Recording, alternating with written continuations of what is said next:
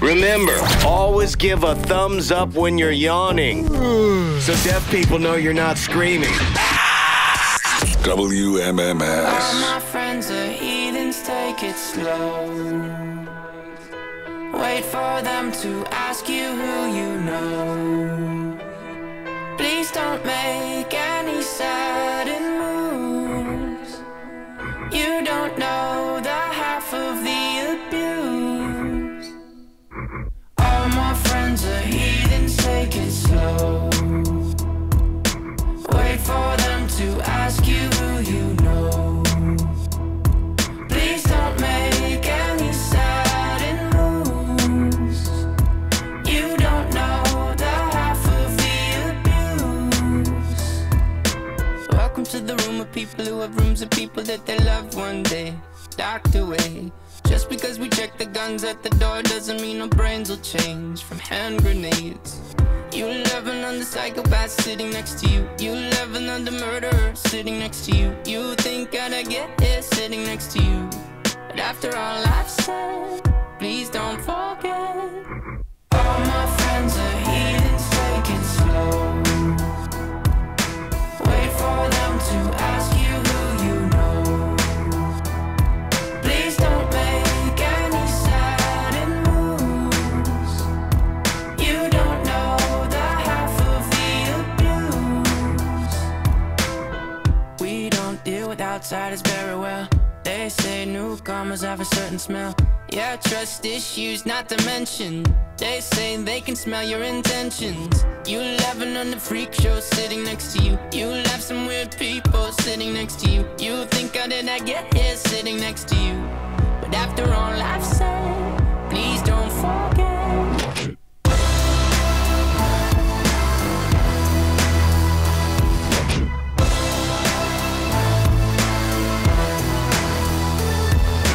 All my friends are heathens, take it slow. Wait for them to ask you who you know.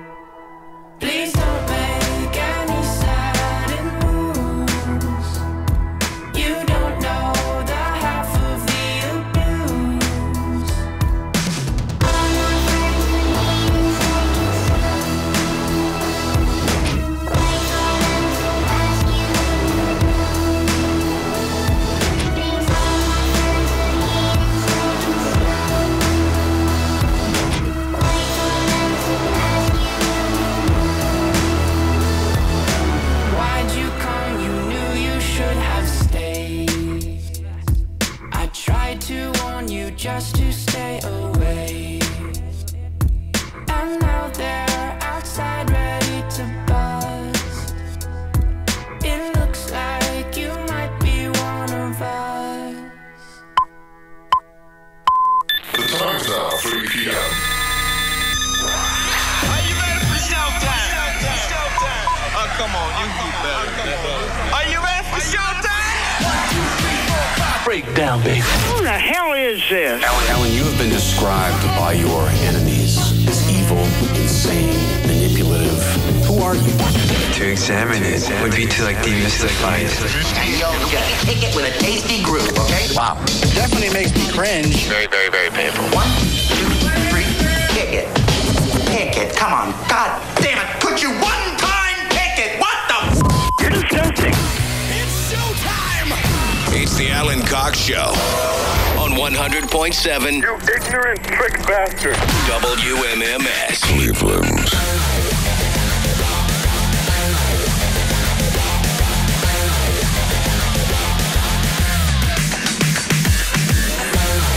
What's going on, everybody? Good afternoon. I'm in here clearing my throat like an old man. I was laughing so hard the other day that I started doing the wheeze laugh and started coughing, and then that made me laugh even harder. And then you just get stuck in that loop, and you're just like... You get lightheaded. Yeah. Like I've done that before where like my eyes start to go dark or something, you know, not getting enough oxygen to my brain. And it's seriously oxygen deprived as it is. So, my name is Alan Cox. Thanks for showing up. Welcome to the program. Say hello to Bill Squire over here. Hey, everybody. Creepy hugs. We call him Wheezy. It's like Dastardly and Muttley for you old cartoon fans.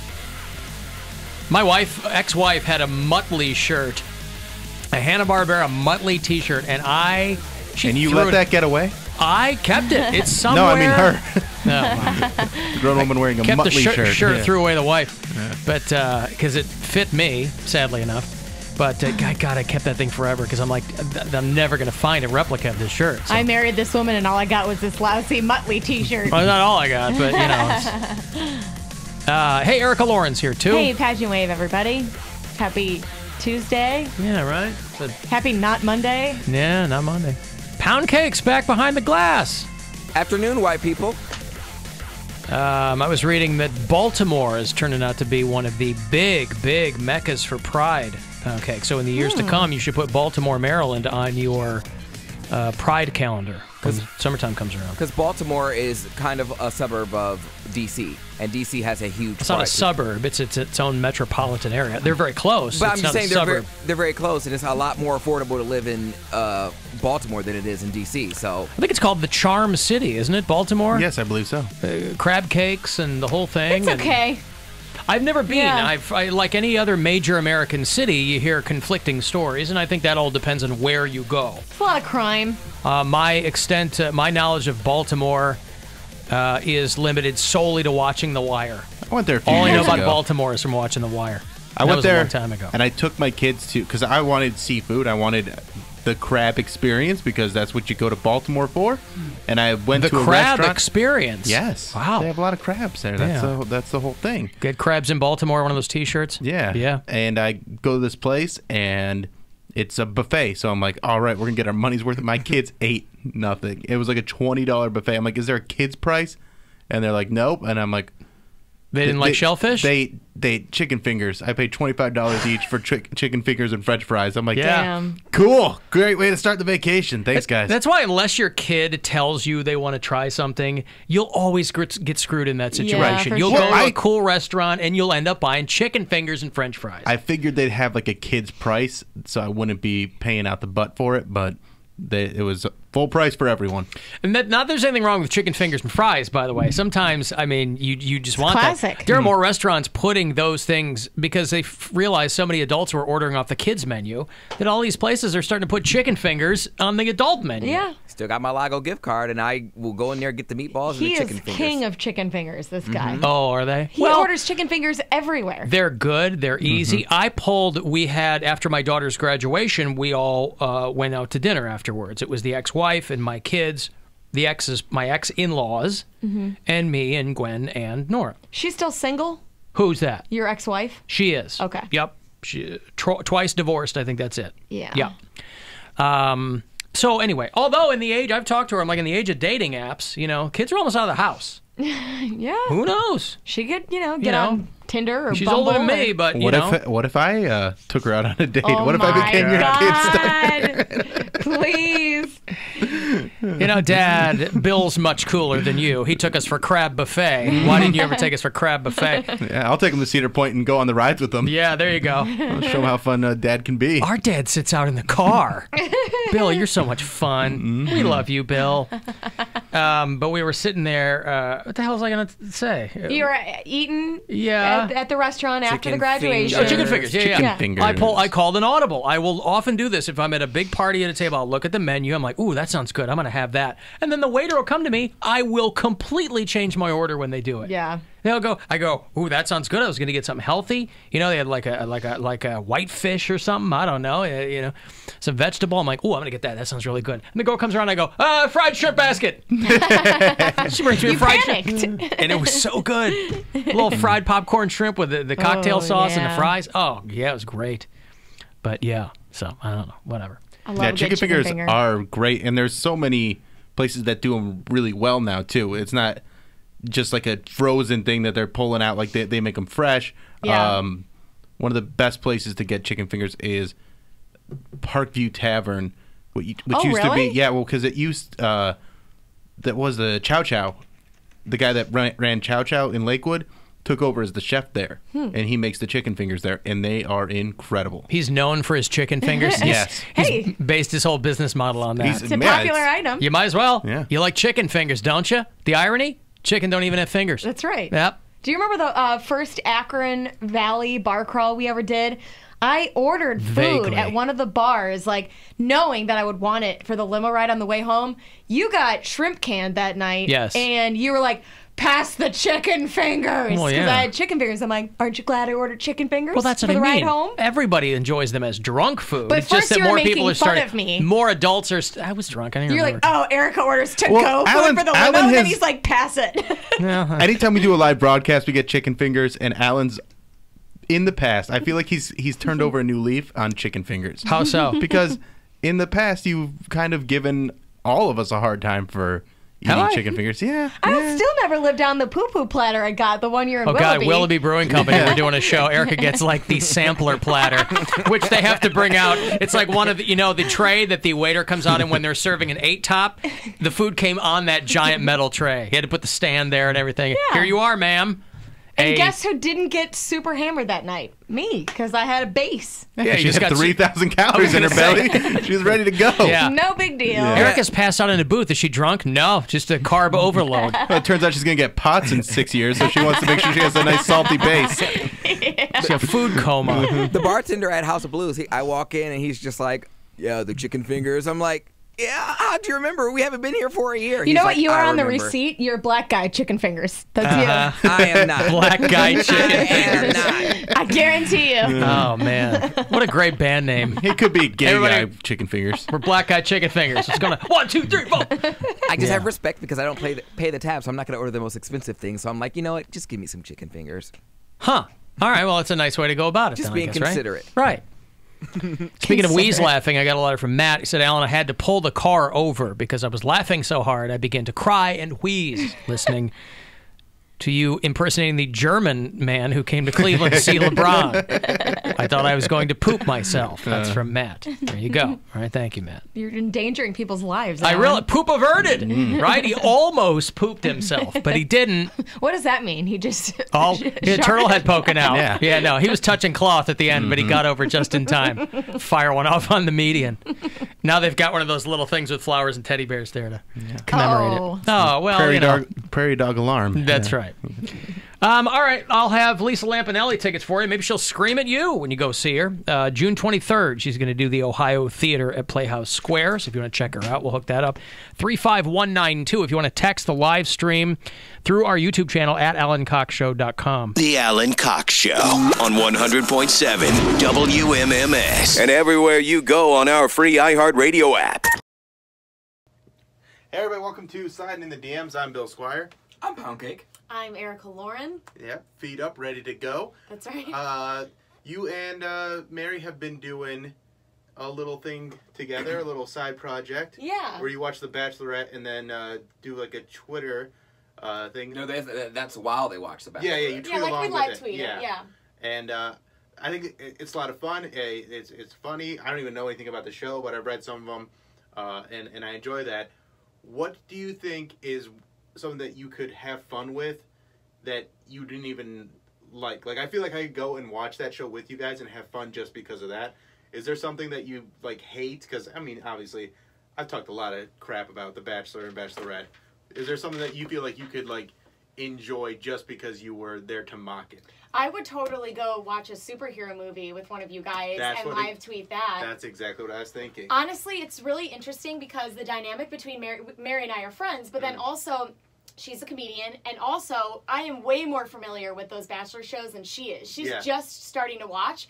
So I'm filling her in on all the, like, inside scoop or whatever. Girl, let me school you. Let me tell you. So we have two different perspectives coming from that. So watching, like, maybe a superhero movie with maybe you or James, a friend of ours, or somebody that is really into those, could be interesting, too. Right. What about you, Pound Cake? What would be something that you're not a big fan of, but if you're there to, like, mock it and then just kind of, you might really enjoy it? Insert sporting event here. Any sporting event? Any sporting event. Okay. Any sporting event, because chances are there's going to be hot guys there. And I'm going to be like, oh, go team. Go, like, oh, look at that field goal when they're playing baseball.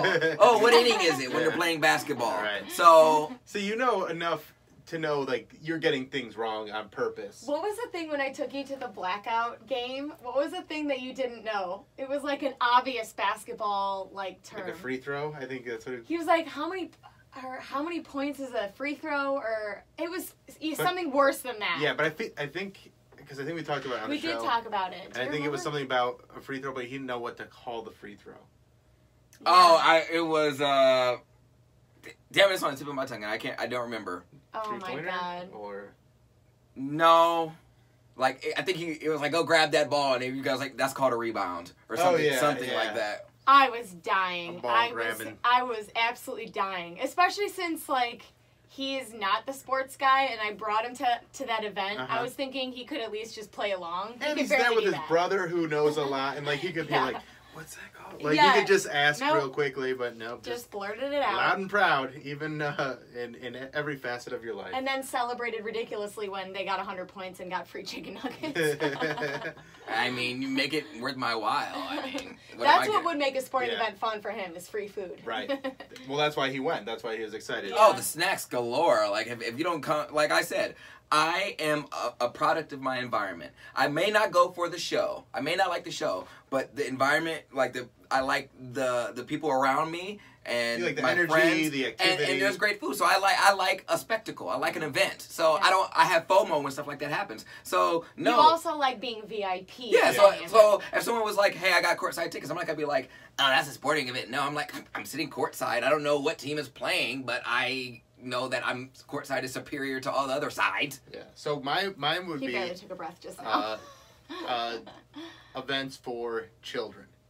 Oh. So things like that, like any like kids soccer Paw Patrol Live. Oh yeah. Something like Disney that. on Ice. Or I watched this like 20-minute video today, and I was just fascinated about a guy that went to a Jake Paul live performance. Oh god. And what a nightmare, and how boring it was. Just him and how taking selfies and it's him running around. just talking about how he's so rich and that makes him better than other people. And these are like little kids that are these are like 7, 8, 9-year-old kids that are just like. Was it a stand-up or were they rapping? No, they're like rapping and singing and doing sketches, like really, really bad sketches. So something like that where it is so painful, I would actually probably enjoy.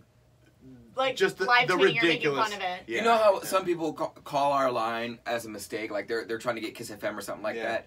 There was a guy that called, and he was like, "Hey, I want tickets to Jake Paul, and I just wanted the details on that." I said, "Bro, I got nothing for you. That's the wrong show." Oh, dude, you should have. Why do you put him on? You should have put him on. Because Alan doesn't like people. He loves people. messing with those people. No, not local people. I put a Cleveland person on one time. But for Jake Paul, it's. Yeah, damn it, that would have been really fun. Like, a missed opportunity. Yeah. But yeah, he was like, I just needed the details of it. I'm like, you need to go to promotions for that, bro. Oh man, that would have been funny. Yeah. All right. Well, thank you guys for watching. We'll be right back. Bye.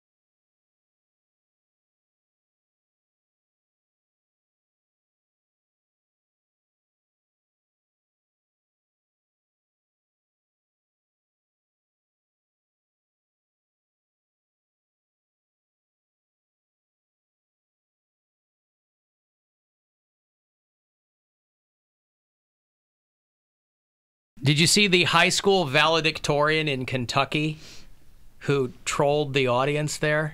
Is this the one that stood from outside? Oh. No. Oh. High school valedictorian in Kentucky gave a speech on Sunday, and he gave a quote. Everybody cheered. Well, I'll play it for you. Okay. Mm-hmm. Don't just get involved. Fight for your seat at the table. Better yet, fight for a seat at the head of the table. Donald J. Trump. I'm kidding. That was Barack Obama. Yeah. Someone booed. Within the span of love 2 it. seconds, they were clapping. Does that sound like anything Trump would ever say, by the way? If Yeah. you were really paying attention, don't fight for your seat. Fight for the head of the table. Fight for your seat at the head of the table, whatever he said. Donald J. Trump, woo! They're like, no, it was Obama actually said that. Well, that's why they were cheering. They were like, wow, he said something articulate. Yes, cheer. They don't like that guy because he's articulate. They But like they him were- because he's not. Yeah, but I think saying something like that, fight for the seat at the head of the table, that sounds kind of Trump-like. Does it? Yeah. Does it? To say the fight for the most important spot, yeah. Well, no, That's because the guy rest he of it is like fight for what's right or something Well, like yeah, that. but that little bit of it sounds Let's Trump-like. be honest, though. No one was analyzing the quote and going, yeah, that's what Trump said. They didn't even pay attention to the quote. They heard Trump's name and started clapping. cheering. Yeah. And then in half a second later, they're like, Yeah, Whoops. exactly. That's just how white folks will do you. That's Very right. funny. Very funny that he did that, though. Yeah. I like that. It's funny.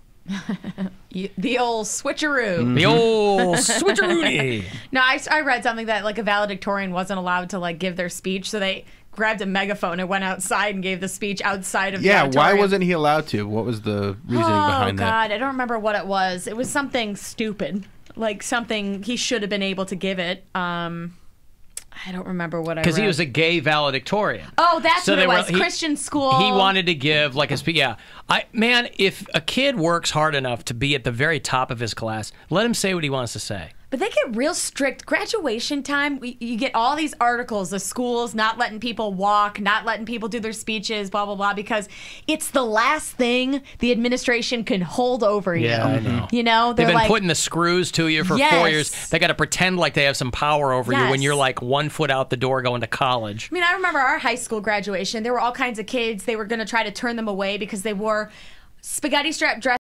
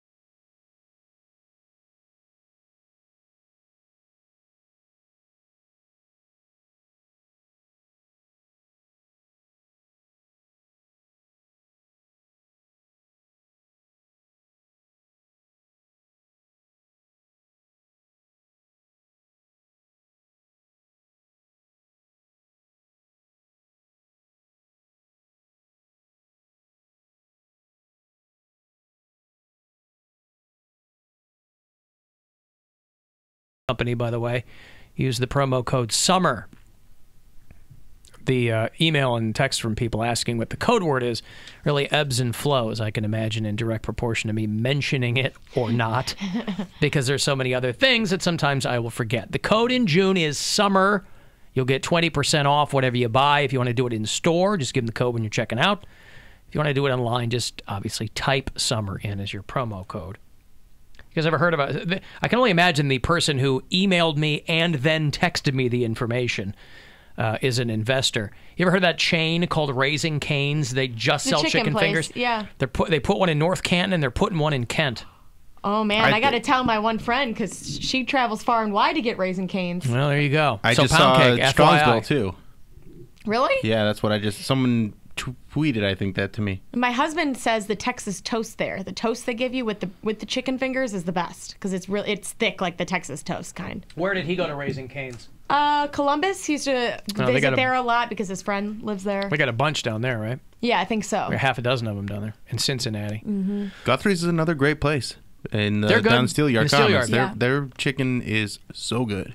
But does it come in finger form, Bill? Only in finger form. Yeah. Oh, boy. Mhm. It's all about the sauce to me. Their sauce is awesome. Yeah. I have not been to KFC in forever, and I live right by a KFC. I've never had like the urge to go through the drive-through. Why? I'm a I don't Popeyes know. man, so. I'm a Popeyes gal, as we learned with the biscuit situation. Now, again, But you wouldn't eat the biscuit. I haven't eaten Popeyes in 20 years. Oh. But if somebody put a gun in my head and they go, well, chicken fast food, I go, Popeyes. Yeah, I'm a Popeyes gal too. They have a blackened ranch dipping sauce, which gotta be black. rules. A blackened sauce? It's called blackened ranch. It's really just How can like you a spicy blacken ranch. a sauce? I think with pepper. So it's like a peppercorn ranch? Yeah, peppercorn ranch? No, Right. they literally call it blackened ranch, and it's like I know they like call it that, but I'm just it's curious. red and it has black pepper in it. I don't Huh. know. It's really good. Huh. All right. Well, anyway. Starting off the show hungry today. I Pound know. cake. There you go. I was thinking of him with the chicken finger information. Well, thank you. I can never have too many chicken fingers. Well, you can. All right, I let's just put wanted that give to you- the test. Yeah, let's see. Let's see how many chicken fingers you can eat before you just can't do it anymore. Thank you. I didn't say in one setting. Eventually they will get eaten. That's why when I'm like, if someone gets my order wrong, I'm like, damn it, man. Okay, well I'll keep this one and I'll go back around and say they got my order wrong and I'll keep this one too. So I'll eat, the one I was craving and then I'll save the other one for later before bed. Before bed.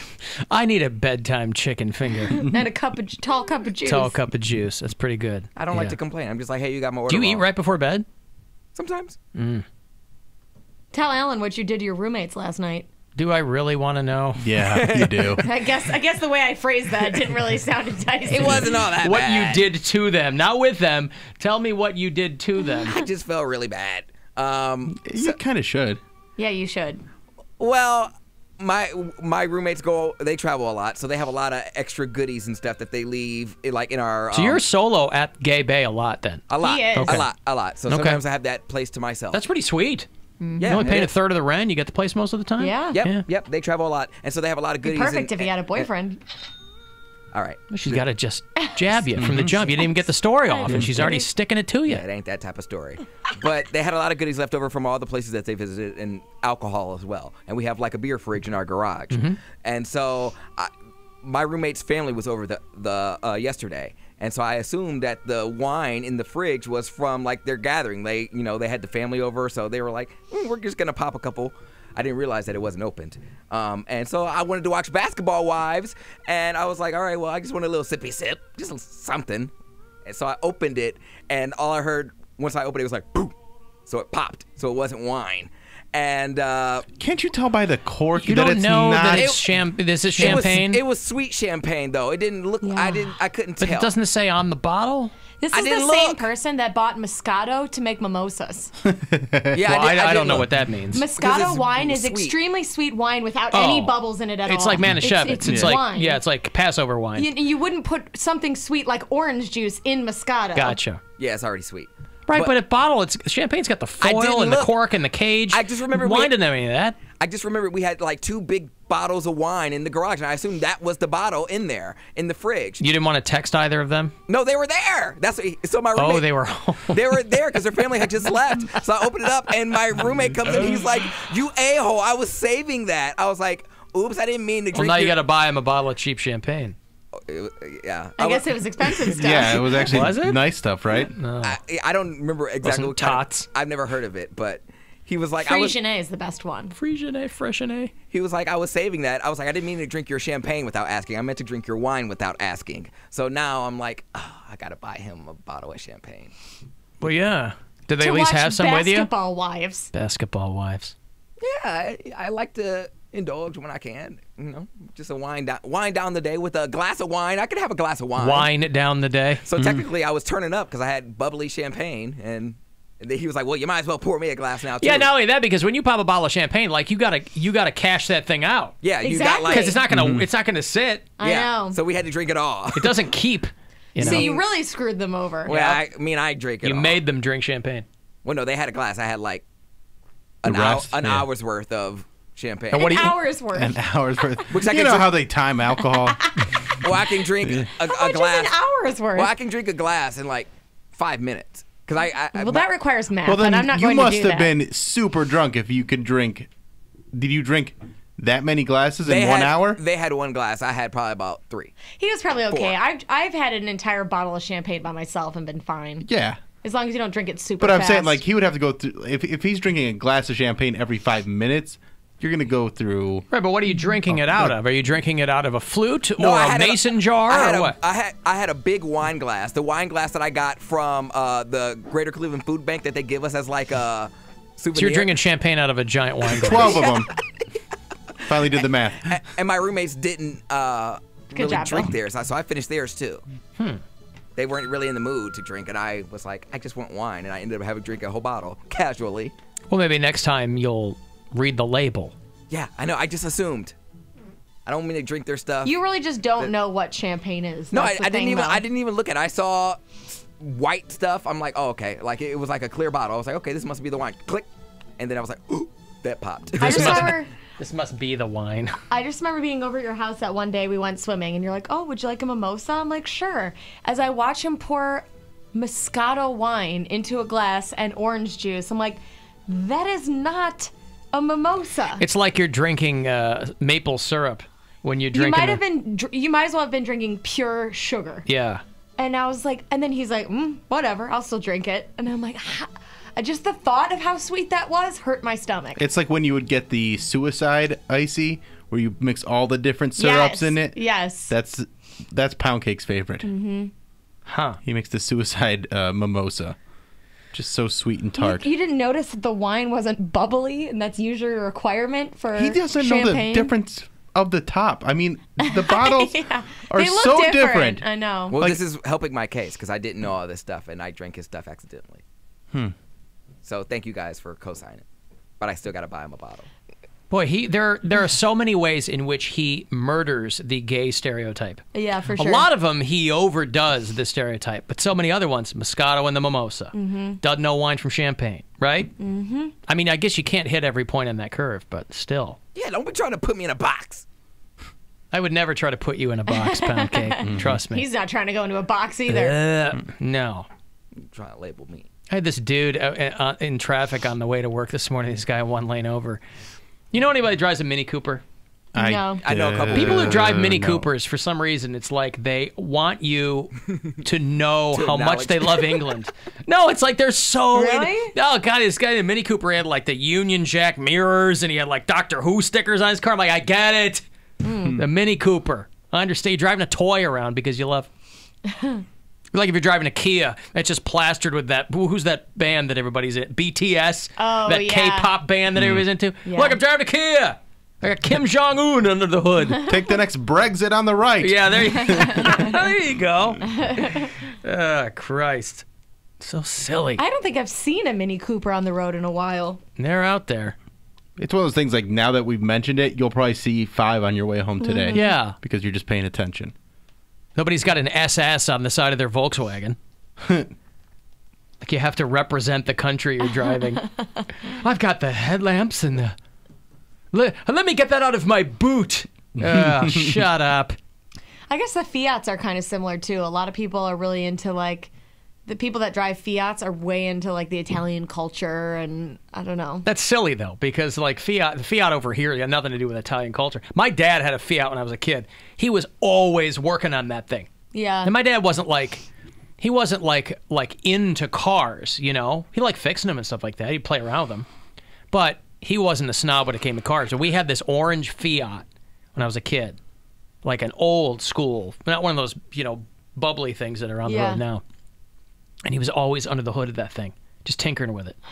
And then we got stuck in the mud one time. Like I'm like 10 helping my dad push a dumb orange Fiat out of the mud. I remember driving those around for an old client years ago, and the newer models, it's just so small. It is. Well, yeah, if a tricycle hits you, you're out of luck. Yeah, it is just so small. I was just paranoid. If I hit any car, I would just be compressed. Yeah, you crumple it up. Yeah. It's whenever I see those smart cars around, they're so tiny. You're Those just like, scare me. yeah, and then they're zipping through traffic, and you're just like, aren't you terrified that you are just going to get smashed? Because we still live in a place where most people drive SUVs. See a ton of SUVs out on the road, and you probably can't even see those little smart cars because they're so tiny and you're up so high in an SUV. My professor in high school would drive. Well, not mine. He was down the hallway. This was at JVS. He used to drive his car through the hallway, his electric car.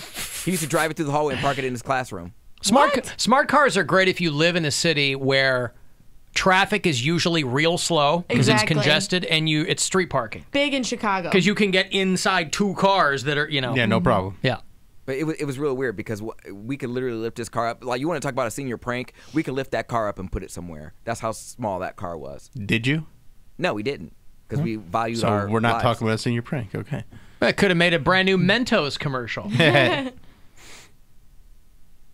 Bo Duke is going to jail for a couple of days. John Schneider. Everybody remember John Schneider? Yeah, he was the dad on Smallville. He was in Smallville. Yeah, he's kind of stayed working. He's not making money the way he used to. I ran into him at the Detroit Comic-Con a couple of years ago in the bar because the guy likes to drink. Oh, man. He's going to jail for 3 days for unpaid alimony, and they're talking to this guy like he's Nelson Mandela over on Fox News.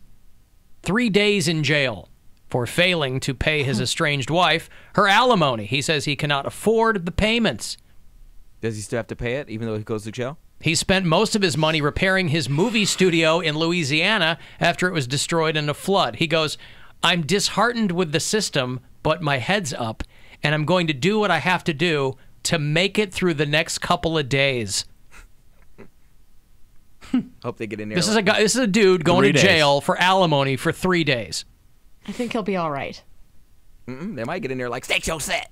he might have to, like, 36 hours he's got to be with the Aryan Nation. Yeah. He's definitely going to Gen Pop. This guy, wherever he's going, I guarantee you, I mean, if they put you in alimony jail, it's probably like a conference room, where they lock the door and you can't get out. It's like DUI weekend. You just stay at a hotel and get Right. yelled at. I'm going to write songs and finish my book, he said. You going to write songs and finish your book in 3 days? He said he's also anxious to see the inner workings of the jail system. Yeah, I'm sure he'll see those up close. John Schneider. You break. Frankly, I didn't even know you could put in jail for alimony. That's crazy. You probably won't even serve the 3 days. I think if they give you 3 days, you got to do the whole just 3 go days. do the It's not 3 like days. 5 years. I've seen celebrities get out within 24 hours. They'll say jail overcrowding. But if this guy's in jail because he can't afford alimony, he can't afford to get me out of jail money. Yeah, that's true. Don't you go back to court then and just say, hey, I don't make what I used to, so I can't afford the alimony? But you got to pay for a lawyer to do that. I mean, Dave Foley from Kids in the Hall, you ever read about his divorce? It was brutal. He couldn't go back to Canada because they would arrest him. Because when he got divorced from his wife, she took him to the cleaners. And he literally, that's why Dave Foley does everything that gets put across his desk. He never turns anything down because he can't. Because his divorce agreement ended up being like, his Pretty wife much his got entire net worth. like Yeah. 90% of his money. Yeah. He's like, I'd have to work for the next 100 years to pay my ex-wife. Damn.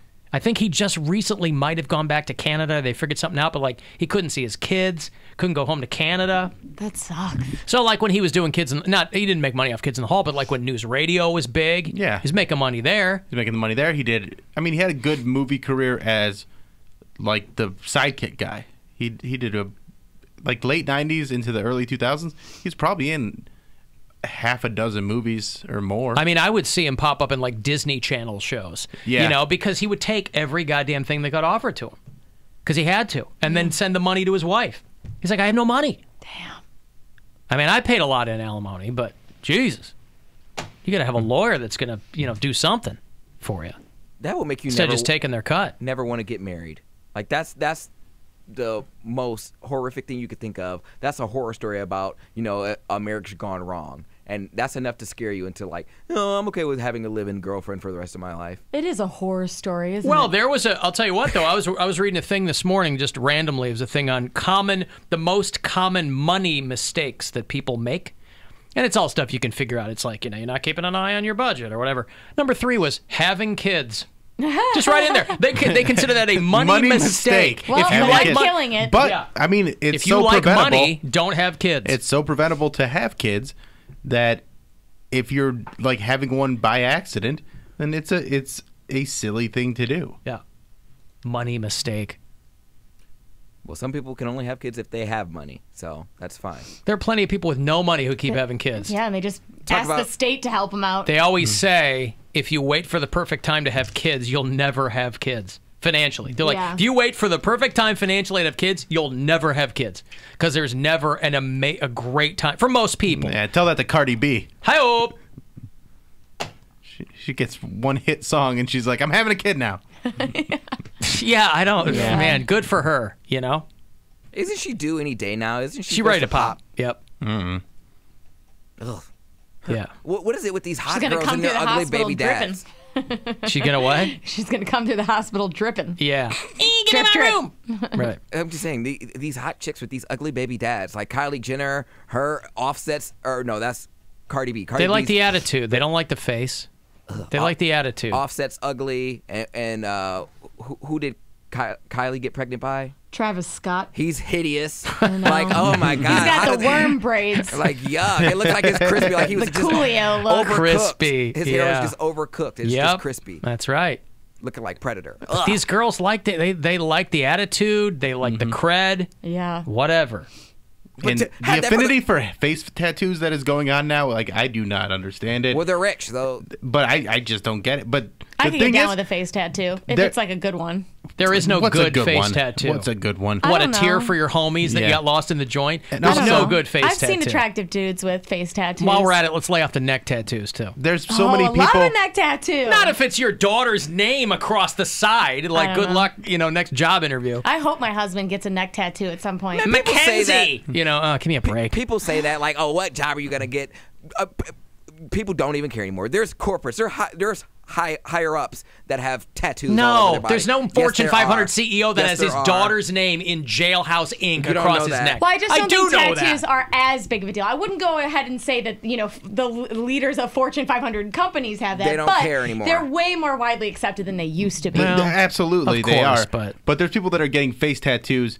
And if you're Post Malone and you're getting all tired, that's that's terrible. That's terrible. Well, he's ugly but, anyways, it doesn't But matter. then there's people that are like, oh, I want to be like him, and I'm going to get a face tattoo when I'm just, a 22-year-old dude trying to make a living. And then people are like, I don't know if I want to. In Ohio, you're probably not going to get the job you wanted with a face tattoo.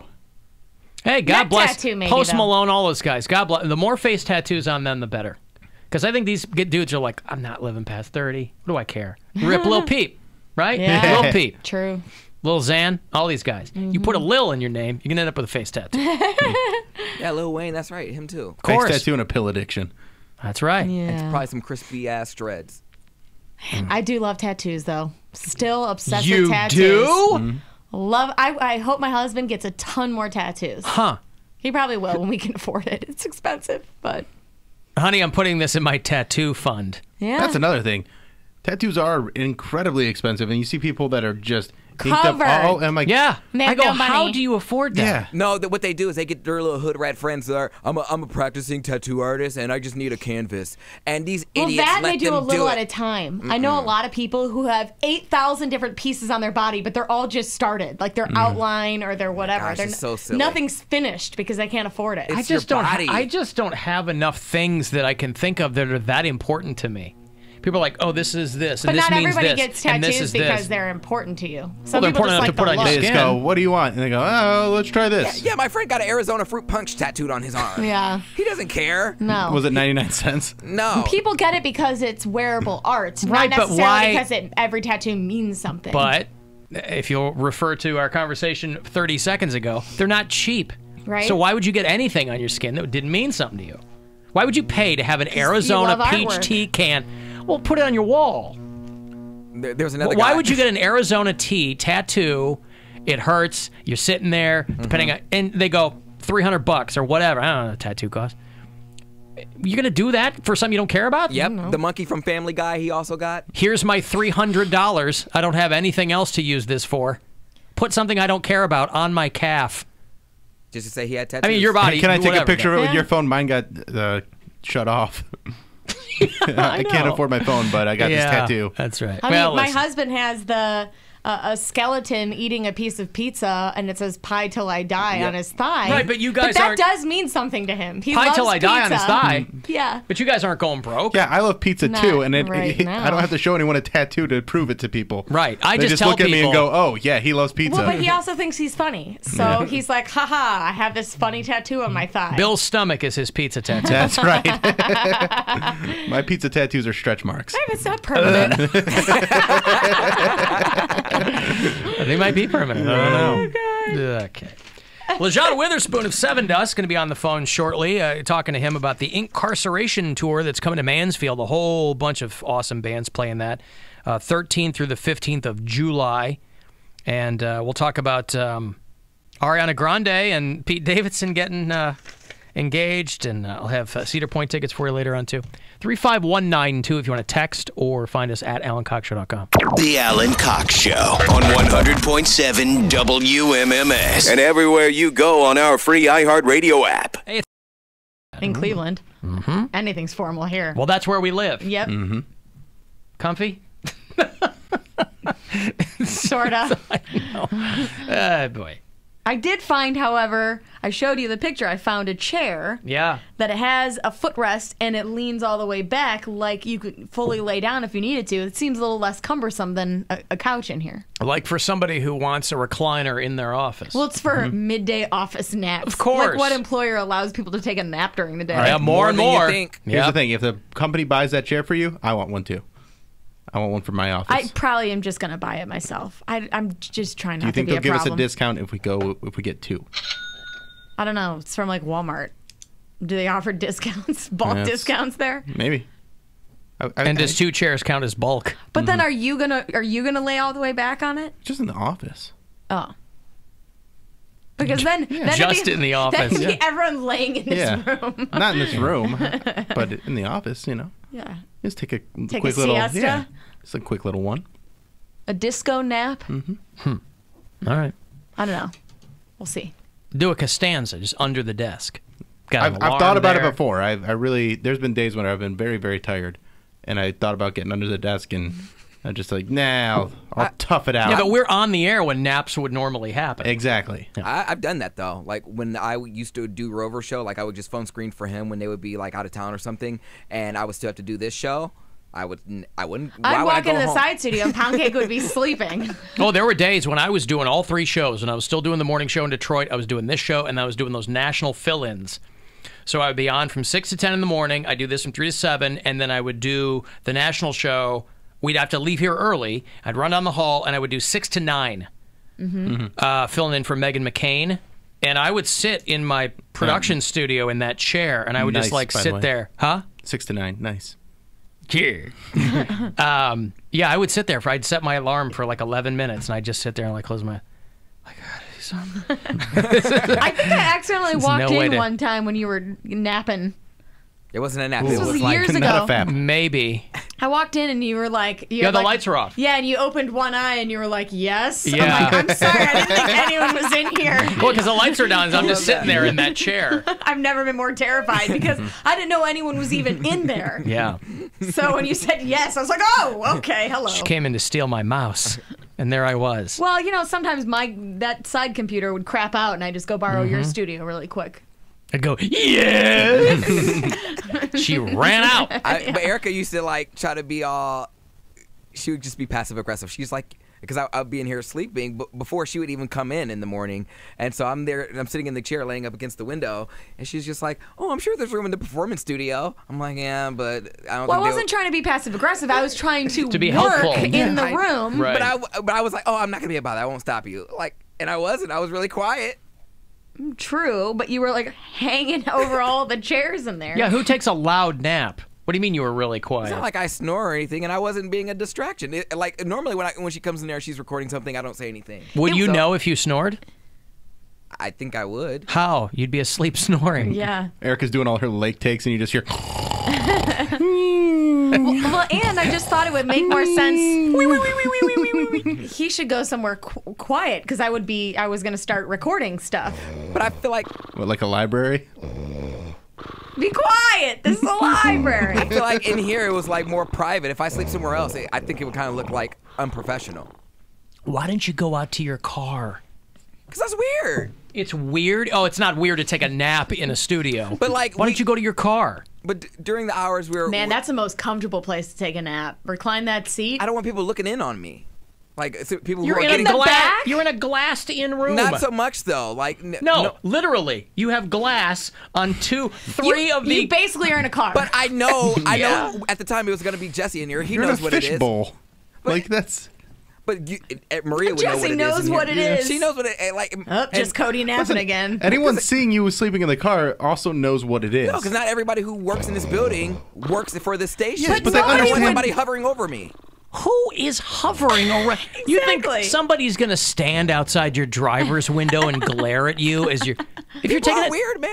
I'm sorry. People are weird. No, you are weird. You think everyone's looking at you at every minute of the day. I'm not gonna take the chance. What chance that someone walks by your car and goes, "Oh, guy's taking a nap in his driver's seat," and then they continue their day? And then what? So they spot you sleeping. You're asleep. And if it's somebody who works on another floor of this building, they're not even gonna know who you are. But they'll just look at me like, I don't know if they're gonna like wank or something. I don't know what they're gonna do. You're telling me you don't know if someone's gonna wank or not? If you're taking a nap in your driver's seat, you're telling me I don't know that someone's not gonna wank one out outside my driver's seat? Watching you sleep? Ew. What? That's your fear. That's your fear. That's not your fear. He's doing a bit.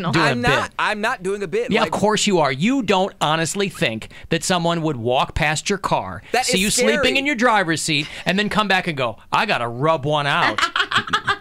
In the parking lot. In public, in the middle of the day. Where I work. My place of business. I gotta take care of it. You're handsome, Pound Cake. You ain't that handsome. That's scary. I just wouldn't. I don't want someone looking in on me sleeping. It's amazing the things that scare you and the things that don't. But people have lives to lead, dude. You don't mind some drunk dude coming up to your room after flat out pride eating chicken wings. That doesn't scare you at all. I knew him. Having a lunchtime nap in your car terrifies you. Pooping at work terrifies you. All this other stuff that doesn't scare you at all. Giving your address to a stranger and having them come over, not scary at all. Not scary at all. What could happen there? You want to talk about the probability of a wank? Somebody coming over to your house. Yeah. Listen, all I'm saying is if you were concerned about the professionalism aspect, you would be in your car. And if you know what you do? Because they're pretty much, they have those little, they have the little pulls now in most cars where if a kid gets locked in the trunk, the kid can get out. Yeah. Right? Yeah. I don't know if his car has that. Take a nap in your trunk. That way nobody sees you. And if it doesn't have one of those pulls, you'll die in there. Win-win. Win-win. Yeah. That's deep. Somebody will go, what's that smell? It's probably Pound Cake. Took a nap in his trunk. How the hell did he do that? I told him to. But that's even more It's weird, like he's though. a vampire. He's just sleeping in the trunk. He's got a sign in the window that says, "Do not break glass. Pound Cake sleeping inside." No radio. Thank you. Imagine people in the parking lot, when you pop that trunk open and you get out from a nap, that would be amazing. And he just starts like, that would be amazing. Slept like the dead in there. Except no one would even see him. No, because nobody gives a crap. Nobody pays attention People in our are parking walking lot. Yeah. in and out. They're not stopping to look at each car. Is there a person inside? What's happening here? Somebody napping? Whereas somebody might care if they saw you napping in a studio. Me. Because you got work to do. Yeah. Okay. Okay, that's his response when he's shut down. Hey, we got to do a new YouTube thing. Hey, everybody, welcome to Siding in the DMs. Look who's here with us. Ah! Her first one. Her first ever Siding in the DMs. She said, "What's a siding in the DMs?" I said, "Ooh, bitch, let me tell you." It's basically like when we would do the Facebook Lives, but it's just we play them during the breaks. You guys know. You watch them all the time. This weekend was Pride, and This is the 50th anniversary of WMMS Buzzard Radio, an iHeart radio station. Ask Alexa to play WMMS on iHeart Radio. Now back to the Alan Cox Show.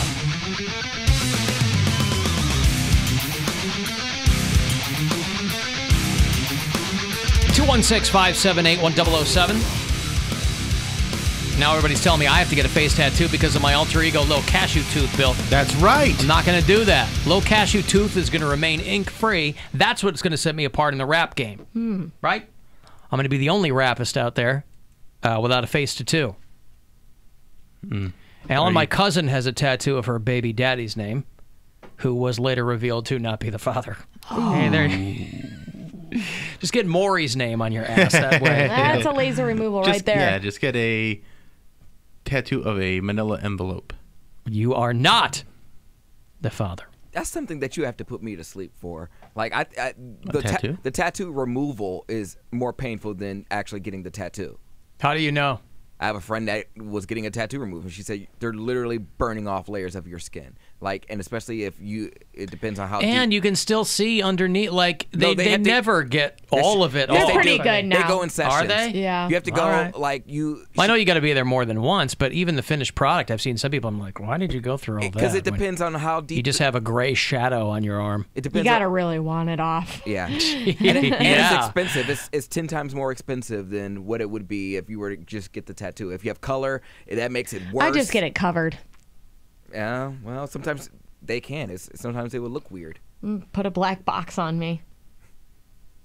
Yeah. Be better than some crappy tattoo. It depends on how deep the needle goes. Like if it's under like how many layers of skin, you got to get each layer burned off, and there's scarring tissue. Like it's just gross. Alan tattoos are like bumper stickers. You never see them on Ferraris and Lamborghinis. I wouldn't say that. Yeah, that's not true. There are plenty of unbelievably hot women. In fact, the Christie's Instagram hotties bill. Oh, yes. If you were to go to alancockshow.com, you would see precisely what I'm talking about. There are plenty. Now, guys, I don't know because I don't follow them on Instagram. I do. There are plenty of gorgeous women covered in ink. And honestly, I mean, I think you are.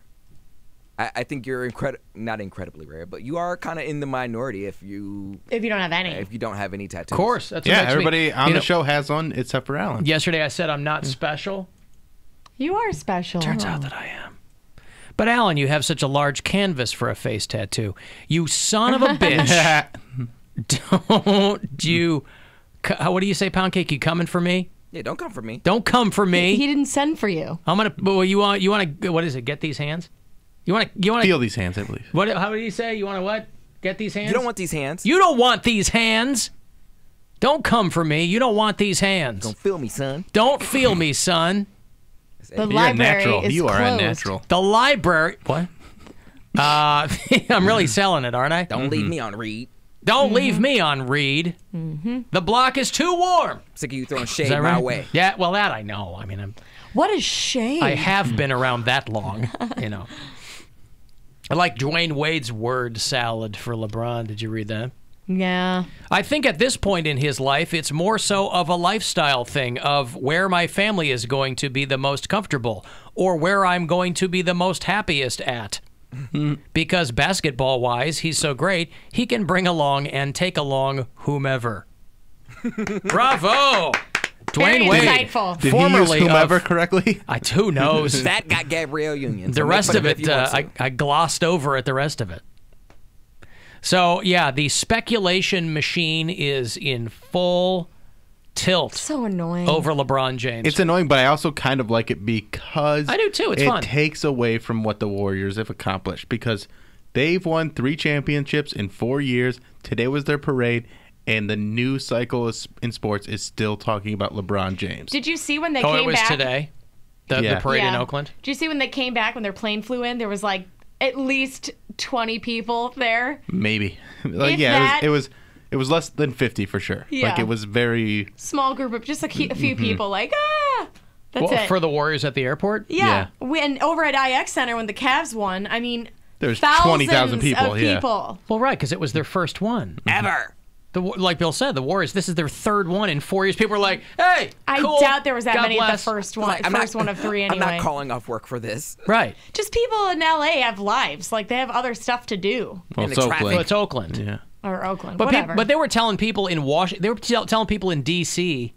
to take off work and go to the Capitals Stanley Cup parade. Yeah, that one's going to be big. D.C.'s got a couple of things people need to be doing at work. yeah. They're still telling them to go to the parade. Hey, it's been a long time. 1992 was their last championship. I know. And I think it was Ovechkin deserved it. Yeah, so they're pretty pumped over it. Go have a day for yourselves. Did you see Enjoy. that? Did you see Dua Lipa perform at the at the opening I think it was the opening or closing ceremonies of some soccer game over there. But all you gotta do is type in Dua Lipa performing at the NEOS something. But she performed at the soccer stadium. Yeah, just type in that. Something. I'll do Dua Lipa soccer. and then hit news. Oh, but she looked so hot in that. The UEFA Champions League? I was so off. Is that soccer? Is that what we won? I think so. I mean, if it's overseas, it's probably soccer. That's the only thing people care about over there. I just didn't know if it was on our turf or theirs. So. No, I wasn't here. No, I think it was over there. Oh, she's so foxy. But she was performing, and all the like straight frat bros were like singing her songs. I was just like, you know what? This is gay appropriation. I appreciate it. Watch these football lads lose their minds at Dua Lipa. Right, that's how you know it's overseas. What does she sing? I don't. One kiss is all it takes. No, hers is the new rules. I got new rules, I count them. Oh, one, she's pick so up hot. the phone. You know what I mean? When You guys are not going to believe this, but through your You still can't interpretation of it, tell I what- don't know what song this is. If you don't know, I got new rules, I count them, then you don't know the song. I probably don't know the song because I don't have my kids aren't listening They're to not pop listening music to it. anymore, Right. and I don't have any girls in my life, so there's no pop Well, music. you're in the getting minority. pushed. I know. I understand. I'm the minority on that. Well, these but- dudes were going ape crap crazy for Dua Lipa. Alan's a Dua Lipa hipster because he brought her up years ago on this show. Called it a year and a half. Yeah, he I said did. nobody's paying attention to this chick, but she's going to be huge. Yep, he did. You're I welcome. remember. You're welcome, Leap heads. And whatever when they're you called. said that, I downloaded her music that day, and I've liked her since then. And you were amazed that I was correct. I know. I was You were like, wait. what? Could Alan possibly have an ear for pop music? Mama Why Lipa. is he hiding his light under a bushel basket? I'm like that octopus that picks the World Cup winners. Yeah. Once in a while, I get one right. So at least they got to go. I mean, even if we didn't win, at least they got to see her perform because it was a pretty good performance. She's Yes. hot. So Dua Lipa, if you want to look at some She's really young, too. overall soccer. This has been the Alan Cox Show, pandering to soccer fans. Right, but I guess her dad was some huge pop star in Yugoslavia or something. So Oh, okay. it's in the blood. Gotcha. Yeah. Pale tone? Not Pale Tone, no. That was in Russia. Oh, okay. That was in the motherland that Pale Tone was huge. Oh, she's got some eyebrows. And he still is. Oh, yeah. She's got new But rules they're and natural. eyebrows. Yeah. Mm-hmm. Check. Stepping back in the old days when I had my childish ways. No worries, no babes, just homies playing games, throwing rhymes. Never fear the big world. How many times I had my lessons learned? This goes out for my people in gutters with HIV cause they forgot rubber. Struggling with police and hustle. To those who used to tell I wasn't a sucker. I used to watch TV till I fell asleep. Pasta is all I could ever eat. Framing pictures on my table. Now I'm able to chill and party. Should I have my own label? Rest in peace, Easy Biggie and Pac. Those who told me what is real rap. As a kid, I dreamed about Mike. And now I know what it's like. Sing it, baby. Sing it, baby.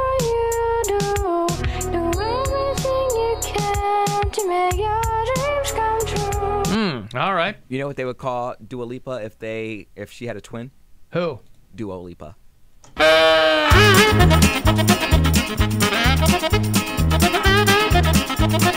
Did you say duo? Mm-hmm. Yeah. I think duel might have been better. Right. But listen. I'd like you to do a leap off the window. Yeah, could you please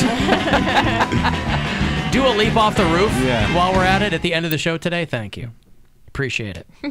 Hannibal Buress was over on ESPN, and they were talking about LeBron James if he wants him to go to the Bulls. He's a Chicagoan. That's his team. That's my team. That's technically your team. He wouldn't go to the Bulls, though. Well, according to Hannibal, he won't. You're a Bulls fan. We're going to put 15 seconds on the clock, and you make the case of why LeBron should go to Chicago. Go! So, you know what? I don't want LeBron in Chicago. There's some, I was looking at the free agents list, and there's some other free agents that I think the Bulls could use. Vince Carter brings wisdom and age, and Nerlens Noel is on the market too. And I feel like we can get him for a good contract. So Vince Carter and Nerlens Noel. Nerlens Noel? Yeah. Is that the dude with Dirk Nowitzki? Yeah. Okay. He's got that Vince we passed Carter. on.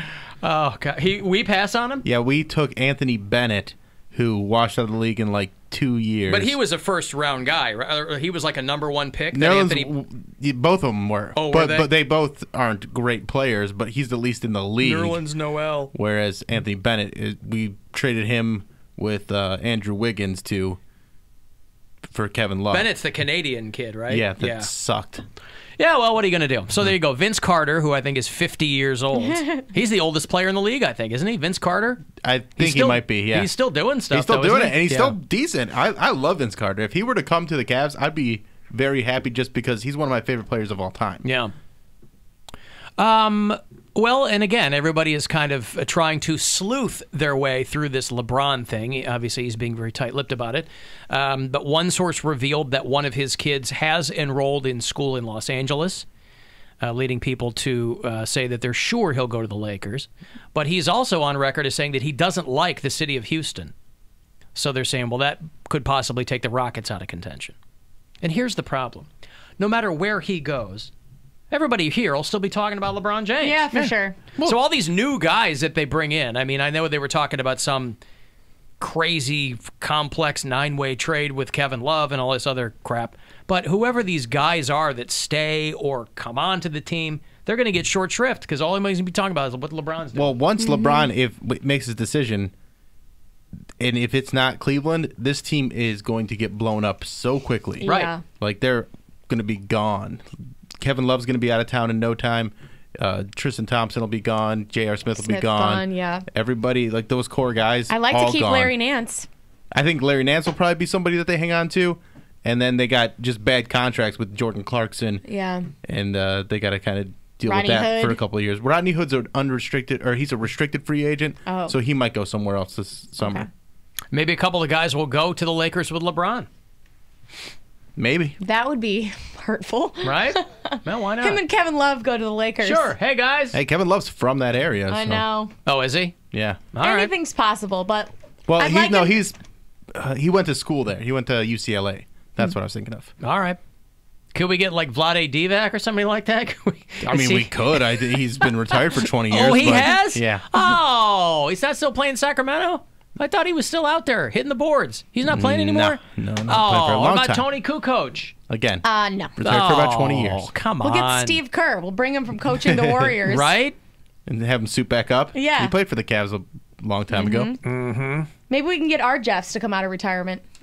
Did he retire officially? Yeah, he's Okay. been commentating this year, I think. Well, no, he played the rest of the season with the Nuggets. Oh, did and he? then he started commentating in the playoffs? postseason. Oh, yeah. okay. Yeah. Maybe he is retired now. I don't know. Also, Gloria James's ex has an alleged tell-all book that's going to be Delonte coming West? out. No. Oh. No, LeBron James, his mom's ex-boyfriend, Miami rapper DeReal Lambo, is shopping a book. It's a tell-all on LeBron James that he is the father of Sharon Reed's baby. And that he's been running around. Now, again, this basically sounds like warmed-over conspiracy theories that this guy's trying to squeeze into a book. I've never heard of DeReal Lambo. But if it's wrong, can't LeBron sue for defamation? Yes, he could. So unless he just figures nobody, who cares? Why am I going to waste my time with this putz? Because you can. I mean, you can throw money at it. It's not like LeBron has to show up to court or anything. Yeah. Like, he'd throw money at it, cease and desist, bam, Yep. you're out. He said, why do people think that Savannah James wasn't invited to Beyonce's wedding? See, he's trying to imply that there's some weirdness going on there, but that Sharon Reed had. Remember Sharon Reed? She was here at Channel 19 years ago. Beautiful. What Foxy. channel was she on? She was on... She was, I don't even hear it anymore. I don't even know why. She was on Channel 19 about 6 or 7 years ago, and then she split. I think she figured she wanted to get out of this one-horse town, and she went to St. Louis. She was basically just kind of hanging out until a better gig came along anyway, and you can understand. She's a beautiful woman, pretty good at what she does, and she's an anchor in Atlanta now, where she's probably murdering down there.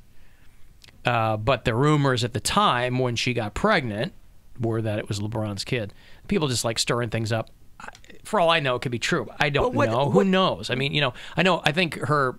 Didn't she have a boyfriend or husband at the time? I don't think he was too pleased with that whole thing. But like back in the day in Chicago, God, what's her name? Joan Esposito. You're too young for this, I Yeah. think. But like when the Bulls were at the height of whatever, there was an NBC anchor named Joan Esposito, and she was foxy.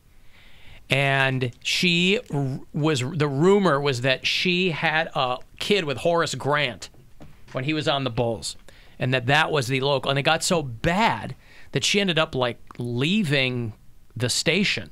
Damn. Because of the rumor? It had just gotten, it took on this fever pitch, even though I think that it had been proven to not be true. But in most cities, man, if you dig deep enough, there's going to be one of those, you know, pro athlete and hot local person It happened stories. on our show. Everyone said that Erica had a sex tape with who?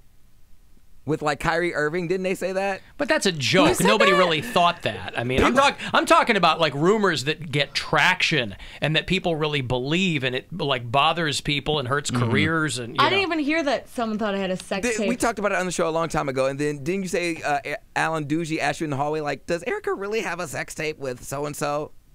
Probably, but I'm sure she was goofing around. I thought you said she was serious, and you told her, you were like, you should know better. I don't even remember that. I don't remember like a that year ago. either. It was a year ago? I don't think it was a year ago. Couldn't have been a year ago. I think I would have remembered that. We don't remember what we talked about last week in most cases. True, but That's a big one. By the way, what does that is a big one. What does Savannah James have to do with going to Beyonce's wedding? How did that come up? Well, usually you take your wife to a wedding. But sometimes you don't. Maybe she got to watch the kids. Right, but did They he can't go to the find wedding? anybody, yeah. I don't know. That's what I mean. Like, if he didn't, then it's a moot point. But no, but like Joan Esposito at Channel 5 back in the day, the reason it got traction was because of these morning guys. Remember Eddie and Jobo? Oh, yeah. It's these morning guys who were way past their prime, but still doing the morning radio. B96. They went on the air. We're like, oh, Joan Esposito's kid is by Horace Grant. And she sued him. Damn. And the radio station, it was a whole big thing. And that just gives it more life when you do that, too. But, so that was kind of the LeBron Sharon Reed thing. That's the only, like, quote-unquote scandal he's ever had before. That we know of. Gotten screenshotted before. Yeah, when he slid in that girl. Some groupie chick. It's like Rachel Bush or something. Rachel Bush? Rachel Bush? I can't remember her name. I still follow her on Instagram. She is gorgeous. So what did he say in her DMs? He just, I think literally, it was hey. It was a hey, and then she screenshotted it, and it got passed around real fast. She said, oh. All he Jordan said Poyer. is hey? Literally, Yeah. all he said was hey. But then again. But that's, I mean, you're saying she's hey with cute. an intention. But she's like married with a kid now, right? Yeah. Yeah. You can't say she's, hey I to mean, she's people? 20 years old. No, she's you can't. got to settle down at some point. She's 20. Oh. No one says hey to a chick like that as the most famous athlete in the Hey, world. how do you get your skin so clear? Yeah, I'm just wondering. What's he gonna say? You want to get mimosas sometime, like just as friends? Has she this looks familiar to me. Has she been in the Instagram hotties? Oh, yes, many times. Okay. Rachel Bush. Hey, I heard you were dating my friend Freddie. We should all get together. I don't sometimes. date guys named Freddie. Oh, well, never mind. How would you like Lil Bron? I'll tell you what, though. You got to hand it to these Instagram chicks or wags or whatever. To get noticed? No, who have a couple of kids and they're out there in the bikini pictures and they're like looking amazing. Oh, yeah. They snap back real quick. They must. No stretch marks, no nothing. That's just nothing. I mean, they might be photoshopping them out. I'm just saying that the body in general looks great. They're chugging. Not the chick might just have one, but some of these girls that are Insta famous, they got a brood of kids, and they're running around. Yeah, look at my belly, and you can't hate because you're like, look at that. Now It's she's amazing. married. She's married to a football Jordan player Poyer, for yeah. the Jordan Buffalo Poyer. Bills. Yeah, he used to play for the Browns. Oh, okay. Mm-hmm. And judging by the photos, they clearly live in Buffalo. By the way, not. Oh, he used to play for the Browns? Yeah. Yeah, I guess so. By the way, one of the callers just. One of our listeners just called in saying that the sex tape rumor was with Josh Gordon. They said that Eric had a sex tape with Josh Gordon. I had a sex tape with Josh Gordon? That's what the rumor was? That's what the rumor was. And somehow it got back. Josh Gordon. Yeah, Josh Gordon. That's hilarious. I kind of forgot. So who does he play for? The he plays Browns. for the Browns. Oh, okay. He's like everyone was super excited when he got reinstated last year. Have you ever met him? He's stayed clean all season too. Yeah. Never met him. All never off-season, been at in the least. same place as him. Yeah, they said it was with Josh Gordon and some some hotel. I remember Some hotel. I remember when I first got to Pittsburgh and Chris Benson was pitching for the Pirates. And then he left and he came back. But he married this chick, Anna Benson, who was like in Maxim. For like this small period of time, she was like that chick in Pittsburgh. You're like, oh my God, Anna Benson's so hot. Yeah. And he was such a dope, you know. But God, I don't know what they divorced very rancorously after that. But boy, she was hot. She was in all those lad mags for a while, and yummy. I always joke about like having crushes on like certain athletes or whatever, but I am so far from a jersey chaser. Like I can't do the meathead thing. Like I don't. What are you talking about? I'm not like an athletes person. I don't really like. I would never date or marry an athlete. So if you were single and one made a pass at you and you thought he was hot and he was famous, you wouldn't do it just for the experience? If Kipniff's trying to dip this. I'm telling you, I have public crushes on these people, but I don't believe you. I don't because you're not in that situation. Never. No, I don't believe you. Know what? The guy I lost my virginity to was a star football player in the area. In fact, still plays in some kind of league or whatever. Oh, now. And he broke my heart, and he was such a little meathead loser. I mean, he was hot as balls, but no substance. All he cared about was working out all the time, and it was boring. You were hoping for substance from a meathead? Well, you could I tell. just thought he was hot. Right. I dated him because he was hot. Right. You know, I I was understand. 16 Right. or 15 when I started dating him. But the upside I of learned my lesson. Upside of a meathead is you know that going in. It's not a surprise because that's how they look. I know that, but I just at the time I was blinded. So, You of know what course. I mean? You set that aside. But after having dated somebody like that, where being an athlete is his number one, I'm not like saying you dating. always come second. Like you always are second to going to the gym. Sometimes not at all. But I'm not saying dating. You're missing it. I'm not saying dating. I'm saying having a one-night stand with a world-famous athlete. I don't believe you. I don't believe any girl that says that. Well, first of all, I'm not a one-night stand kind of person. That's just not because me. you're a married woman. But No, I wasn't then either. Okay. I wasn't then either. No, and if I could get for pregnant, regular I'd be dudes. getting. Bill be getting paid left I'd be and getting right. paid. I'd be having football, baby daddy, all over the place. You would be that girl that's just Yeah. pregnant by Yeah, like 3 that's different just- players and a rapper. Sure. I like to make fun and say that I have, big crushes on like certain athletes, but if it came down to it and I wasn't married or whatever, wouldn't happen. All right. Would Well, not happen. Sorry, athletes. Oh, they're who have so been- disappointed. Who have been waiting for Erica to get divorced. All right, I'm going to have those Resurrection Tour tickets for you. That's Puddle of Mud and Soil and some other bands that are coming through to do Akron Civic Theater in August. LeJean Witherspoon of Seven Dust will join me on the phone shortly. They are doing that Incarceration Festival, which is going to be huge, out at the Mansfield prison in July.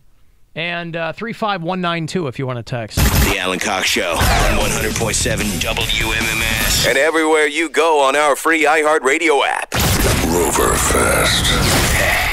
Are you ready? 'Cause it's about to get featuring Shine Bruce Down. Springsteen won a Tony last night because the Tony Awards were last night. Only reason that people know it was the Tony Awards last night is because Robert De Niro got out there. And first of all, why is Robert De Niro at the Tonys? Was he in something that I didn't know? Is he a friend of Bruce Springsteen's? Because he I have no introduced idea. Bruce Springsteen. That or like he's a friend of the arts, I don't know. He's a patron of the arts. Yeah. I just love, because it's an award show, I love how it starts off with the music and the announcement. Dun, dun, dun, And then, dun, dun, yeah, dun, they're dun. like, da-da-da-da, and then he gets out. And, Ladies and gentlemen, Robert De Niro. The Bugger Fry. I'm going to say one thing. Trump. Right off the bat. Right off the bat. Dun, dun, dun, dun, dun, dun. Ladies and gentlemen, Robert De Niro. Yeah, F Trump. Standing ovation. Standing ovation at the boy, what a brave guy at the Yeah. Tonys. Yeah. He knows his crowd. It's not even his crowd, it's just that crowd. It would have been crazy if he was like F. would've been- Obama. What? Hillary. Yeah. Lock her up. Lock her up. Oh, I want somebody to do that. Please have someone do that. It's no longer down with Trump. It's Trump. Oh, okay. Man. He like throws his arms up and yeah. Well, he's been an F Trump guy the whole time, but he's been very vocal about it. But what a weird place to. I mean, I guess it's a huge audience, but what a weird place to throw that out. Out of nowhere. You felt safe there, you know? Yeah. Ladies and gentlemen, Right. you know, she's reading from the book of who's coming. Oh my God, Robert De Niro, he's amazing. I love all his movies. Right, like, usually they have some eloquent speech prepared where they're like, we're living in a time where fascists are rising back up and our president's like a dictator, blah, blah, blah. And they'll say all these things and make it real, like, spectacular. Yeah. And he's just like, F Trump. He got to F it. Trump. Do you think when they see him like on the street, they're like, "Oh my gosh, Mom, that's Robert De Niro"? Yeah, F Trump. Just keeps walking. Ladies and gentlemen, Robert De Niro.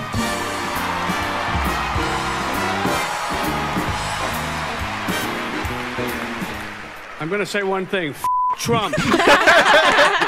Music just stops. Oh, man. That's great. That's funny. Oh, God. That's great timing right there. And it's not even funny because it's anti-Trump. That would be funny no matter who you were talking F about. anything. If Hillary were the president, the guy comes out, F Hillary. That would be funny. It would be funny. Ladies and gentlemen. Yeah. You know. I gotta say one thing. Oh, God.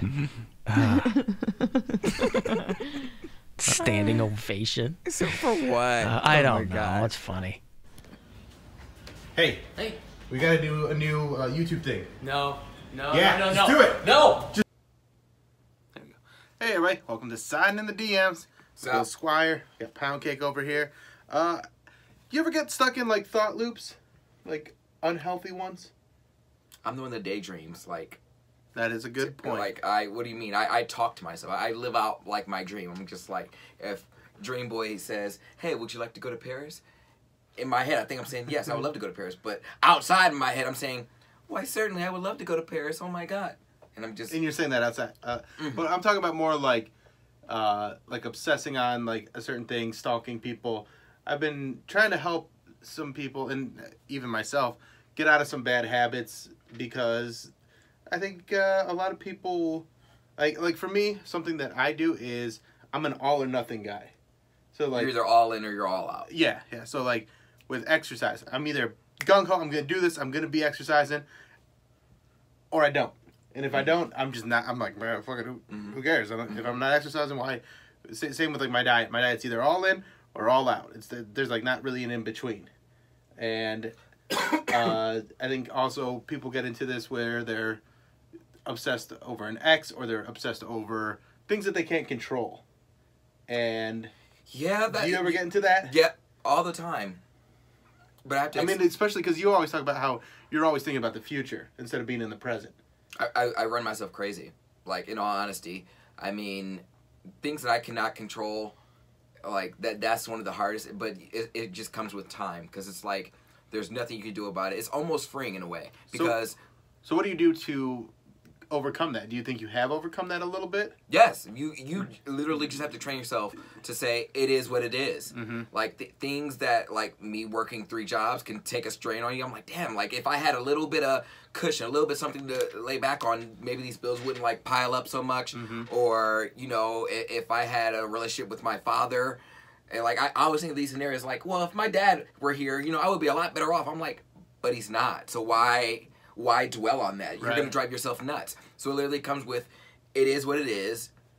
And the best way I could say is just take it day by day. Because if you think in the end game, you're just going to, you know, overwhelm yourself. Right, and I agree that you gotta take it day by day. But if you also have a plan to structure your life so that those things don't become so overwhelming. You can, but I'm saying you cannot plan it out to the teeth. Because life will happen. You can, but you can also...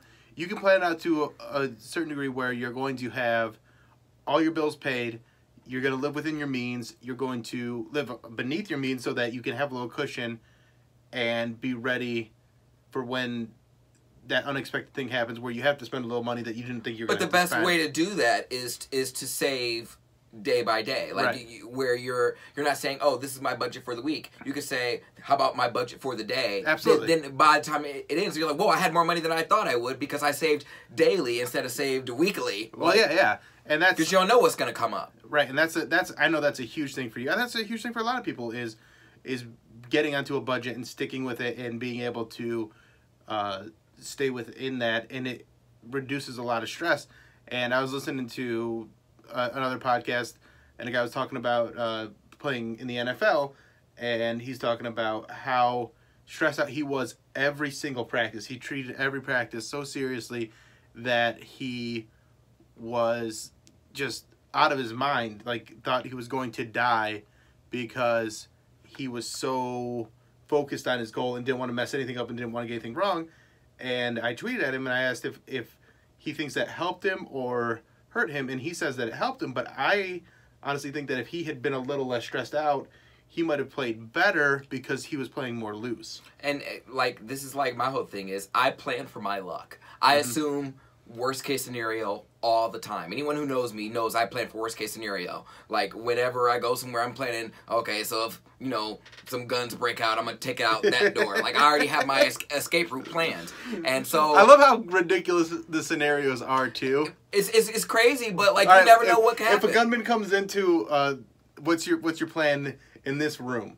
How are you going to deal with him in this room? That's easy. I trip you, and he takes you instead of me. But I'm talking about, like, I'm in here for 5 to 6 minutes a day. If you're in here and a gunman comes in here, I'm probably not going to be in here.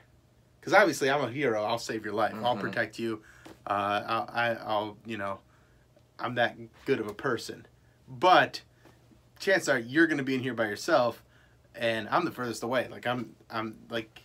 So how are you going to get out of that situation? Well, this room is only big. There's not a couple there's not a couple exits. So I just duck down. I put it like a old lock-in thing where you go underneath the desk and try and hide and pretend like you're not in there. Like, that's pretty much what I do. Okay. But, like, I know my luck. So when I talk about money and shit, I'm like, okay, well, I know that eventually my car's going to go down, someone's going to need some money, an emergency is going to happen, so I try to plan for $1,000 more than what I normally would have. Yeah, you need that because cushion, I know, and like, I'm not even like a saving type of guy, but I know my luck. I know it's not going to go to waste. I know in a couple of days here, something about I'm waiting for the piano to fall, and that's a bad way to look at it, look at stuff, but life happens. But you have to be prepared for that, and I think if you are prepared for that, then it relieves some of that It hurts stress. a little less. Like, there's a guy that used to come into the comedy cabin all the time, and he was just like, I'm real happy right now, but I don't want to say I'm happy because I know the moment I say I'm happy, something bad's going to happen. I was like, you shouldn't say that.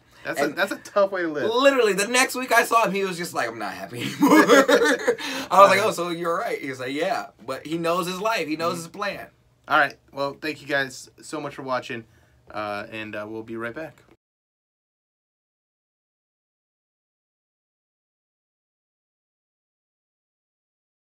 You're slow from the 40-14 split, and the left lane of 90 outbound is closed due to road construction between East 156th Street and East 185th. I'm John Crawford in the Traffic Center. This report is brought to you by Nissan Intelligent Mobility. Dealing with traffic isn't always a choice, but you can choose Nissan Intelligent Mobility to help navigate it. Nissan Intelligent Mobility is reinventing driving and changing the way you commute. Nissan Intelligent Mobility. Now the most exciting tech you own is in your driveway.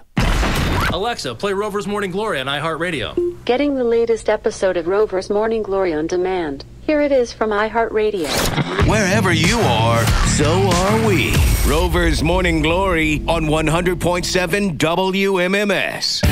It's time to give stuff away.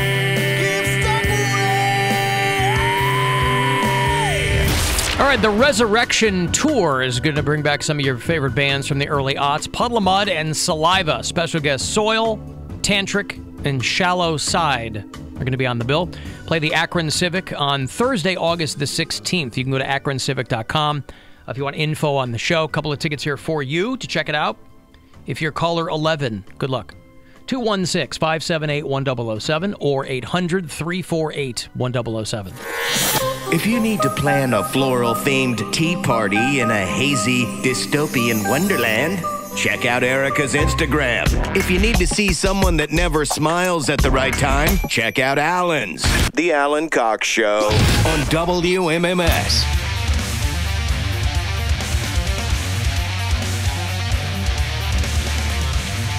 A big incarceration festival is coming to Mansfield, the Reformatory, July 13th, 14th, and 15th.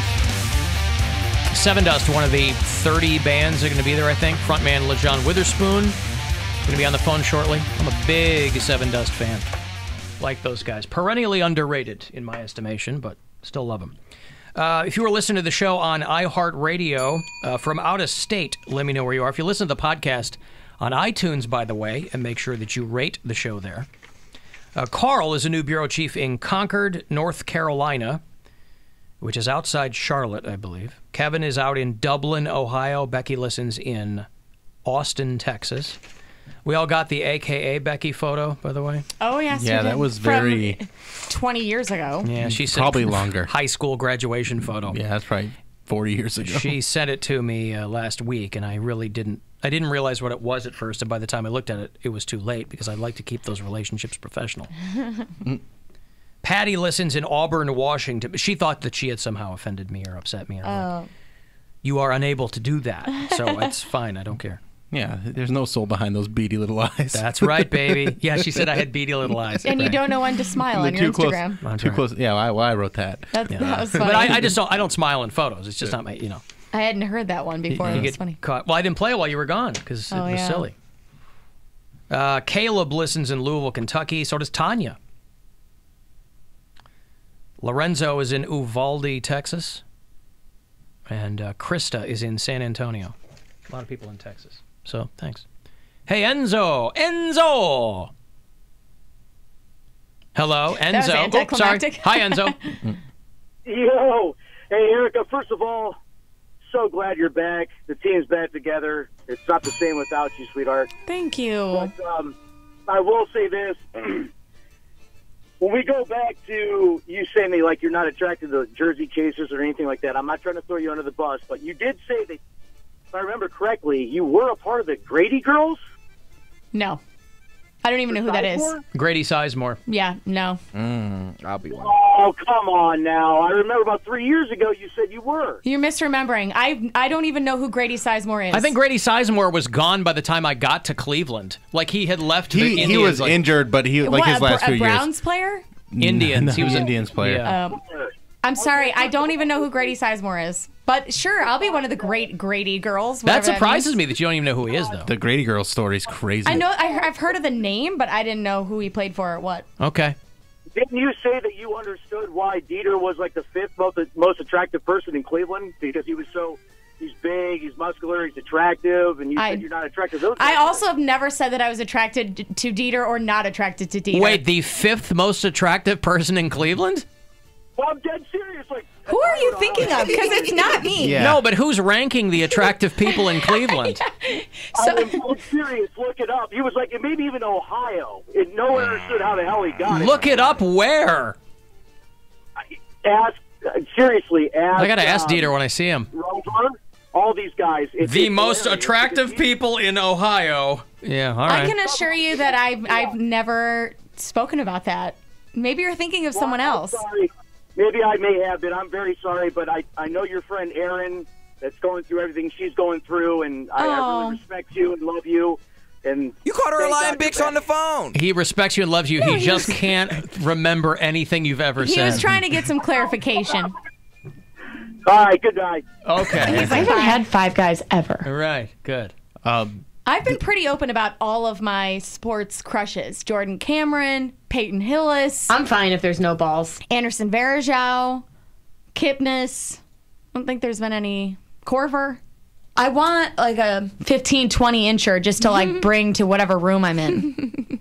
Corver. He looks like one of those Geico cavemen. Oh, I love Corver. Yeah, Very handsome. I want that guy to give me a car insurance Looks like deal. Ron Perlman when he was the Beast back in the 90s. And they had that like WB Beauty and the Beast show. That's what he looks like. With Linda Hamilton? Yeah. Someone commented on my Instagram this morning and was like, "You are the prettiest female radio host in Cleveland." I'm like, what a very specific and limited compliment, but I'll take it. Thank you. Well, just in our market. There are only probably a handful of us. There are only men and women on the air in Cleveland, so you're the best-looking female radio host in Cleveland.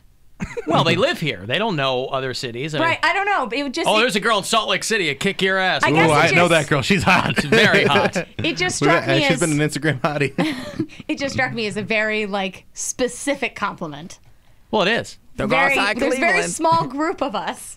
Well, I got to ask Dieter about that guy's claim that he's the fifth most attractive person in Ohio. Like, I never heard that. Who's ranking these? And Right. How did he get that award though? Like, did someone call him? Did he get a plaque? Like, what happened? Sure. I mean, don't know. of course, he's a handsome man, but he's strapping. He's a strapping lad.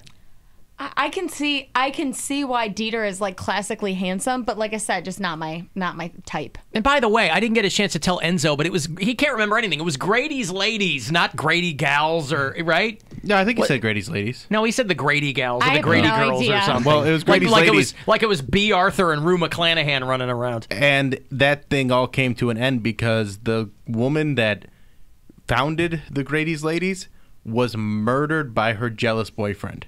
Was that the Men Around the Lake girl? Wait, she was a what? bartender Really? or something? I think it happened out in Toledo. Oh, okay. He was jealous of her love for Grady? Yes. And she was just doing it like as a fun thing to get girls to go out and watch baseball games because Grady Sizemore was like a handsome dude. So Yeah. He's beautiful. I gotta Google him. No, he's beautiful. And his then nudes leaked. This dude was completely jealous and enraged, and I believe it was a murder-suicide. 2006.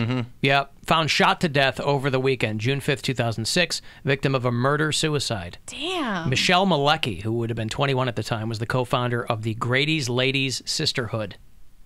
Her boyfriend killed her before taking his own life. Jesus. Yeah. He's pretty cute. Yeah. Who, the shooter or Grady Sizemore? Grady Sizemore. Oh, I was going to say, I didn't even say that guy's name. I don't think he's worth starting a fan club over, like a group. But of again, women, he was a handsome dude, but it was more to get girls to come out and watch baseball. Yeah. And like it was. I like that. Yeah. People are telling me it was Dieter's own claim that he was in the top five. Hey, Well, I can make that. I'm the most handsome person in Ohio. But what was in the mine? world. He might be right. I don't know. How did that guy think I had some involvement with that? My mom says I'm the most handsome guy in Ohio. And you're the smartest and the cutest and the nicest boy out there. That's right. Wow. Okay. Well, I've walked around outside here, and he doesn't have a lot of competition. So I mean, he works out, Good for whatever. him. I'm sure he's, a hot commodity. Doesn't he have a chick? He's had a chick for a while. I like that he put himself at fifth. It's modest, right? Yes, if you're going to rank yourself, I just like that he landed on fifth. I'm the 86th most attractive person in Ohio, Wow. which is pretty good. Yeah. Still top 100. That is good. But you're not bragging too much. Right. Yeah. And it's just goofy enough where people would take it at face value. Big, They'd be like, well, really? Okay. 86th. It's always personality, I guess maybe. Right. Oh, Count man. that. Huh. That's funny. Yeah. Well, And yeah. Pancak's just going to town looking at Grady Sizemore D pics. Nudes, yeah. Well, he was one of the first. He was one of the reasons why I got that stupid little app, because I heard that my uncle took me to a baseball game, and I was like, "Who's that guy?" Of course, One of the first things I ever did, he must have left like months after I got to town, because one of the first things I ever did was I hosted an event for the Indians at the House of Blues. What's that side room? The Cambridge room. Cambridge room. Mhm. And Grady Sizemore was there. And it was Oh. like they had a silent auction or something. And It's so like a like charity I met thing? the guy. Yeah. And Well, then he had was, a couple of stints with the then he was Indians, gone. Like, yeah. Because I think Hmm. he ended his career here, but I think that was after he went to some other teams. Okay. And he was a good looking dude. I mean, the girls were all over him. I do a remember. really good baseball player, too. He just was injury prone and just couldn't stay healthy. I do remember reading something about Grady Sizemore, like coming back to Cleveland or something. Mhm. But I Grady thought he played for the Sizemore. Browns. I didn't know. Yeah. To have the name Sizemore. Does he have a big dong? It's nice. Doesn't matter. His name's Sizemore. Yeah. I mean. Yeah. And his dad, Tom. Well, what Give a me sad, more sad size. story. I remember back when I did the whole No. Peyton Hillis. What? This had his dad, Tom? No, his dad is not Oh, Tom. no, I don't not think that I so. know. Oh, of. not Tom Sizemore? It's Not him? Tom, Oh, no. okay. Oh. Remember back the whole Peyton Hillis, I'd let him pee on me thing? I remember that. My husband actually at the time was like kind of mad at me. Yeah, because you wouldn't even give him butt stuff, and now you're saying that a stranger on a football team can pee on you. Not necessarily because like he's of R. that. Kelly. He was just explaining to me, he's like, you got to stop this crush thing on Peyton Hillis because you could actually have a chance to meet him because of your job and whatever. And I said, yeah. And Yeah, because then- we were the flagship back then, too. That's right. And then what? Like, I'm going to meet him. I'm just going to jump his bones. He didn't know that. That's what happens. No. That's and how it's stuff also a happens. two-way street, you know? But dudes will bang anything. Ian should have known that he was perfectly secure because you did not meet Peyton Hillis on MySpace. That's right. That's where the lasting and relationships he's not a come wayfish band guy. from. Wayfish. I told my husband, I'm like, you know, I have a very specific taste. What's a wayfish? What does that mean? He's very like fey and just kind of he's a waif. He's feminine. He's unassuming and he's I he's never not heard that term he's before. non-threatening. Gotcha. You didn't know a word? Crazy. What? All right, let me talk to LeJean Witherspoon here. I love Seven Dust. I'm so happy to see these guys are coming to do the Incarceration Festival, which is going down on the 12th, 13th, and 14th, or 13th, 14th, and 15th, or something of July out in Mansfield. Seven Dust is doing the last night of it. How are you, man? Hey, I'm fine. How are you today, brother? I'm good, man. You would not remember this, but it's probably been about almost 20 years since I've talked to you. 20 years, wow. 20 years. I was at a station in Pittsburgh, and Seven Dust had just, you guys had just dropped home, I think, and you were doing like an in-studio performance thing. And I remember thinking at the time, I hope you guys stand the test of time. I'm glad that you have. You guys are perennially underrated. And Well, you've been very blessed, man. I'm always happy when you guys pop back up with something. Well, thank you. It's been a long haul, and it's been a pleasure. And I think that year and a half for us to take off to bring out this new album, it's great to still be relevant in this industry. It means a lot to us, and I feel like we're destined to do it because we're still around, and it's been 20-something years, man. So we can't stop now. And it hasn't exactly been an easy ride either. I mean, I know nobody in rock and roll has an easy ride, but you guys, you've had your fits and starts and people leaving and coming back, so all the more reason to be happy at where you are right now. Oh, absolutely, man. What a pleasure to still be being able to tour the world and to sign a new record deal with Rise Records. So, to be out here on the road again and people be excited about the band. The new album is called All I See Is War. So that's your first for Rise. I don't even think I knew that labels were signing bands anymore. I didn't even think that was a thing anymore. I didn't either, man. And what a great experience to get courted by several different labels and then all of a sudden be able to pick the one that you wanted to go to. Sure. Yeah, because a lot of the Mudvaynes and Limp Bizkits have kind of gone by the wayside over the years, and you guys have you've kept your sound, but you've moved it in a direction that people can still, sink their teeth into it.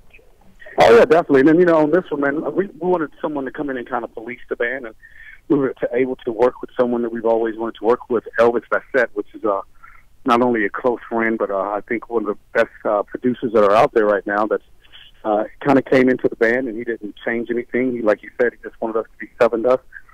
But for him to, try to hone us back in and maybe try to get back to, some of the first album sound with a little fresher sound, and I think we were able to do that with this album. So over the years, I assume any band that's been around as long as Seven Dust has, over the years, there are personality conflicts, and you guys have had no shortage of, every point on the curve. Does there come a time where you go, well, this just might be it? We just might, I know the alternative for most people is you're not going to go work at a Kinko's, but, was there a time where you're like, this just might be it? We just might be done? No, you know what? I don't think even when we were bad and there was almost a bankrupt situation that a label had put us in, no one ever looked at each other and said, we're going to hang it up, because at the beginning of the day, we never set out to have a record deal. We got together to play music because we love music and we love each other as people, and that's still what's happening today. So I don't see it giving up. I don't see me not wanting to sing when I get up in the daytime. It's what I love to do. It's like a guy that works at a farm and has horses or cows. He does that every day of his life. And, sometimes better days than others, but it's what's in you, and I feel like that's what's in me. So down the road, if you're working that farm, you're going to be singing to the livestock. Yes, sir. LeJean Witherspoon's milk is delicious because it comes from the happiest goats and cows. I can see it on a marquee. Well, Cleveland, Ohio, you never believe it. I'm here with my family at Chateau Milk Farm, a milk dairy, and it's about 80 miles from my house. But the reason I'm here is we buy the Chateau milk, but you can come here and do a tour, and the kids get to actually meet the cow from the milk, the milk that they drink. They can see the cow it comes from. Wow. It's pretty crazy. So, that is wild. Really cool. And they have milks. They have root beer milk. They have strawberry, banana, and they do it in the old glass bottles, and they deliver it in the old truck. Oh, man, it's great, man. So it's a really family thing, and, you get to walk around and see all the cows. Yeah, hey, this is Bessie. She's in your glass right now. Oh, yeah. That's amazing. I never got to meet Dr. Pepper. There you go, man. So the kids get to, it's a bonding thing, too, to see them see the cow, so when they go home and they drink a glass of milk, I think it's more, it makes it more fun for them. Sure. They go, this one tastes like Elsie. That one tastes like Bessie. There you go. Yeah, good for you. Yeah. Seven Dust is, you guys are part of the Incarceration Tour, which is going to be here third weekend in July. You're doing the final night. It's a murderous lineup the whole weekend long, so I'm excited to see you guys live here again. Oh, man, we can't wait to get back, and this tour's been banging, and we just look forward to getting there, man, and seeing everybody and seeing all the old friends and just rocking it out, and thank you guys for all the support. Well, listen, brother, I'm always happy to see you guys are doing something new. I'm a huge fan from way back, and I will let you get back to the milk, LeJean.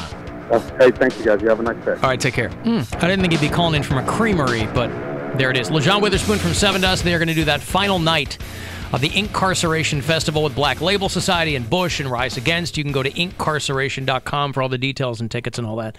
Let me break 35192 if you want to text. I'm going to have those tickets for you in a bit for the Cedar Point Brew and Barbecue, which is going on until the 1st of July. We'll get you hooked up with that. The live stream, if you want to watch, at our YouTube channel at AlanCoxShow.com. The Alan Cox Show on 100.7 WMMS and everywhere you go on our free. Let me go to Rick, who is in Jacksonville, Florida. Hello, Rick. Hey, what's up, Alan? How are you, sir? Long time no talk since I moved out of Cleveland. Oh, beautiful. Welcome back. Welcome back to Erica Lauren. Oh, thank you very much. I've been in support of you the whole time. Deuce Dynamite on Twitter, although you won't find me right now because I kind of got suspended, but whatever. You got suspended on Twitter for what? I got a little mouthy with somebody. I'm not even sure who it was, but apparently I pissed them off and they reported me, so 7-day ban. But you got to go. Oh, so I was going to say, you got to go ham on Twitter to get a week-long suspension. Jail. Yeah, that's a long one. It's usually only like 24 hours, but whatever. And you don't even remember who? It's usually. How many times have you been banned? Yeah, I feel like you're playing coy with us, Rick. Well, okay, so there's this actor named Nick Searcy. I don't know if you guys are familiar with him. Yeah, from Justified. Yeah, he was in. You got a problem with Nick Searcy? I just saw him. I just saw him in 3 billboards. Well, the thing is he was going off on this Roseanne thing and all this racial stuff, and he was posting pictures of his adopted children, which are black kids. Right. He was using it as a tool to call other people racist because they were calling him out, saying it's messed up that you're using your kids as a pawn in your argument on Twitter. And he just kept saying, I know my biracial family upset you. I went off on him and some of his followers. But why did you go off on him? He clearly but if he has biracial kids, that means he has an experience that he can share with the rest of us who don't. Well, the thing with it was it was almost like he just brought this into play because he was basically being torn down for something else. I don't even know how this originally even started. Because he's a conservative. He's like a well-known conservative actor. Yeah. Yeah, and he seemed to think that my, I guess, liberal. I don't like that liberal conservative titling, but I'm apparently liberal because I have an open mind. Obviously. Okay, so he thought you were a libtard. Yeah, but you got to calm down. Yeah. What was the tweet that you sent? Yeah. One of the guys that was one of his followers, he was talking all the smack, and it's always the people with no picture. So he had a picture of a gun and a knife. Always a no photo. Russia. So his gun and his knife picture, I told him that we kept going back and forth, and then finally I was like, you want to be a Mr. Tough Guy hiding behind a picture of a gun and a knife? I could do something with those for you, and I can't say it on the air. Well, why would you? Oh, we can figure it out. Yeah. I don't understand people who get worked. Right? Why would somebody get worked up at someone who has a silhouette avatar, a literal stranger? You know what? You're absolutely right. It's it was really ridiculous, and it is what it is. Now everybody knows. You never want to respond in the moment, Rick.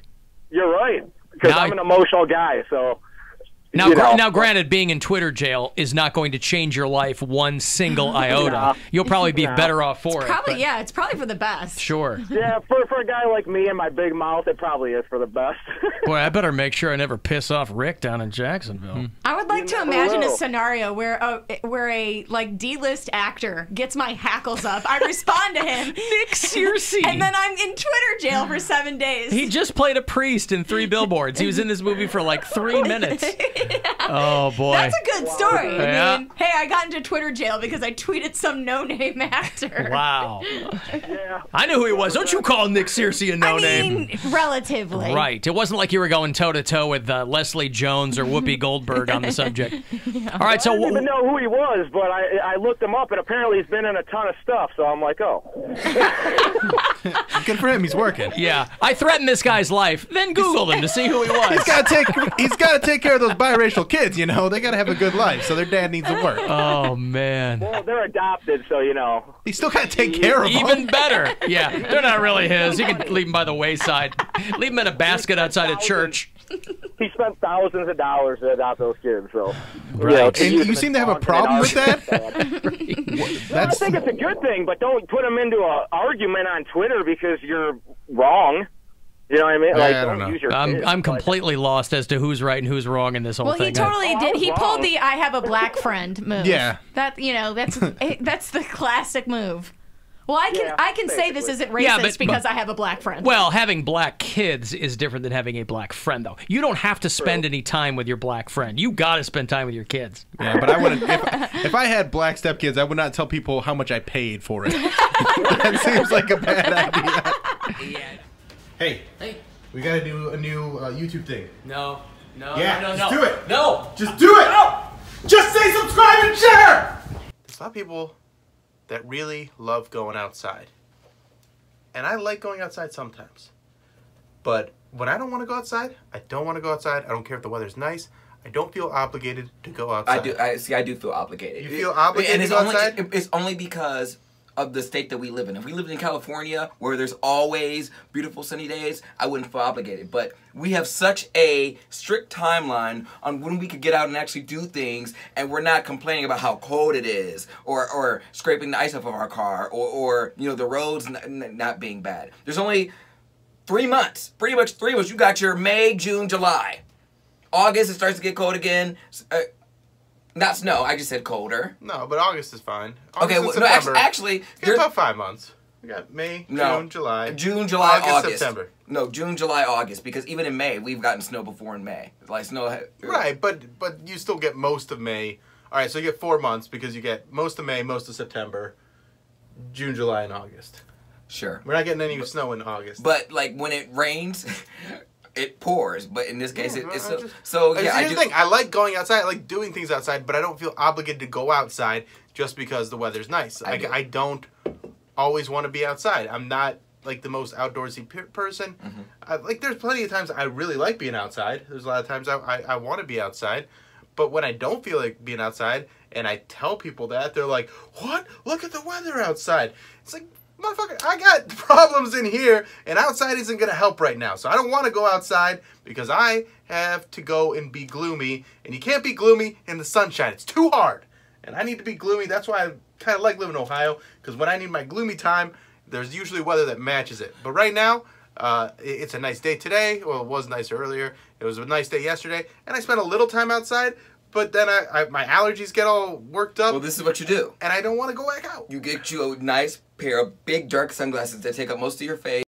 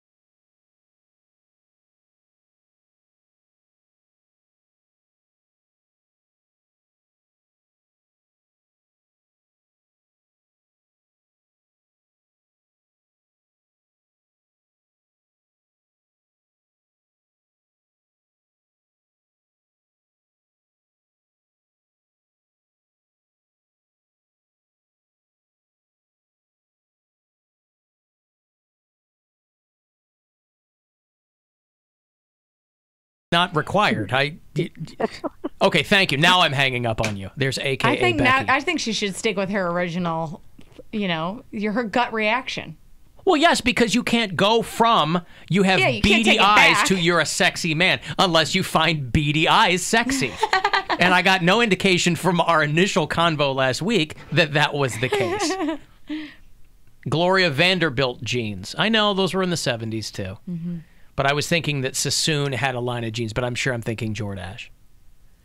There's Jordache and Bugle Boy. Those are Bugle Boy. Those are like the 80s. But who? No, that picture of Becky. There's no way that's from 2002. No, I know. Looks like it's no from way. 1972. Maybe she found it in 2002.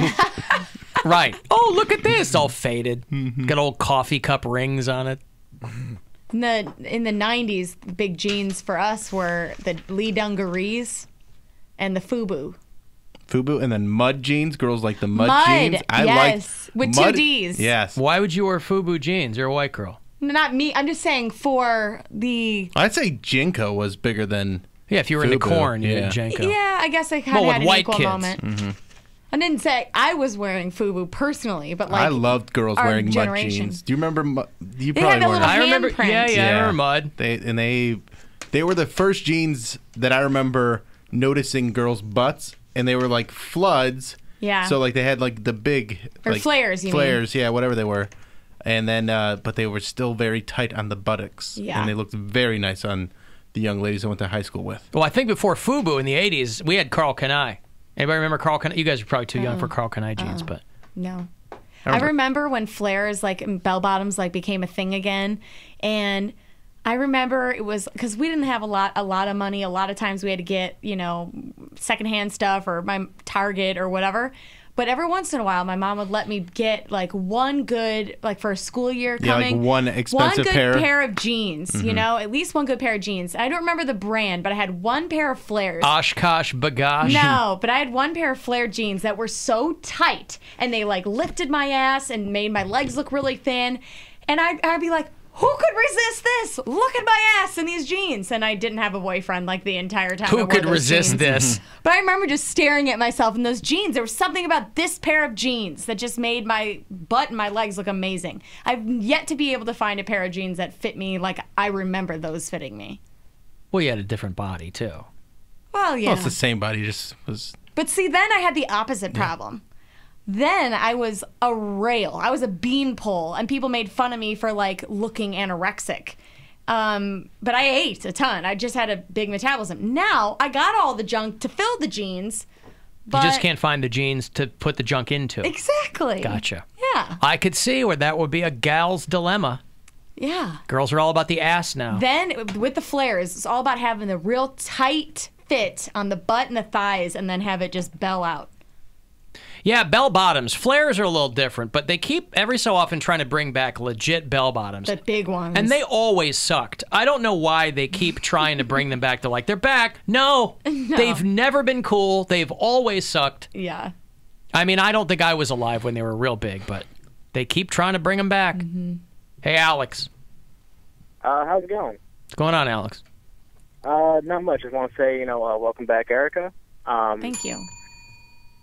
But no, I just want to give props to the show. With the whole, who was it, AKA Becky, saying that you had beady eyes. I just want to say that, I finally saw your guys' website. Don't do that. Finally got, I probably put like the face to the voices. For like Pound Cake, I kind of thought of him as like a childish Gambino kind of look. Okay. Everybody thinks that. I think he looks more like Donald Glover. He looks like a young Lando Calrissian to me. I feel like people are disappointed that I'm not as black as like I say I am. You're as black. I think you're as black as Donald Glover is. No, Donald Glover's. Is he darker? Yes, he's really. yeah, have you he's seen much pictures of darker, him? You're black enough. People are disappointed that I'm not black, and I'm really mad. But you are black. No one I'm would not look black at you enough and for go, them. that's not a black person. No, they say not black enough. They're like, oh, I wanted you to be blacker. Well, what is black enough, by the way? Because they think I'm supposed to be like. Or they really hold up like a dark. paint swatch? They want to be I want chocolate. you to, Pound Cake, I want you to disappear at night. That's how black I want you. I keep telling them that I'm like a caramel, and they're like, I want you to be mocha caramel. Like, They I'm like, want you to be a certain color? They expect Why me do to they be care? blacker. I don't I'm know. black and I'm gay. They think if I have to say afternoon white people, I But what would can't that be. But you are black. So white what looking. would that I don't know what that would change for them. What do they want that to change? How will that check a box for them in their life? I don't know. Do they ever explain this to you? I think people just want their mind, the image that they have in their mind, to match up with what's face. But if I was a actually listener the to thing. this show, and I could be filling in the blanks in my own brain, but I have a feeling that if I was a listener to the show, Pound Cake would look exactly the way I pictured agree. him. It's like I Dick from agree. Dayton. He looks exactly the way you think he'd look. I think probably you and Bill are probably like voices that I don't necessarily think you would know what the person looks Right, like. because my voice is amazing. And then you see me and you go, "Urgh." So, you know, listen, Bill, you know, our voices, oh my God, come on. And then people meet us, they're like, At least that's what I hear I'm a lot. like Handsome Dan and Wayne's World 2. Handsome Dan. All right, anyway, Alex, go ahead. I interrupted you. Oh, no, you're fine. Like, no, I was just putting voices, you know, to finally getting, like, the face of the voices. Like, you know, like, for Bill, I always picture, like, Max from Catfish. And I was like, okay. Oh, The yeah. gray-haired guy? That's probably He more. actually kind of does look like him, though. Max from Catfish? Well, he's got all gray hair, though. Give it 2 more years. You, Alan, I was kind of like, oh, makes sense. Yeah, makes sense. I didn't hear what he said. He said when he saw you, he said, makes sense. Yeah, I'm an old guy. Hey, are you out in Brunswick, Alex? Yes, I am. They find that lady with the sledgehammer? I have no idea what you're talking They got about. a lady who's running around smashing business windows with a sledgehammer, and they got, you can't see her face, but they got on the security cam, they got what she's wearing. Now, I always love when they identify people by their clothes, as though those won't change, you know, but that's all they got. I mean, they identify her by the clothes, but in the article they don't say that she's wearing Adidas like warm-up pants. They say she's wearing a pair of sweatpants that appears to have 3 stripes down the side. Right, 3 lines running vertically. Yeah. A hood, a Brunswick Blue Devils hoodie. It says, and Class they write of 08 or right something. what it says in the front, on the back, but she's on camera, swinging a sledgehammer near West If you would've said 130th. wearing, like, if you would have said wearing like a camo hat with a tap out shirt, like, yeah, that's pretty much Yeah, right. You'd blend right in. That's like camo out there. Yeah. I just remember the Brunswick Sledgehammer, I think, won Royal Rumble 1994. Right? Beat Psycho Sid, I think. I got to keep my eyes open. I'm doing an appearance at the Sheets down there next Thursday from like 10 a.m. till noon, so hopefully she doesn't come swinging that sledgehammer at us. Seriously. You get too far into Yeah. Brunswick, Sheets is a whole different thing. Those are That's the in clothes. white sheets? Yeah, that's Yeah. right. Yeah. All right, thank you, Alex. All right. Still don't know what the props really were, but that's fine. Thank you. There's Alex in Brunswick. Well, he was just trying to say that he didn't think that you looked as bad as what Becky was saying. That's fine. Yeah, I don't care. It's, you know, thank you, Alex. I appreciate it.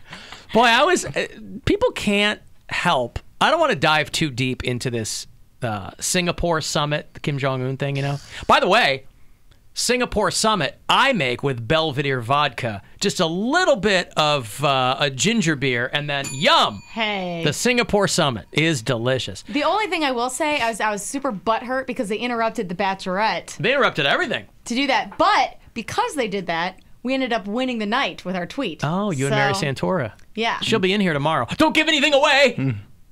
I won't. What was the tweet? The tweet was, well, I just took a screenshot of the two of them. It was like face to face, you know, and it had each of their pictures facing each other. And I just put worst one-on-one date ever. Yeah. Because they refer to all the dates, like Yeah. Bachelor and Bachelorette is like 2-on-1s or 1-on-1. Yeah. I can't wait for my 1-on-1 date. Yeah. So Mary was like, tweet it out now. I'm like, okay. So I tweeted it, and then it just took off. I think it got like 200-something retweets. And Yeah, for such a historic meeting, I guess. I don't know what we got out of it. we got to see a handshake. Well, Korea got an amazing photo op. They got a picture that they can use forever in their propaganda of Trump giving them the thumbs up.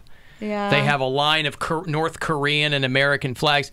But they were handing out a USB fan. Do you see that to reporters? Yeah. And everybody's like, do not plug these in. Because they're like, North Korea. They have malware on them. Malware or whatever.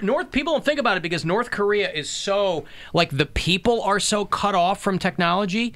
But over the past 10, 15 years, I was watching a special on this a couple months ago. North Korea has developed an unbelievable hacking community. They're like a global hacking superpower. They did the Sony hack. They did the Sony hack. They Yeah. like train. They'll send these guys to China to train them.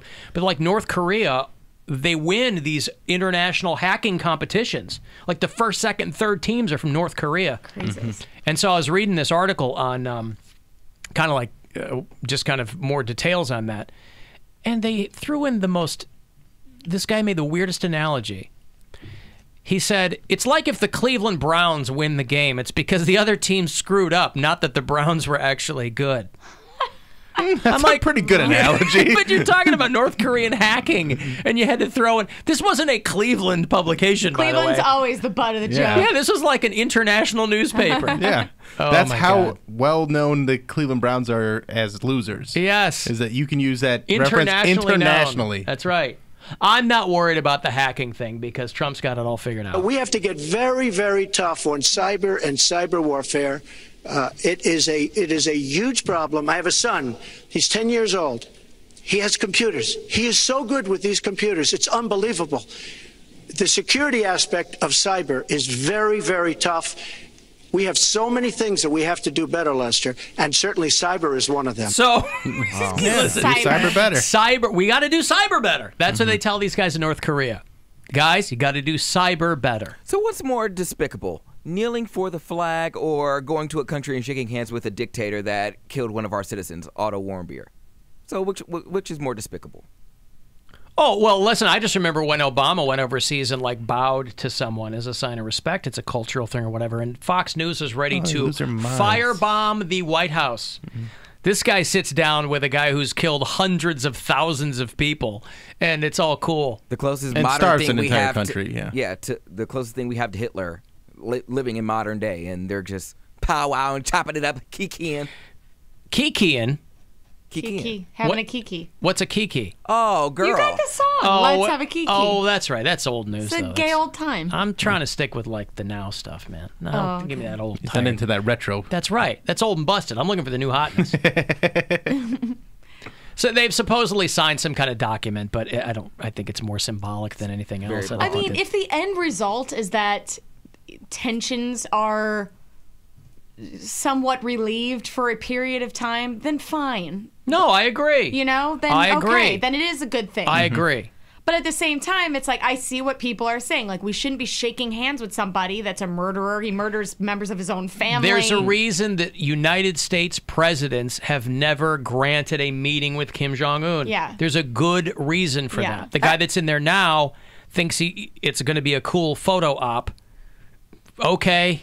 He just is looking to make headlines, make history, whatever. But if the spectacle ends up meaning that we can relax a little regarding the tension between us and North Korea, then fine. We also didn't think that North Korea and South Korea would make peace anytime soon. No, so. but he said he wants to pull the troops from South Korea. We're not going to do war games anymore, which was because he doesn't understand the implicit value of having a command post there. It's just China wants that gone, and he's bending over for them. Not to worry, because he already has a plan. I think he's going to do these things. I may be wrong. I mean, I may stand before you in 6 months and say, hey, I was wrong. I don't know that I'll ever admit that, but I'll find some kind of an excuse. Okay, one or two. Perfect. I like when he's accidentally truthful, I which is the know. only time It's it ever my happens. favorite I thing. love Well, accidentally whenever he's off the cuff. telling the truth. Yeah. I'm just going to make up an excuse. Whatever. And they eat it up. Yeah, at least he's being truthful. He's a truthful liar, man. At the end of the day, if this, like I said, if this ends up being buying the U.S. some time of peace between us and them, I'm for it. Do I like the fact that it was this big spectacle and Trump's going to use this as a feather in his cap But and I he's don't the really historic president to make it understand that. happen? I don't understand that. Because it used to be that you could count on him to do whatever the mouth breathers in his base wanted him to do. But as he's become more comfortable in the role, he's just randomly flinging poop He's now. doing what he wants. His fans don't care about North Korea. They don't even know where it is. So I'm not quite sure what the end game is. If he's going to come back and go, oh, we got this great thing. I'm telling you the end game. The end game is that he is trying to create historic moments for himself to stroke his own ego. I guess, but there needs to be some kind of, again, he sounds like he gave up a lot and got nothing in return because, the art of the deal. But I don't also, understand the whole thing. Didn't even look like the guy that James Franco and Seth Rogen met. I think he got duped. Even Greta Van Susteren, who's no bleeding heart liberal, was like, "Yeah, but this guy starves his own people. What's it? I think he liked me, and I like him, and I understand the past, and nobody has to tell me he's a rough guy. He has to be a rough guy. He's a rough guy. He's a rough guy. Yeah, he has to be a rough guy. Yeah. What I like was he said, "Oh, listen, this guy, he's been doing this job since he was 26, and to be that young and that successful at what he's doing." And yeah. Well, because Trump sees... So you're born into it. Right. Trump and this guy had everything handed to him by their daddy, and they just kept the ball rolling. So he looks at this guy and goes, I see myself. I want to be a dictator. It's aspirational. I will say it was kind of strange to see anyone from the U.S. meet live on camera with a guy that we only hear such horrible things about. Well, you'll notice there was no Korean press there. Yeah. He has been a rough person, but we get along very well. He's smart, loves his people. He loves his country. He wants a lot of good things, and that's why he's doing this. But he's starved them. He's been brutal to them. He still loves his people. Look, he's doing what he's seen done. I mean, if you look at it, but I really have to go by today and by yesterday and by a couple of weeks ago, because that's really when this whole thing started. This whole thing started a couple weeks ago. He goes, I'm just going by today and a couple of weeks ago, because I have no concept of history. It all started a couple of weeks ago, so what it... Erica, did you just co-sign? The only thing I'll co-sign on is he is doing what he's seen done. This guy wasn't going to come into power and be a good person. Change. No. When you've grown up in a dictatorship and your family, you're born into this, it's all you know. It's like these crazy ISIS people. When you grow up being in power, there are plenty of people in power that aren't dictators. I know and there are that, plenty of people who have assumed that role from their family and have not gone the same path. But it's ingrained in the culture there. I mean, it's the same thing because they've kept it ingrained. Right. Of course. It's generational. I guess you can't necessarily say, like, don't get me wrong. I'm not defending the guy. I'm just saying if you're born into something, it's a lot harder to get out of that. I mean, we don't have slavery anymore because we had a president along the way that was like, we're not going to do this anymore. True. Sure, it was for financial reasons, but whatever. Any port in the storm. But that whole the USB fan thing, like, don't put that into anything. Oh my God! Do not plug that in. Throw it away right now. Whatever you do. But it was a gift and it was free. It was free. It's in plastic also, wrap. What do you need a USB fan for? Like, I can't imagine. You don't. That's why they said put throw it into these your away. laptop. Ooh, I gotta cool down using my laptop fan. Oh God! A talented man who loves his country very much. Reminder: immigrants are animals, but Kim Jong-un, a very talented man, and it was an honor to meet him. So we'll see. Who knows what's going to come from that? Strange times, though. Strange times, man. Yeah. It's a very interesting time to watch these things. The more Donald Trump acts like Dennis Rodman, I think the better. Did you see Rodman cry on CNN? No. Oh, did he? I'll play that for you when I come back. You know what? You know what they say, Bill? Mo money, mo problems. Oh. Mm-hmm. And the mo is short for more. It's actually more money, more problems. But they say mo... I see what they did because there. the guy Mo was the guy who came up with that. Yeah. Mo Sislak, I believe. That was his. All right, if you're on hold, I'll get you on the way back. 35192 if you want to text and get to us at AlanCoxShow.com. The Alan Cox Show on 100.7 WMMS. And everywhere you go on our free iHeartRadio app. All right, we're back. Keeping with our theme Looks like I got boobs in this shirt. Nipplies, believe it or not. Like, look, you can see. Yeah, you're out there. Look, you can see my rib cage. Hashtag skinny. So going to with like kind of just the method of your life. Like, what are the certain things that you do in a certain order? Any like your OCDs. So toothbrush, toothpaste. Oh yeah. What's your process for that? Because are you wet the brush first? Are you gotta wet the brush? Gotta wet the. I actually wet it twice. I wet the brush, and then when the toothpaste is on, I wet the toothpaste too. Okay. To activate the toothpasties. Yeah, I'm with you on that. I feel like people who do that, and I would never. I hate people who do this. Brush their teeth in the shower. Gross. Listen. Gross. Gross. I'm not saying it's the reason that Coco and I broke up, but it was something that she was a strong believer in, and I do not subscribe to that. It is not a place to brush your teeth. It's not. She's like, oh, it saves time. I'm like, how? It doesn't. No, it's just messy. Like when you're in the shower, like, okay, well, you want to take a crap in the shower too, since you're gonna get clean. And like, if you do, and you know it's gonna stay consistent, you can poop into your hand and toss it into the toilet rather than waffle stomping it down the drain. Speaking from experience. Yeah. I've never done that, no. But no, I don't do that. But I am kind of OCD when I leave the house in the morning just because I have a million things to grab and like my day is long, so I want to make sure I have my materials for the rest of the day. So I literally do a pat, pat, pat. Like wallet, keys, phone. Like I never leave the house. Wallet, keys, phone. I know what pocket they go in. They go in the exact same pocket every single time. This is how, I'm the same way. And like that's one of those things because my kids are always losing their stuff because they don't have that OCD yet. Especially, like my daughter's 17 and she's got her learner's permit and stuff like that, and she's always trying to. How old to be 17? She's losing it all the time. I'm like, put it in the same place every time. She don't have a clutch or a bag or something she can put it in. She has a wallet. She has a wallet and she has all that stuff, but she's using it for different things. I'm like, she just. Like, she'll put it in her coat pocket, and then she finds it and goes, she'll learn when she gets her first ticket. Yeah, exactly. There, so, first ticket. That's one. Yeah, I'm with you. The keys, wallet, like, phone. Even just right now, I touch my pocket where my phone goes. I'm like, where's my phone? Oh, yeah, I'm using it to film this.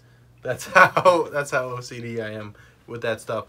And then, as far as brushing the teeth, I'm the same as you. Like, I wet the toothbrush, put the toothpaste on, wet it again. And then, like, I've only recently been the guy that turns off the faucet while I'm brushing my teeth, because I always used to be the person that would like let it run and run and run. And I remember no, there's no point in that. No, it's just a waste. But it was one of those things that I did like when I was a kid. You just let it run and run and run. Let's see what else. Locking my car, I always double lock. I told you that yesterday. I double lock every time. Even if I know I locked it, it's just a good habit to keep, because then I'll do it when I don't realize it. I'm just like, I know I did it. Yeah. And then. And do you ever get nervous though? Like, because like I'll do it while I'm walking away, and then maybe someone's like walking by your car, and then you do that, and they're like. Which, like even at the gas station, I do it. I'm literally gonna be 10 feet. I can see my car from the window of the gas station if I have to go in. And I'm just like, and the guy turns around and looks. I'm like, I don't trust none of y'all. Like, I'm right there with you. I'm just as paranoid. And as you know, I keep my toiletries in my room because I've always lived. That's weird. I lived with a roommate since I was 18 years old, and I'm now 25. I've never lived by myself, so it's not even like I think they're gonna like mess with it or something like that. It's just I want my shit with my own shit. Like I just don't want it to be in there for other people's pubes or fecal matter to get stuck on it. Yeah. Like.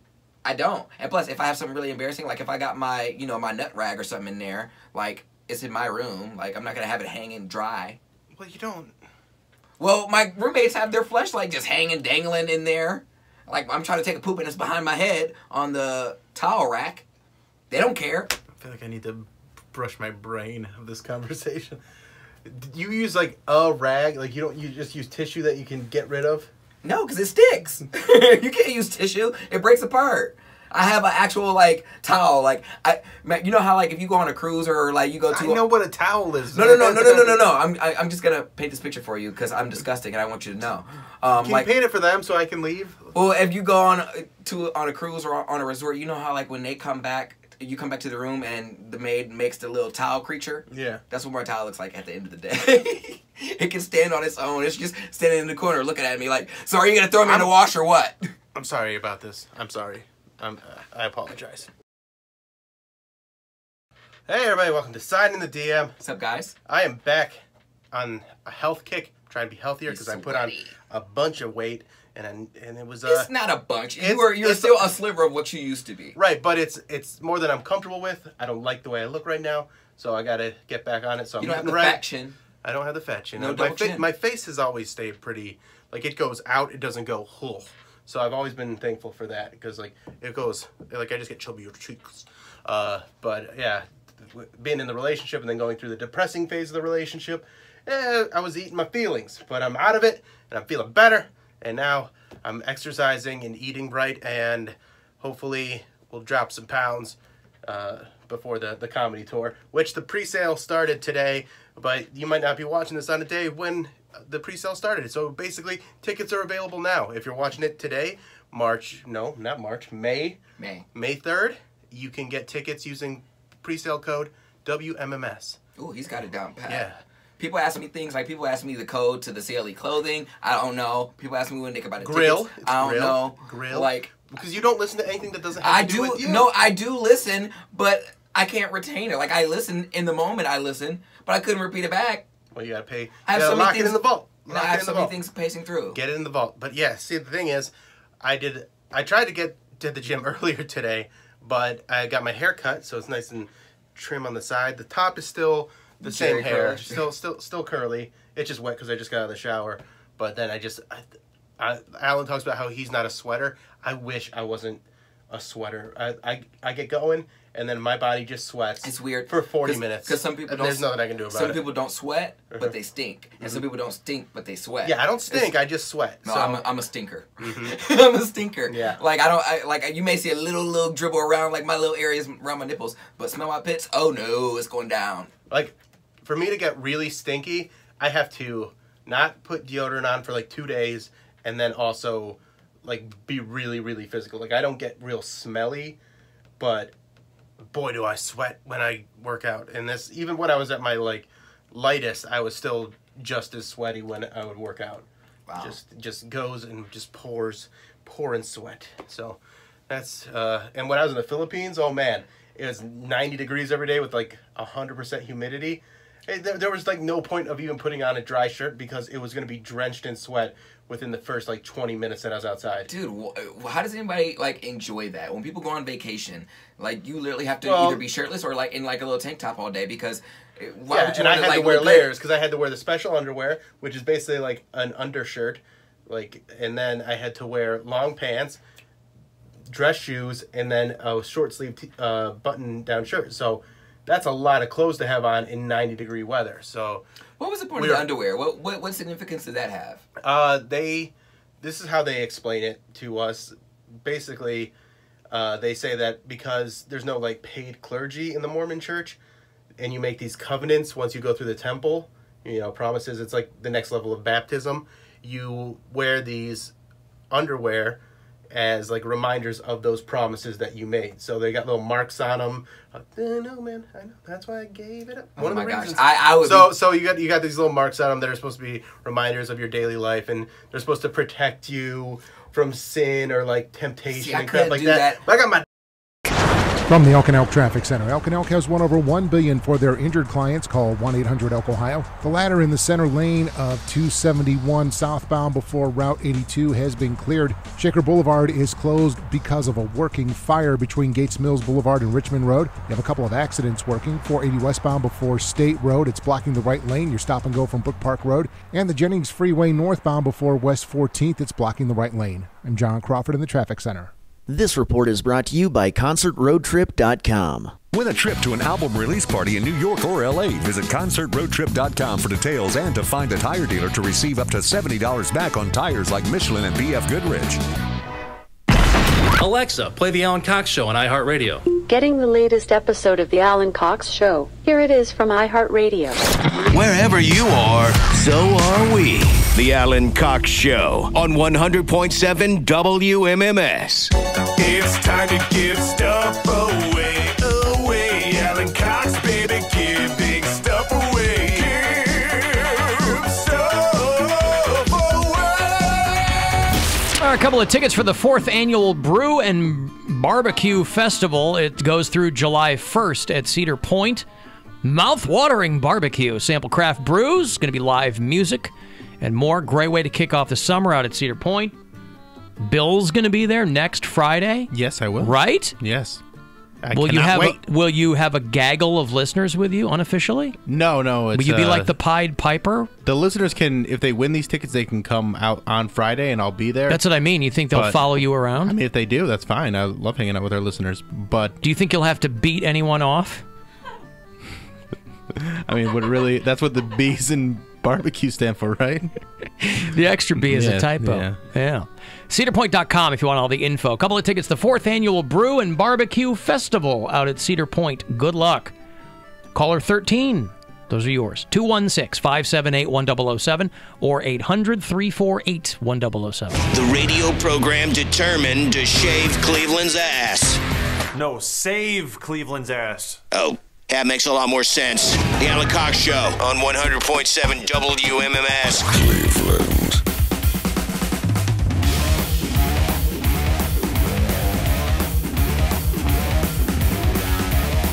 35192 on a text me, AlanCoxShow.com for everything else.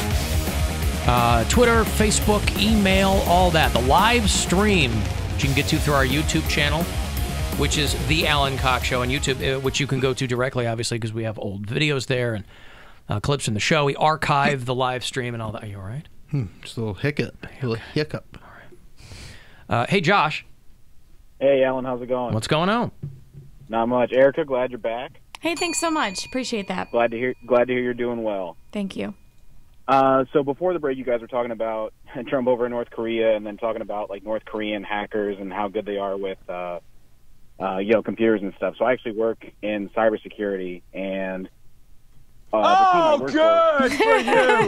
I was waiting. If you heard the pause, I was waiting. He was. I got to give that thing a rest because people are starting to set yourself up. They're starting to silently request it. Yeah. So anyway, so our team kind of tracks actors that like each nation will sponsor to obviously go out and do certain Nick like Nolte. espionage activities and hack and all that. Yep.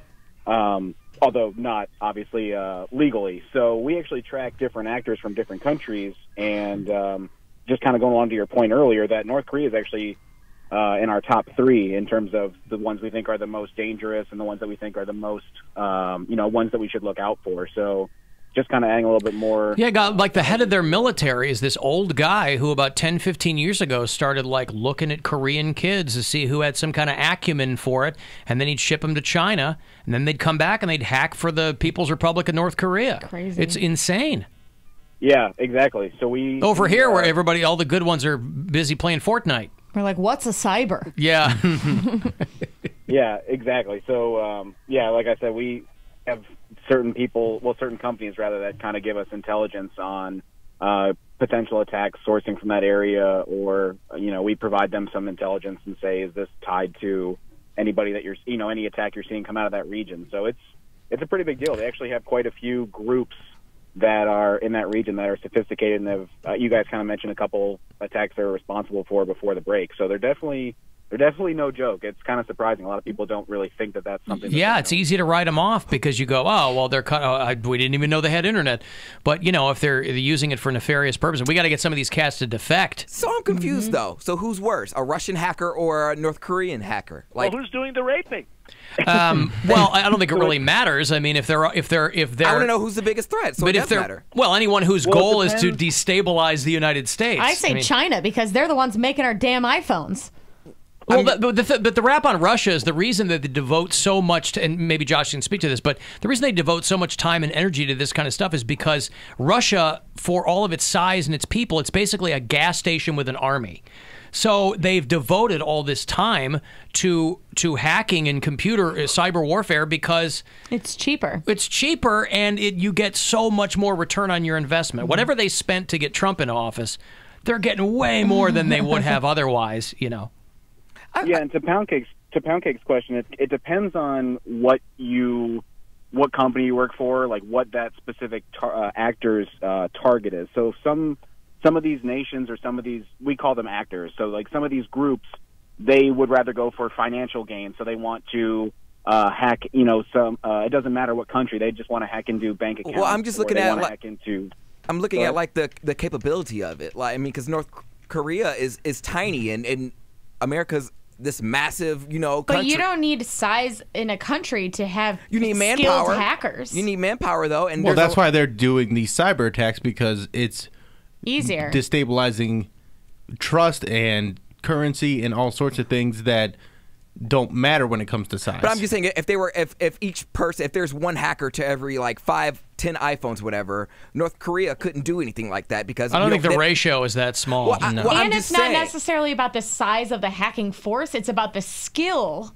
of the hackers. So right. They might have, and the information they're hacking. This is not yeah. accurate, but yeah. they may have, say, they have 5 extremely adept hackers, and we've got 100 people that are okay. You know what I mean? Like, you can't really compare them. Okay. Well, because I was just saying, I'm just looking at the sheer size. Like, Russia, they could totally do something like that. I don't know if they have the funds for it, but there's enough people there. Not everyone in Russia is going to be a hacker, but the ones that are good, they could take on, 10 iPhones, 10 tablets or whatever. Yeah, I don't think. I don't think it breaks out like that. I don't think it's manpower. I think it's more intelligence based.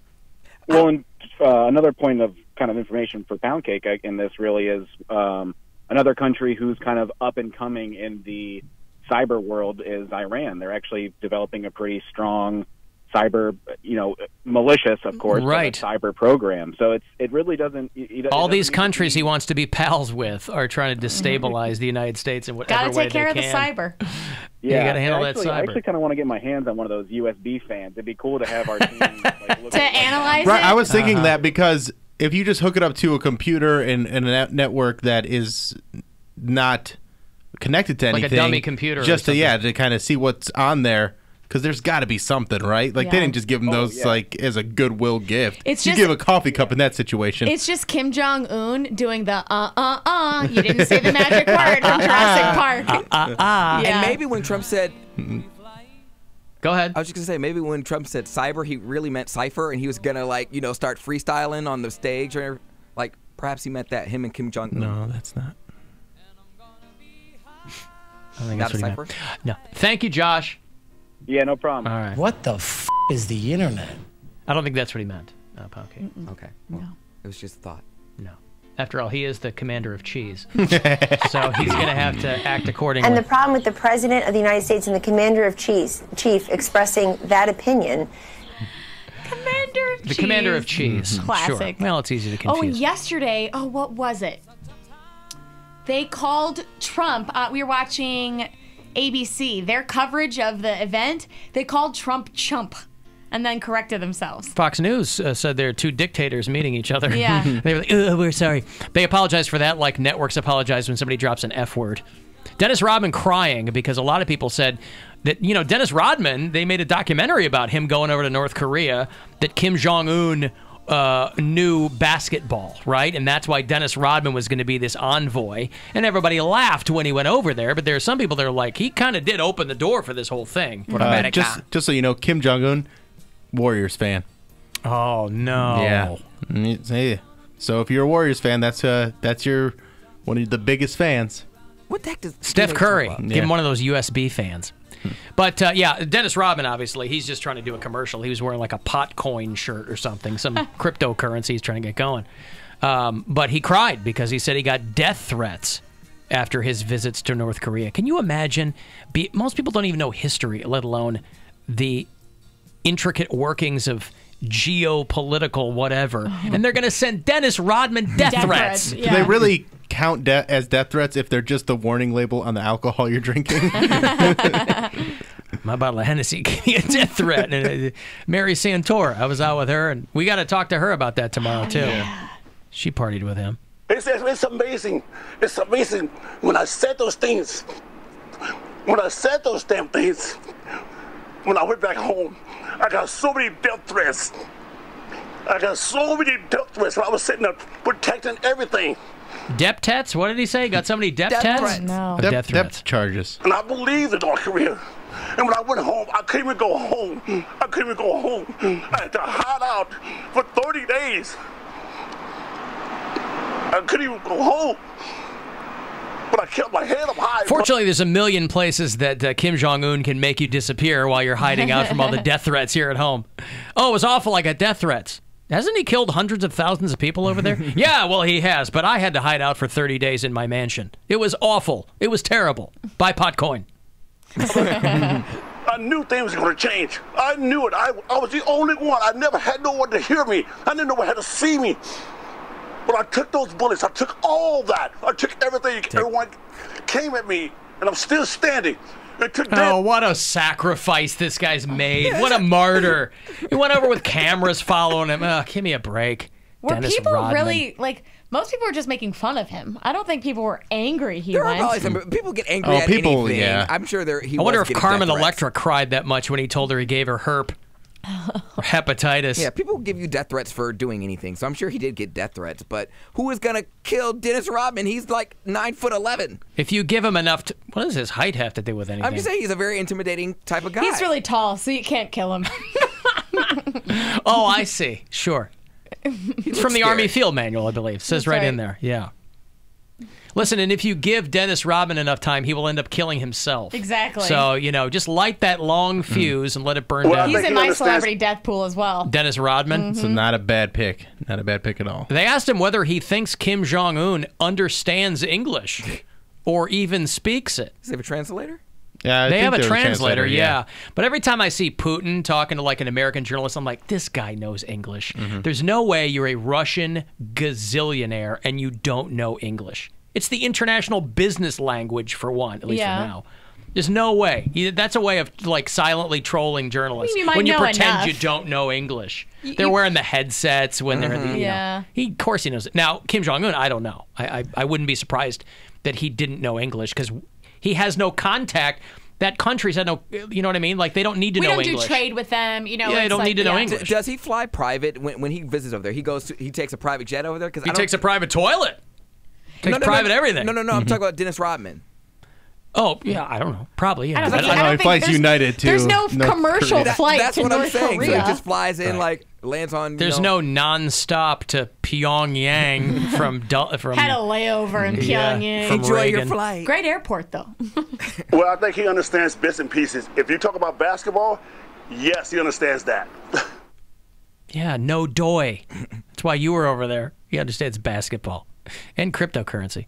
I wonder what they eat. Like, what's what their favorite Not much. food is. Their favorite food is food. They don't have Whatever a you can give us. They don't have a That's our signature favorite dish? food. Anything they can digest is just a delight. Okay. He said Kim Jong-un trusts him because he brought him a basketball team. What? He trusts me.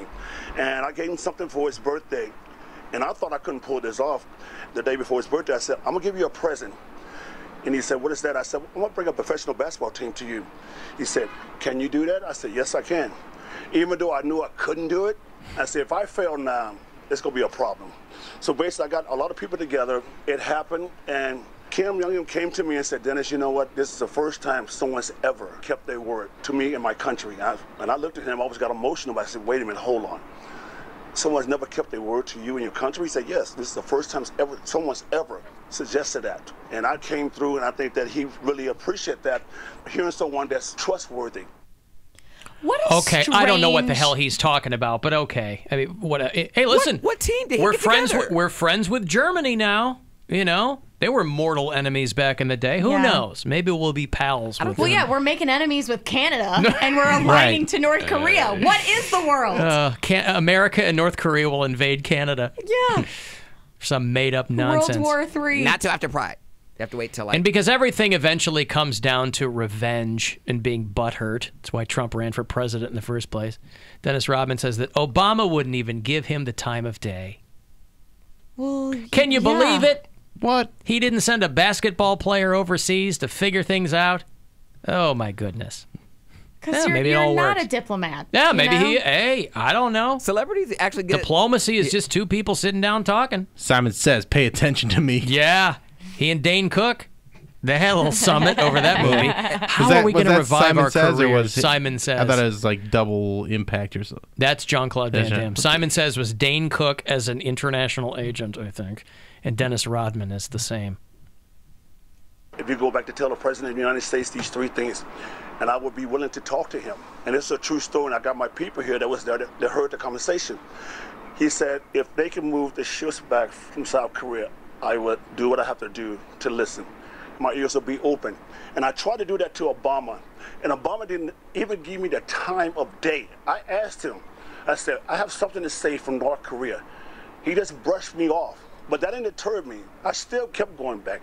I showed my loyalty and my trustworthy to this country. And I said to everybody, I said, the door will open. So there you go, patting himself on the back for showing his loyalty and trustworthiness to North Korea. Oh, no, not his trustworthiness. His trustworthy. His trustworthy. I was showing my trustworthy. Showing my trustworthy. That's just how white folks will do you. That's right. Boy.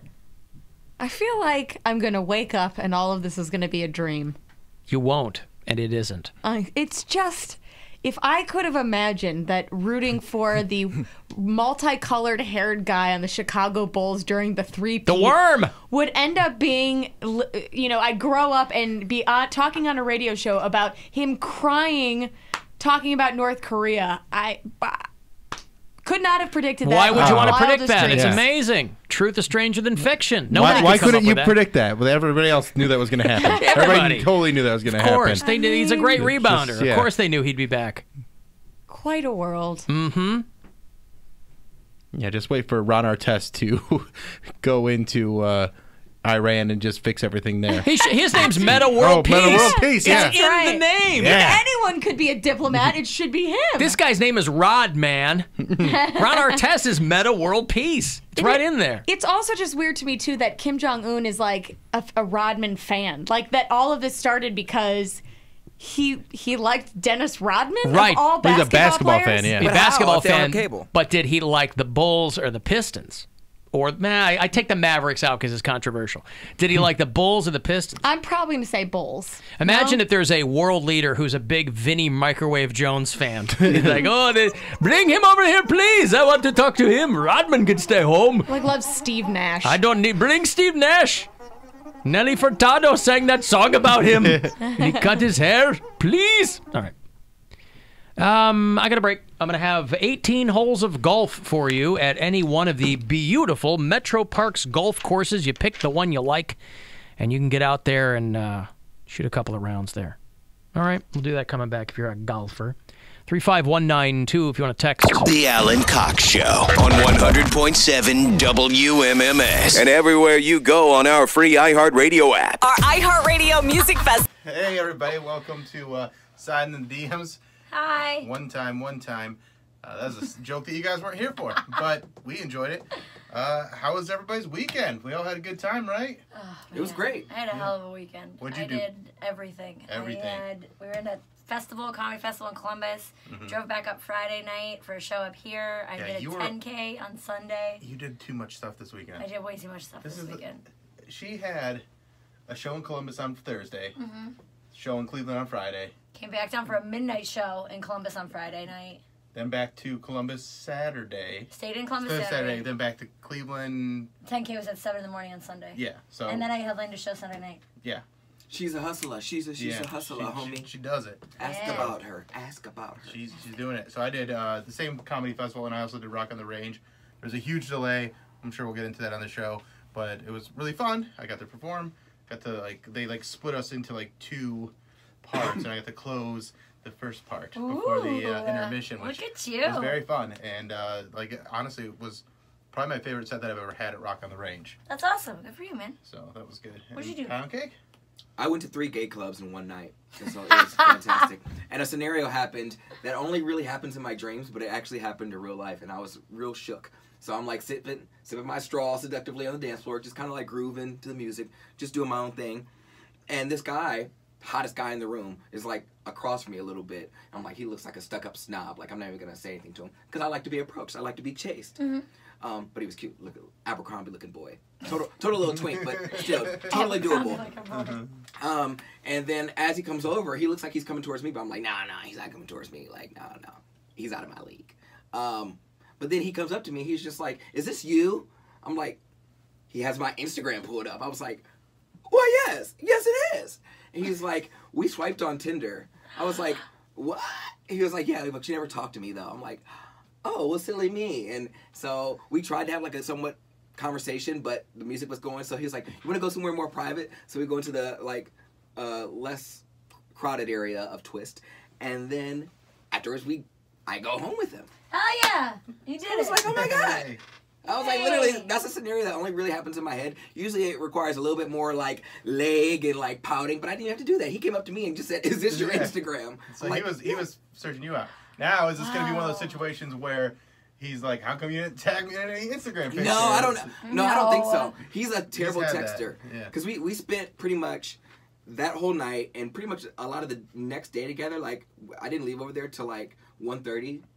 And Nice. but I text him and he literally replies 6 hours later. He's one of those. I hate that. Like, That makes me absolutely insane. Exactly. I'll say something funny, and then I'm gonna, oh, haha, like 6 hours later. I'm like, all right, well. Not everybody's attached to their phones. So Our I think friend, that could be good. the guy that we know, was like that. He'll text me every 6 hours, drive me nuts. When he told me to leave alone. Oh yeah. It's crazy. Yeah, that's sign good. that you're not a priority. I'm sorry to say that. No, that's okay. But it's the worst. One night was okay. Yeah, one night's great. Poking around in there. Good for you. Here's something that's kind of funny. I had a very, very vivid dream about one of our listeners. Ooh. Like a lady listener. And Wilhelmina. No, not her. It's someone that you know, and I'll tell you after. But she was upset with her man and like made a move on me, and I'm like, this is out of nowhere. Like it was because they're like a real happy couple. So I was like really bummed out when I woke up, and I'm like, it was fake. Well, if it makes you feel better. Oh, just a dream. I had a dream that I was running around with the Kardashians in Cleveland. Oh, good for you. Well, I have a dream like that. Your dream's more likely to come true than mine. My Based on who this is. My dreams are always like there's a giant spider trying to get me and I have to escape, and it's like my house, but it's not my house. Like, you know what I mean? Like those are my. That's a sign of like those anxiety. I Like know. your dreams. I'm mean so something. stressed out all the time. Like it's Yeah. just crazy, man. What do you do to? What's a healthy way that you relieve stress? I honestly don't know. Well, you A gotta healthy figure way? that out. Yeah, Yeah. that's what I'm saying. Because I know you drink and get high and stuff like that. But What unhealthy what ways? about I need to get a healthy. I need to get a healthy outlet. Yoga. If there's any yoga people out there, let me come take your class for free, and then I'll be more balanced. Yes, that's a good idea. Yoga would be good for you. Just any sort of like mindfulness would be good for you. Yeah, You I just think need I'm gonna to- take yoga. Yeah. I'm putting All it in right. the universe. We're doing yoga. Merry yoga. All right, thanks, guys.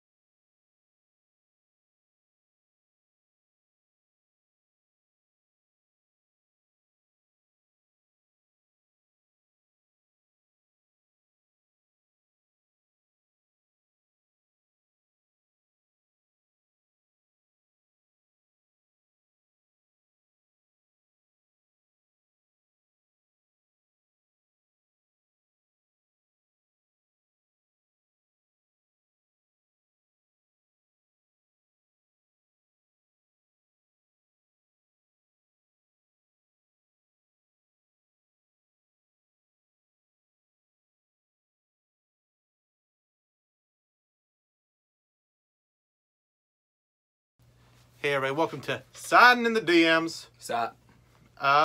We had a good weekend. We had a great weekend. Friday we saw Aladdin, which was so good. We'll probably talk about it more on the show, but it was fantastic, and they treated us right.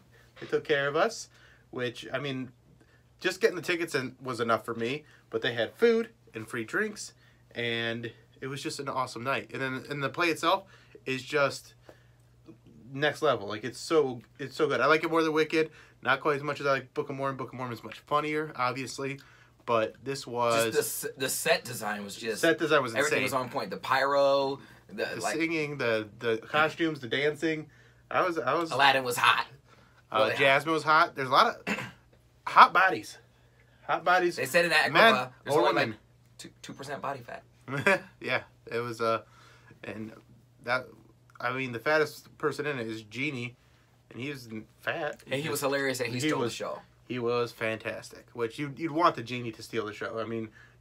Elk and Elk Traffic Center. Elk and Elk has won over $1 billion for their injured clients. Call 1-800-ELK-OHIO. The ladder in the center lane of 271 southbound before Route 82 has been cleared. Shaker Boulevard is closed because of a working fire between Gates Mills Boulevard and Richmond Road. You have a couple of accidents working. 480 westbound before State Road. It's blocking the right lane. Your stop and go from Brook Park Road. And the Jennings Freeway northbound before West 14th. It's blocking the right lane. I'm John Crawford in the Traffic Center. This report is brought to you by Northern Ohio Honda dealers. Start your summer adventure in a brand new Honda. Hurry into your local Northern Ohio Honda dealer for great deals across the entire Honda lineup. Or visit them online at northernohiohondadealers.com. It's time to give stuff away. Alan Cox gives stuff away. All right, we were just coming off the greens there at in the Metro Parks for our foot golf tournament on Sunday. And if you're a golfer proper, you can get yourself 18 holes at any of the Cleveland Metro Parks golf courses. Golfers have their different favorites. I have friends that are partial to Manakiki or Sleepy Hollow. You pick your course, though. WMMS.com keyword contest, by the way. You can register to win the All Access Pass. That's you and a pal golfing at all 8 Cleveland Metro Parks golf courses this summer. I'll get you 18 holes here. You pick the course. Good luck. Caller 13 216-578-1007 or 800-348-1007. From the Final Touch Construction Studios, this is the 50th anniversary of WMMS Buzzard Radio, an iHeart radio station. Ask Alexa to play WMMS on iHeart Radio. Now back to the Alan Cox Show.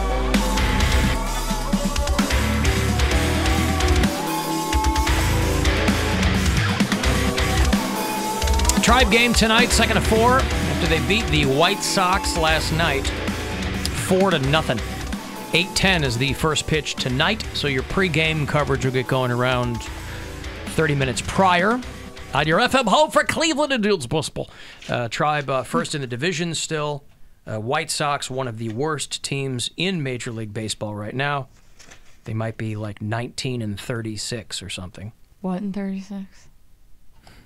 19 and 36. You're just gonna do it yourself now? Yeah, I'm just gonna do it myself. Yeah, I should really put it on a button, but I don't have it on a button for as many times as it pops up. 19 and 36, right? They might have improved a tad, but they ain't gonna do it by getting shut out by the Tribe. So, go Sox. 2 of 4 tonight, right? Only time I'll root against the Tribe is when they're playing the White Sox. Yeah, I mean, I've made this very clear. I should be rooting against the Tribe, but the Sox suck this year, and I just don't care. All the more reason. Yeah, but you never care. You don't care. What, about the Sox? You gave up on your hometown teams a long time ago. No, I have not. I still root for the White Sox. I have not. I root for the I care about the White Sox so much so that when the Cubs were against the Indians, even though it's a Chicago team winning, and even though it had been a long time since they've won, I was so pissed that the Cubs won. I was rooting for the Indians too, because I'm not a Cubs fan. But that's the thing, though. My parents were like, "Oh, it's a Chicago team." Like, I don't play like that. Homie, don't play that. I don't either. Nope. I don't either. You pick your team. If you're a true Sox fan, you don't root for the Cubs in any case. No, Cubs are like a lifestyle team. White Sox are a baseball club. That's why they stink. Because nobody wants to live that White Sox lifestyle. Yeah. They just want to get out of that parking lot before some caps go off. People are upset at Eminem because he played some gunshot sound effect. I kind of understand where people are coming from on this now. Well, Bonnaroo got all upset because I guess maybe they're probably concert shootings are a little bit scary. No, I get that, but he played the same song at the Governor's Ball in New York. Nobody cared.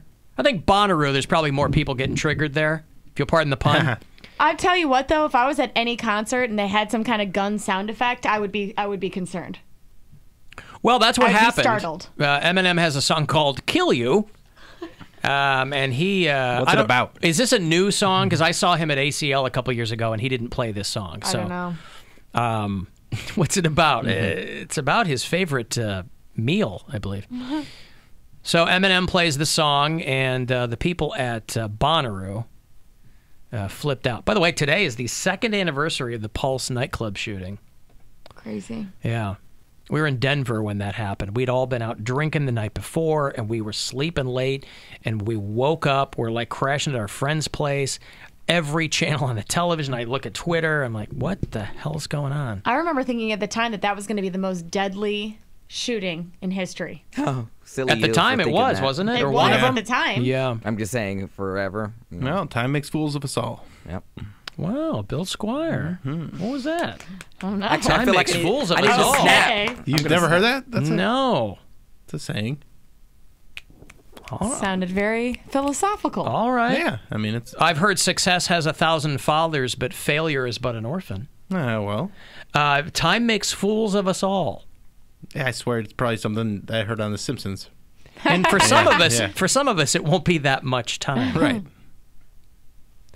Let me find the Eminem, because I'll play you the Bonnaroo version, and I'll play you the Governor's Ball version, where in New York, people are less worried about guns going off because they're more used to it than I guess if you're in a field in the middle of Tennessee.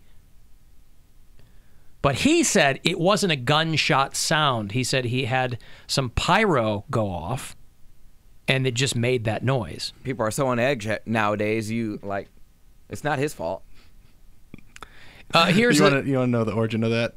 Why I know it? It's actually a E.T. Bell quote, but I know it from Futurama because Fry left milk in a hat. Yeah. And he goes, "You left cottage cheese in this hat." And he goes, "Well, it was milk." And, well, time makes fools of us all. Right. Because it had become cottage cheese because it's so gross. And yeah. Isn't E.T. Bell a mathematician? Yeah. Wow. But that's the kind of show that was. Time makes fools of us all. Mm-hmm. Here's the Governor's Ball version in New York.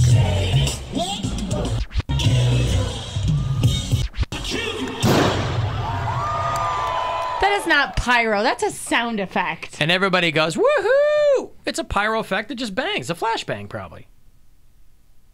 Okay. Right? It sounds to me like a gunshot sound effect. Well, that's what it's supposed to sound And like. he's probably got... Okay, I get that, but that's it's what been it's different supposed to sound times, like. man. Oh, well. Is this an old song? Yes, he's been doing the same song for over a decade. That same performance he's been doing for a decade. Well, I didn't see him do this when we were at Austin City Limits when I saw Eminem. Do you have the Bonnaroo version? I do.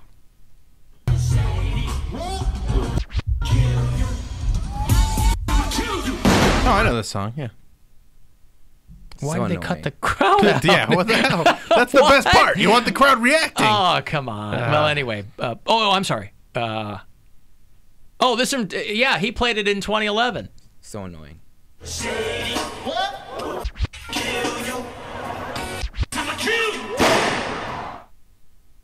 Okay, well, anyway. People are making much right. ado about nothing.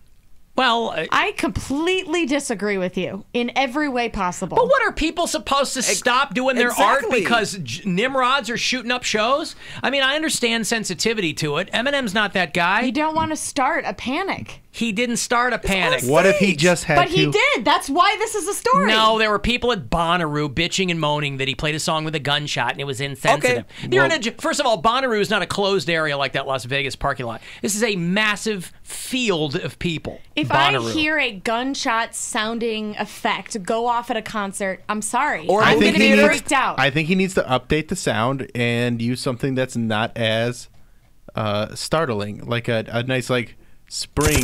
No, like a boing. What about like a pew pew? Yeah, like a pew pew, like a laser sound, or like the spring going boing. Man, I'ma kill you. Like that? Yeah. All right. People have to live their lives. What are you going to do? So we're going to take all the shooting out of movies now, too? No. Here's what I'm saying. But you're jumping to If a you're conclusion. watching the Eminem set, you see the pyro go Go off. off. You don't. It's only if you're in the back taking LSD and you're not paying attention. And they thought at Vegas that it was pyro. That's why a lot of people died, because people didn't understand what was happening. People thought it was firecrackers. They didn't think it was pyro from the stage. Multiple people said we weren't sure if it was pyro. We weren't sure if it was firecrackers that went off. That's why a lot of people died, because people didn't panic. And they were in a confined parking lot too. Well, but if there's 100,000 people, you're not gonna be able to run away. So what's one quickly. outdoor venue versus another? Because you got a lot more. Nobody freaked out at the governor's ball. That's out on like Rikers. That's or something. what I'm saying. People choose what they're offended by. So Erica, I understand where people are coming from. It's not I'm just offensive. saying you can't. What are we supposed to just stop everything? what are we gonna do? The people on the other side, the people who don't want anything to do with changing the gun situation, they're not stopping anything. They're going full tilt boogie. Why are we supposed to change our lives? I think there should be a heads up ahead of time. Hey, heads up, guys. I'm going to play this at the end of this song. At the end of the song, there will be a noise. Just a quick announcement at the very beginning. We have pyro, we have sound effects. Please do not be alarmed. And then someone goes and That's shoots it up then. So it's not going to matter, because then they'll be like, oh, okay, we're going to issue a disclaimer. Nobody move, because there's going to be sound effects. I'm going to kill you. And then someone comes in with the AK-47 and just starts mowing people down. So you just have to live your life. Like, you just have to live your life, man. I'm going to kill you. And this is coming from the guy that's afraid that someone's going to pleasure themselves outside of a, But don't go to an Eminem concert and he has songs like I'm sorry, Kim and I'ma kill you, bitch. I got news for you. If you're at a concert, and I don't care what concert you're at, you hear gunshots, there's a part of your brain that goes there. Whether or not you believe it's actually happening, there's a part. Yes, and we're talking about now. This just happened. I'm going to be honest, even without the sound effects, if I'm in a large group of people, I'm thinking about it. That fear is there. I'm thinking about it. Okay, the fear is one thing. What I'm saying is, so stop the show. People at these shows who I'm not saying that. People at these shows thought it was firecrackers. That I understand, because firecrackers sound like gunfire. Mm-hmm. A giant boom on stage does not sound like gun. Doesn't That sound sounded like a gun to me.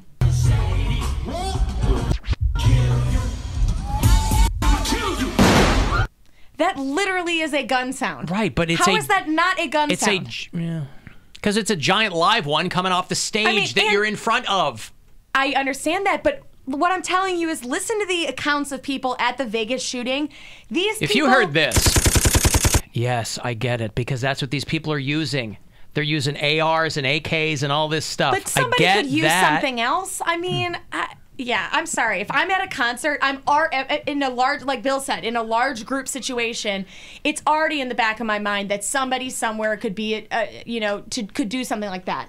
Now you add a sound effect to that, I'm gonna flinch. I'm gonna be concerned for at least a few moments until I know everything's kosher. Okay.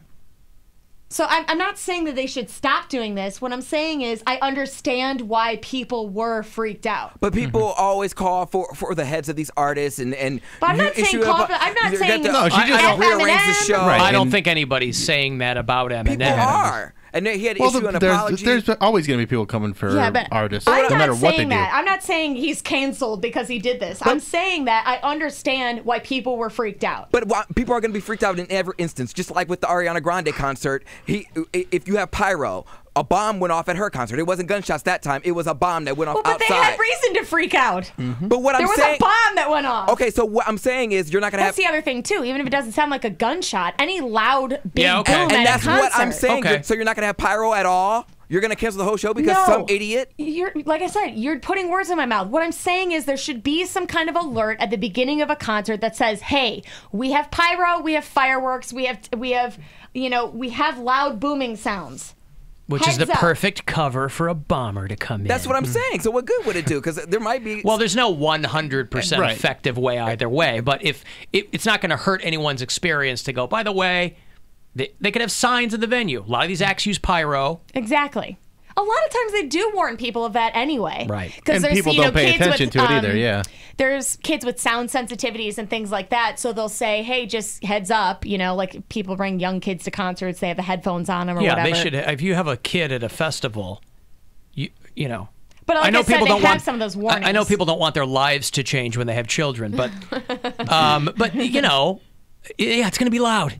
Mm-hmm. I don't know if you need a disclaimer for that. Hey, dopey parents with little kids, get them some ear protection. It's a It's festival. the same It's thing loud. as like you see warnings sometimes at concerts that have a lot of lasers and stuff, or like strobe lights. They'll say, "Warning: we use pyro and strobes because people like epilepsy, you know, have that sensitivity, whatever." It wouldn't be anything to just give that quick little announcement at the beginning. Who loves lasers? Lots of lasers. Pew, pew, pew. Now he should have used that sound They effect. should have played that before. Pew, pew, pew. Yeah. I'm not pissed at Eminem. I don't, I'm not, No, calling you're just saying for that his head. it was in this day and age, you're going to react that way if you hear that kind of a Yeah. noise. And Yeah. I would probably be the same way. Certainly in a giant crowd like that. Hey, Bill. Alan? Yes, sir. Hi, it's Bill. Yeah, I didn't hear you say my name. Hey, but my brother was at a Tubes concert back in '77. He said they stopped the music, they hit the house lights, and suddenly there's these guys running up in like full guerrilla warfare outfits chasing somebody up the aisle. Could you imagine them doing that today? I'll tell you what the scariest thing about a Tubes concert is this Fee Waybill has got a Johnson that goes down to his ankle. That guy is, my ex-wife's real good friends with him. That guy has got a tripod. Oh my God, you tuck it into his sock. That'd be the most terrifying thing at a Tube. They finish White Punks on Dope and he whips that thing out. Beats everybody in the front row with it, Bill.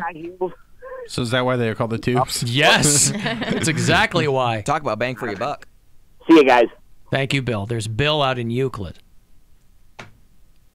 I mean, think about by the way, I would imagine that anyone who goes to a hip hop or rap show, there's going to be songs with gunshot noises Yeah, in but it. remember, you're going to Bonnaroo. There's all kinds of different artists there. You may not be there specifically for Eminem or for any of the rap artists. You know what I mean? Like, there's all kinds of people on that show. Yeah. Yeah. Yeah, but you're also willing to pay $12 for a bottle of water. So, right. Just temper your expectations on an enjoyable weekend. And I will say, if I'm at a rap concert, sure, there's going to be the part of my brain that goes, oh, well, I'm at a rap concert. Of course he's got the boom, boom, the guns blazing thing. That's like what they do. But there's that other part of my brain that goes, let me make sure everything's okay. Speaking of Ariana Grande, she and Pete Davidson are supposedly engaged. What Everybody a knows this couple. by now. He's probably packing. So random. No, I think, listen, she's been engaged a couple of times. No, I she mean, hasn't. Yes, she got engaged to Mac Miller. She didn't get engaged to Mac Miller. Yes, she did. She did. That's my point. How does Alan know more about Ariana Grande than you? Well, I just know more about Mac Miller. I got friends that know him. Alan's woke AF. He's been hitting it out of the park lately Bill, with his it's pop culture stuff. Pronounced Wokeef. Ariana Grande, yeah, so I give this 6 months. But listen, if they're happy, good for them. I think Pete Davidson... Does it end in marriage? Does it end in breakup or death? Well, my thing is, he's got to listen to, like, that kids' music that she does. Excuse me? Oh, please. Excuse you. Please. It's kids' music. Every day we It's- leave here, Pound Cake singing an Ariana Grande song. Yeah, He just proved my point. He didn't disprove my Yeah, point. That is very insulting. If you're Pete Davidson, well, you think he likes that music? It's hip. It's lit. Ugh, please. I think he just thinks she's hot. Of course. She's gorgeous. And listen, I think they're both probably, well, I know he's whacked in the head. He'll talk about it. Yeah. Borderline personality. She's probably likes a fixer-upper. Mm-hmm. Well, obviously, she was with Mac Miller. That's what I'm saying. She clearly has a lack of self-confidence based on the she- dudes she dates. Well, I don't know. I don't know what. Saying I got a chance. I don't know what it is. Throwing some you daddy know. issues and I'm in there. So, listen, congratulations to them. Boy, he went in quick, though. He was getting tattoos behind his ear of her face or something, Yeah. and I'm like, whoa. And she's got one dedicated to him, too, now. Hey, God bless. Whatever makes you happy, but I have a feeling that it's almost like, I think social media is almost like, well, it is. It's your own reality show. So it's like, you know, when these bachelor or bachelorette couples split up after the cameras are off because they're like, oh, we're not in a helicopter in Fiji anymore. Now we're like taking out the garbage and fighting over the dishes and all that Right. crap. Same thing if you're like super famous and young on Instagram or whatever. You're like, that's your reality show. Mm-hmm. And you're like, oh my God, we did it. And there's photos of you and he's smooching her or whatever. And she's liking tweets where people are like, oh, they're engaged. Of and, course. Yeah, and then that confirms it or whatever. She's way too bony for my taste, but great singer.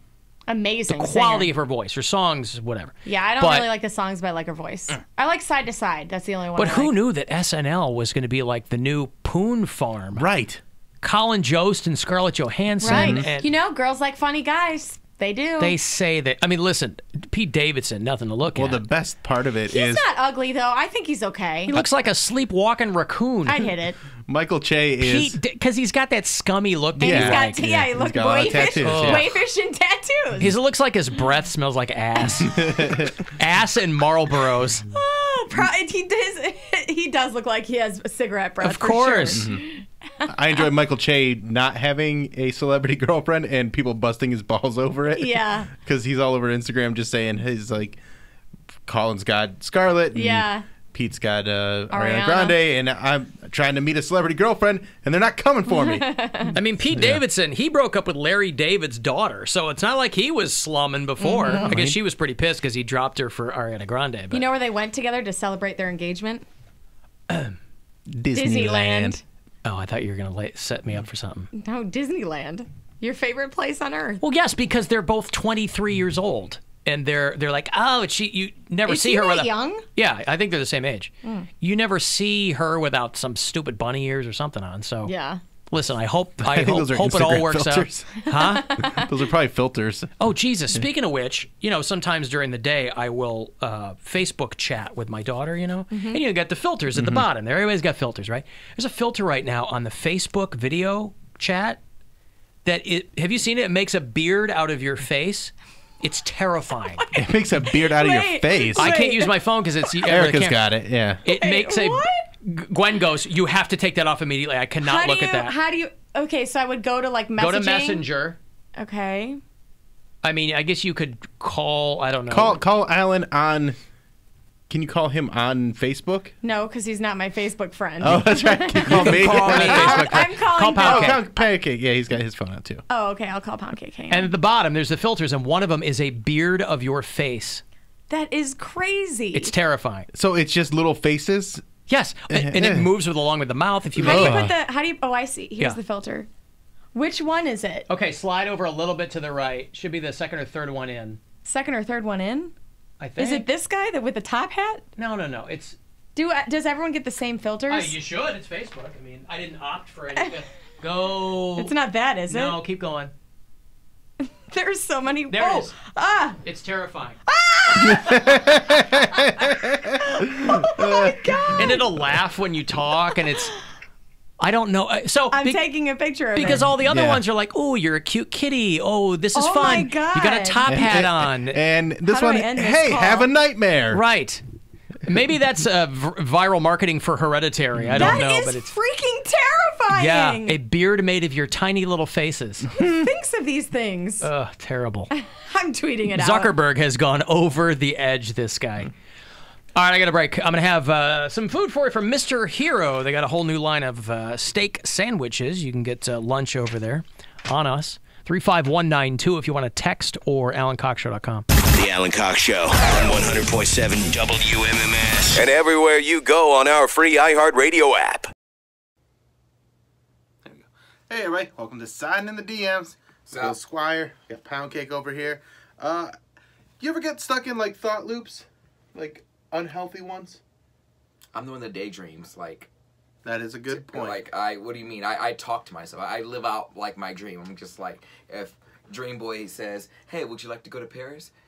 In my head, I think I'm saying yes, I would love to go to Paris. But outside in my head, I'm saying, "Why, certainly, I would love to go to Paris. Oh my God!"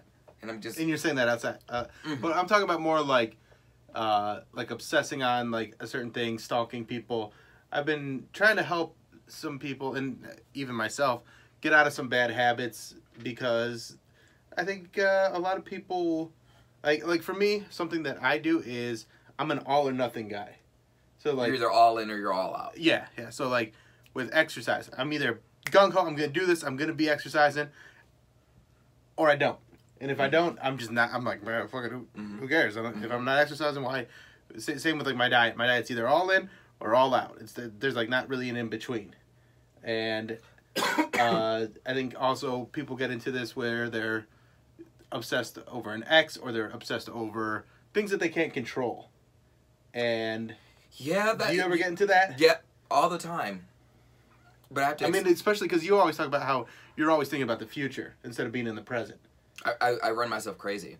Like, in all honesty, I mean, things that I cannot control, like that's one of the hardest, but it just comes with time, because it's like there's nothing you can do about it. It's almost freeing in a way, because so what do you do to overcome that? Do you think you have overcome that a little bit? Yes, you literally just have to train yourself to say it is what it is.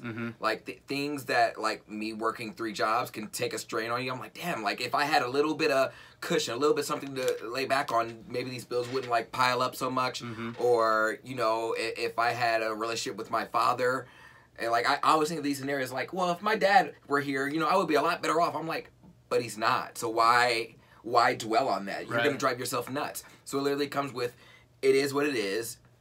And the best way I could say is just take it day by day. Because if you think in the end game, you're just going to, you know, overwhelm yourself. Right, and I agree that you gotta take it day by day, but if you also have a plan to structure your life so that those things don't become so overwhelming. You can, but I'm saying you cannot plan it out to the teeth. Because life will happen. You can, but you can also, you can plan it out to a certain degree where you're going to have all your bills paid, you're going to live within your means, you're going to live beneath your means so that you can have a little cushion and be ready for when that unexpected thing happens where you have to spend a little money that you didn't think you were going to spend. But the best way to do that is to save day by day, like where you're not saying, oh, this is my budget for the week. You could say, how about my budget for the day? Absolutely. Then by the time it ends, you're like, whoa, I had more money than I thought I would because I saved daily instead of saved weekly. Well, yeah, and that's because you don't know what's going to come up. Right, and that's I know that's a huge thing for you, and that's a huge thing for a lot of people is getting onto a budget and sticking with it and being able to stay within that, and it reduces a lot of stress.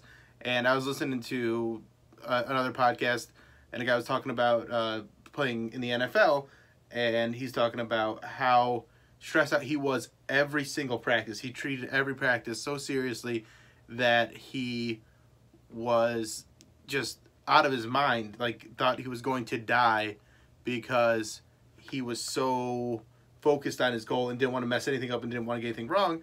And I tweeted at him and I asked if he thinks that helped him or hurt him, and he says that it helped him, but I honestly think that if he had been a little less stressed out, he might have played better because he was playing more loose. And like this is like my whole thing is I plan for my luck. I assume worst case scenario all the time. Anyone who knows me knows I plan for worst case scenario. Like whenever I go somewhere, I'm planning, okay, so if, you know, some guns break out, I'm going to take it out that door. Like I already have my escape route planned. And so I love how ridiculous the scenarios are too. It's crazy, but like you never know what can happen. If a gunman comes into what's your plan in this room? How are you going to deal with him in this room? That's easy. I trip you and he takes you instead of me. But I'm talking about like I'm in here for 5 to 6 minutes a day.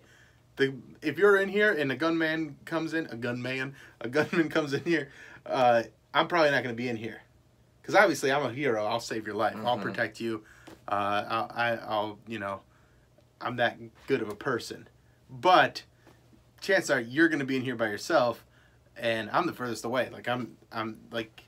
So how are you going to get out of that situation? Well, this room is only a big, there's not a couple there's not a couple exits, so I just duck down. I pull it like a old lock-in thing where you go underneath the desk and try and hide and pretend like you're not in there. Like, that's pretty much what I do. Okay. But, like, I know my luck. So when I talk about money and shit, I'm like, okay, well, I know that eventually my car's going to go down, someone's going to need some money, an emergency's going to happen, so I try to plan for $1,000 more than what I normally would have. Yeah, you need that because cushion, I know, and like I'm not even like a saving type of guy, but I know my luck. I know it's not going to go to waste. I know in a couple of days here, something about I'm waiting for the piano to fall, and that's a bad way to look at it, look at stuff, but life happens. But you have to be prepared for that, and I think if you are prepared for that, then it relieves some of that It hurts stress. a little less. Like there's a guy that used to come into the comedy cabin all the time, and he was just like, I'm real happy right now, but I don't want to say I'm happy because I know the moment I say I'm happy, something bad's going to happen. I was like, you shouldn't say that.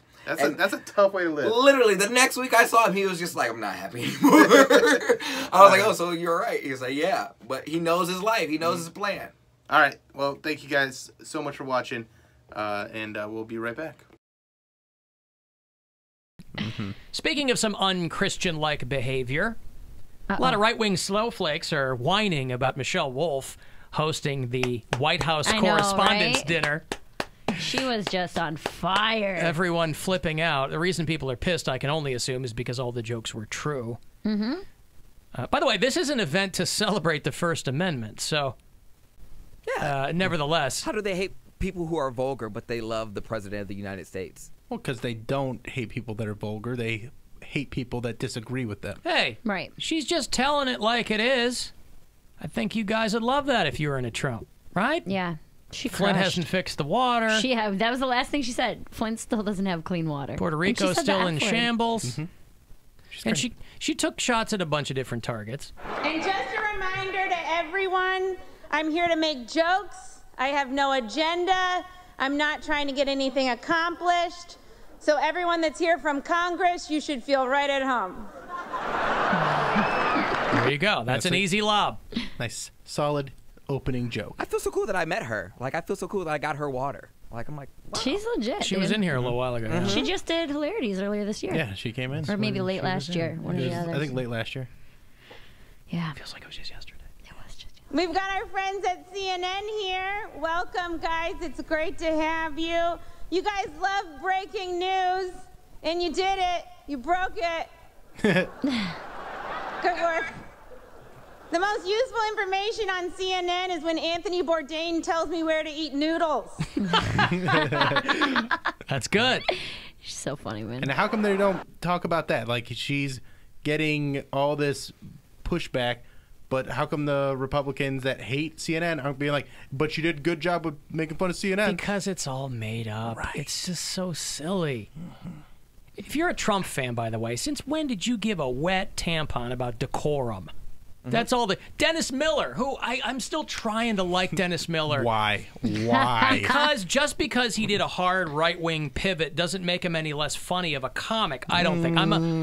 Again, you know how some people are still trying to be with Kanye? That's how I am with Dennis Miller. I'm still trying to be with Dennis Miller because I've been a fan for a long time.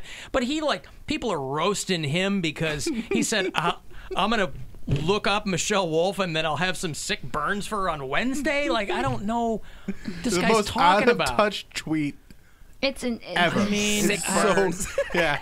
I'm going to take the weekend in a couple days during the week, and then, Michelle, you're going to get it. You are going to get it. It's so ridiculous.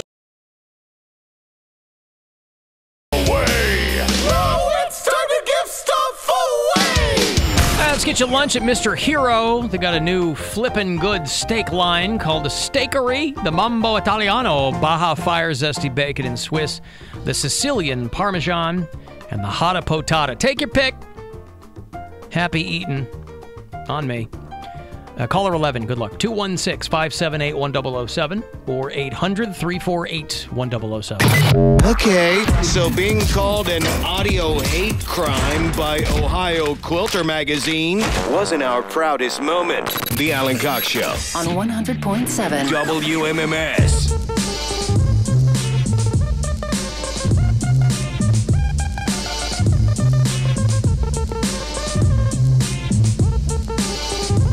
$35192. Want to give me a text? AlanCoxShow.com for everything. A lot of people asking me if I've seen that movie Hereditary yet. I haven't. I'm so excited to see it, but I just haven't had the time to do it. I just watched the trailer today, and then I read something that said nothing really bad happens until like the end of the movie or something.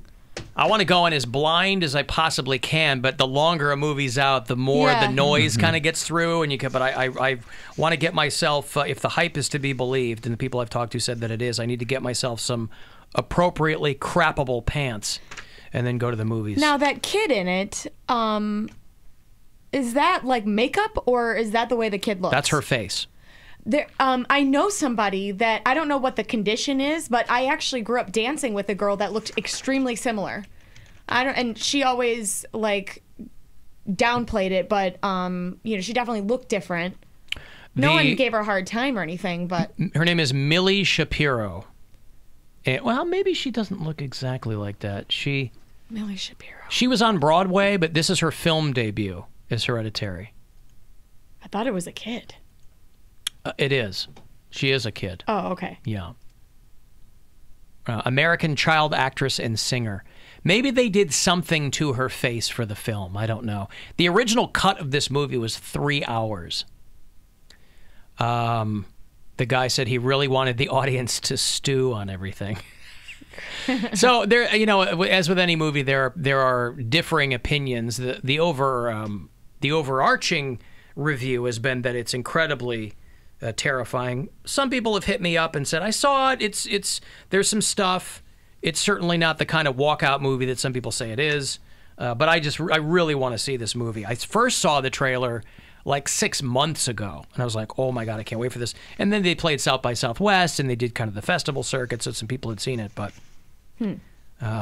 so no, I have not seen Hereditary. There's all kinds of awful mother-related news in the news, coincidentally. I'll start with good news. You usually don't get good pit bull news. The dog, not the singer. Yeah. You never get good pit bull news about the singer. Yeah. Except for Fireball. Except for Fireball. Fireball. And he is going to do the Naperville Rib Fest. Yeah. You were gone for that. Yeah. Oh, he announced he's going to be doing the Naperville Rib Fest. And he's doing that thing at, he's going to be the first non-sports show at the Hall of Fame Stadium in Canton. Yep. What's he doing? He's taking any gig that gets offered to him. That's what he's doing. He's smart. Yes. Pitbull's a walking commercial, so this guy has got no illusions whatsoever of Naperville Rib Cook-Off. Oh, yeah. He's like a walking NASCAR vehicle. You just slap whatever logo you want on him, and he'll come out and play. A pit bull in California saved a baby girl from a house. This is a good pit bull story. Usually you read about from him. a house? Saved him from a house fire. Okay, house fire. That not woke one of the those houses that comes to life and tries to eat people. Like a poltergeist type thing. Normally you'll hear about pit bulls eating infants, but this time it saved one. The dog had to bark and bark until pulled the baby out of the bed by the diaper. Damn. And try to get her out of the house. She's in the bed every day, all the time. Like after they take baths together and everything. As soon as I open the door, she runs. Take a bath with the dog? I mean, well, yeah, sometimes. Irrespective of breed. Kill two birds with one stone. Take a bath with the dog? I mean, isn't a wet dog like one of the worst smells? But they're also like 2 levels of dirty. Yeah. We would get in the bathtub like when we were washing our dog Scout. Like we would get in there with her. Right, but you weren't naked But you're with not the counting dog. that as your bath for the day. No, right. That's like, right. all right, was dog about- clean, I'm clean. We're all good. Let me just It shake was about off. washing the dog, Yeah. not about us getting No, I clean. understand that. Yeah. But, She's in the bed every day, all the time. Like after they take baths together and everything. As soon as I open the door, she runs in, starts barking. I run into the room and I see Sasha. She has my baby, like, by the diaper, just like dragging her off the bed, like trying to get her to safety. If she wasn't barking or really like going, at the door like that, I probably wouldn't have known nothing. She's always been a part of the family. Now she just gets steak. Fireball. now she gets steak because she earned it. Yeah. Saved the baby. Now she gets steak. Yeah. Well. All right, good. There's a good story. All you're going to do is teach that dog to start fires because it'll be like, hey, I want better food. So I got to keep saving you from all these fires. Who's starting the fires? The pit bull is. Why are there paw prints all over these destroyed fire extinguishers? Eventually, they're going to get tired of buying that dog steak. They're like, damn, the dog's eating better than me. So they're going to go back to the regular dog food, and the dog's going to be like, I don't Dog's think gonna so. be like, starting a fire up in his bitch. Like, I don't think so. And then the brutal obituary that a woman's children wrote for her because she had abandoned them as children. Kathleen Demlow was 80 years old, and her obituary, written by her appropriately bitter kids in the Redwood Falls, Minnesota Gazette, told the whole story. And it's crazy because it starts out where you're like reading it, you're like, oh, okay. Apparently the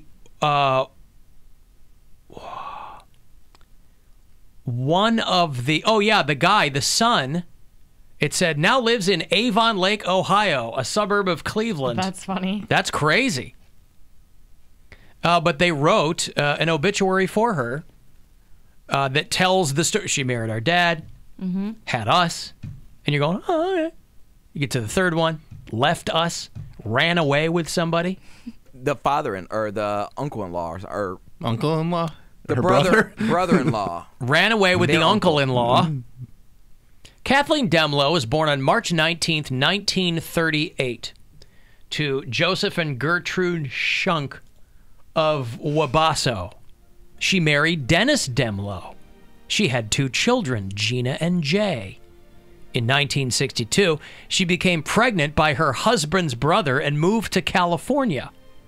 She abandoned her children, who were then raised... Even the one? Huh? Even the one that was the other dude's kid? No, she abandoned her 2 kids with their dad. You know? She passed away on May 31st, 2018, and will now face judgment. Damn. She will not be missed by Gina and Jay, and they understand that this world is a better place without her. Ooh. Damn. Right next to a picture of her. Savage. It's crazy. I'm surprised they print those. Well, you think they'll print whatever you want. Yeah. Trust me, newspapers need whoever's paying for yeah, whatever. that's true. That's true. Put a picture of her beehole in there and they would put it up. But, you know, these are crazy because you always think of those kinds of things happening with, like, young people. But when you see an old woman who's dead, yeah, and they're like, Someone's she abandoned bitter. us, yeah. Mm-hmm. Kind of the image of the saintly grandmother is completely shot out of the... And I don't understand why you got to speak, you know, everyone always says, oh, yeah, you can't speak ill of the dead. Why? If they were a terrible person, why can't you say that they were a terrible person? You're speaking ill of people when they're alive. Why not when they're dead? Yeah, I don't understand. I never got that. I'm like, if she's a bitch, I'm going to call that old lady a bitch. She a bitch. Like, forget her. I'm going to call that old lady a bitch. I don't care that she was dead. Good. Yeah. And Pound Cake's usually so reserved with the word bitch. I know. He'll never call anyone He that. only reserves it for special occasions. He really takes a surgical tack with that word. Mhm. Like It's in never- between breaths. He takes those? My my in between grandma, the H and the I and hi, I'm Pound Cake. He says bitch. my grandma disowned my mom because she cleaned her house because she was a hoarder. And Oh, she did really? Yeah, and that was it. She was a Mormon? Oh, really? Nah, she was at one point, but she was like a Jack Mormon. They never Like, talked again after that? Yeah, there was a good 4 or 5 years where, like, the end of her life, she wasn't a part of it at all. Would And you she say was a happy Jack that- Mormon? Yeah, that's like a ex-Mormon basically. Oh, an excommunicated Mormon? I don't Because think she of was the- excommunicated. I think she just stopped going. It's called a Jack Mormon? Yeah. Was it because of the hoarding? I can't imagine you'd be a good Mormon and hoard. No, I mean she got baptized when she was young, that's when my mom was actually baptized. My mom was like 9, and like the missionaries came to them, they got converted. She tried it out for a couple years and then was like, nah, this isn't for me. It never really went back. But my mom stuck with it. Wow. Why a Jack Mormon? I don't know. That just came out because that's just what Some guy we're called. named Jack was a failed Mormon. Just Everyone like else is jacked a Jack up, Mormon. I guess. I don't know. Mm-hmm. Did you see that the Imagine Dragons singer, he Ex-Mormon, correct? he's still Mormon. Oh, is he still Mormon? But he's basically trying to change Mormonism. Like he's trying to Could get he- people to be more accepting. Could he just Good try luck with doing that. good music first? Let's get to the Mormonism later. Come That- on, it's a good live It's got a band. bit. Please. Good live band. I wouldn't know. I won't go see them live. If it's as I understand it, the live Imagine Dragons show is merely a representation of their recorded music, Yes. which stinks. Well, to each his own. I don't mind them. Indeed. When I don't I- mind them. Boy, when that's the greatest thing you could say about a band. Yeah. That's pretty good. I'm really into them. I don't mind them. I do mind them. I know you do. I'll tell you what, I had a promo for their concert years ago. We ended up with you know how they sell it as this big thing. Well, I got to take a bunch of listeners and our seats were literally in the nosebleeds. I think I talked about it before. Like whatever tickets they could scrounge up is what we got. And I still had the best time at that concert because they sang and played for the back of the room, or the back of the queue. And it was really good. I mean, honestly, I was having a great time that far back. Here's how I can't say whether or not I'm a big fan. I think I saw them, but it might have been AWOL Nation, and I can't remember which one it is. Yeah, there's so many Well, interchangeable they played bands. they played the return of LeBron. They Whoever I played that. saw was at House of Blues. Probably AWOL Nation. Yeah, I think it was AWOL. I want to start a band called Imagine Dragoons, and everybody plays their instrument on horseback. That's what I want. And tell me you don't mind us. I want Imogen Dragons. It's Imogen Heap or Imogen Heap. and Imogen Poots, the actress. Yummy. They do all frou-frou covers. Man accused of killing mom and burning her body in the backyard. Turns out that he had ordered an urn from Amazon, and that's how they Okay, so from this guy, the more they tell the story, this guy is insane in the membrane. Is this the guy we were listening to yesterday? No, that's a different guy. Different guy. Who Different pretended mom that he killer. didn't know who the body was in the backyard. But did he get free 2-day shipping, prime shipping? On the urn? Yeah. Don't know. Same day delivery? 34-year-old Connecticut man was accused of brutally killing his mother before setting her body on fire. He said, God got into my body, Natch, and walked me downstairs with my baseball bat, and it was very quick and almost even hard to remember. And why would God do this? Why would God get into your body? He works in mysterious ways, to murder Bill. your mother. Works in mysterious ways. He took his bat downstairs into the kitchen, hit her in the head. So brutal. She collapsed, and then he hit her again in the face. He dragged her body out the side door to the backyard fire pit, doused her in gas, and then kept the fire burning for 8 hours. Damn. He used chemicals, including bleach, to clean the blood in the kitchen, and eventually repainted the walls. So why get her an urn after that? You literally mutilated her. He became, great writing, the prime suspect. Oh, God. After they discovered that he used her Amazon account to order an urn. Tell me her name was Alexa, please. No. Oh. He told cops that he saw his mom early Friday morning, said she was drunk, and got picked up by an unknown drug user. Well, if they are unknown, genius, how do you know they're a drug user? See, this is like the guy just using drugs with a mask on. He's talking too much. Talking too much. Yeah. So then he told cops that he killed his mother in self-defense, saying that she had tried to kill him over 20 times, including poisoning his food and putting parasites in his bed. All the neighbors said she was very nice.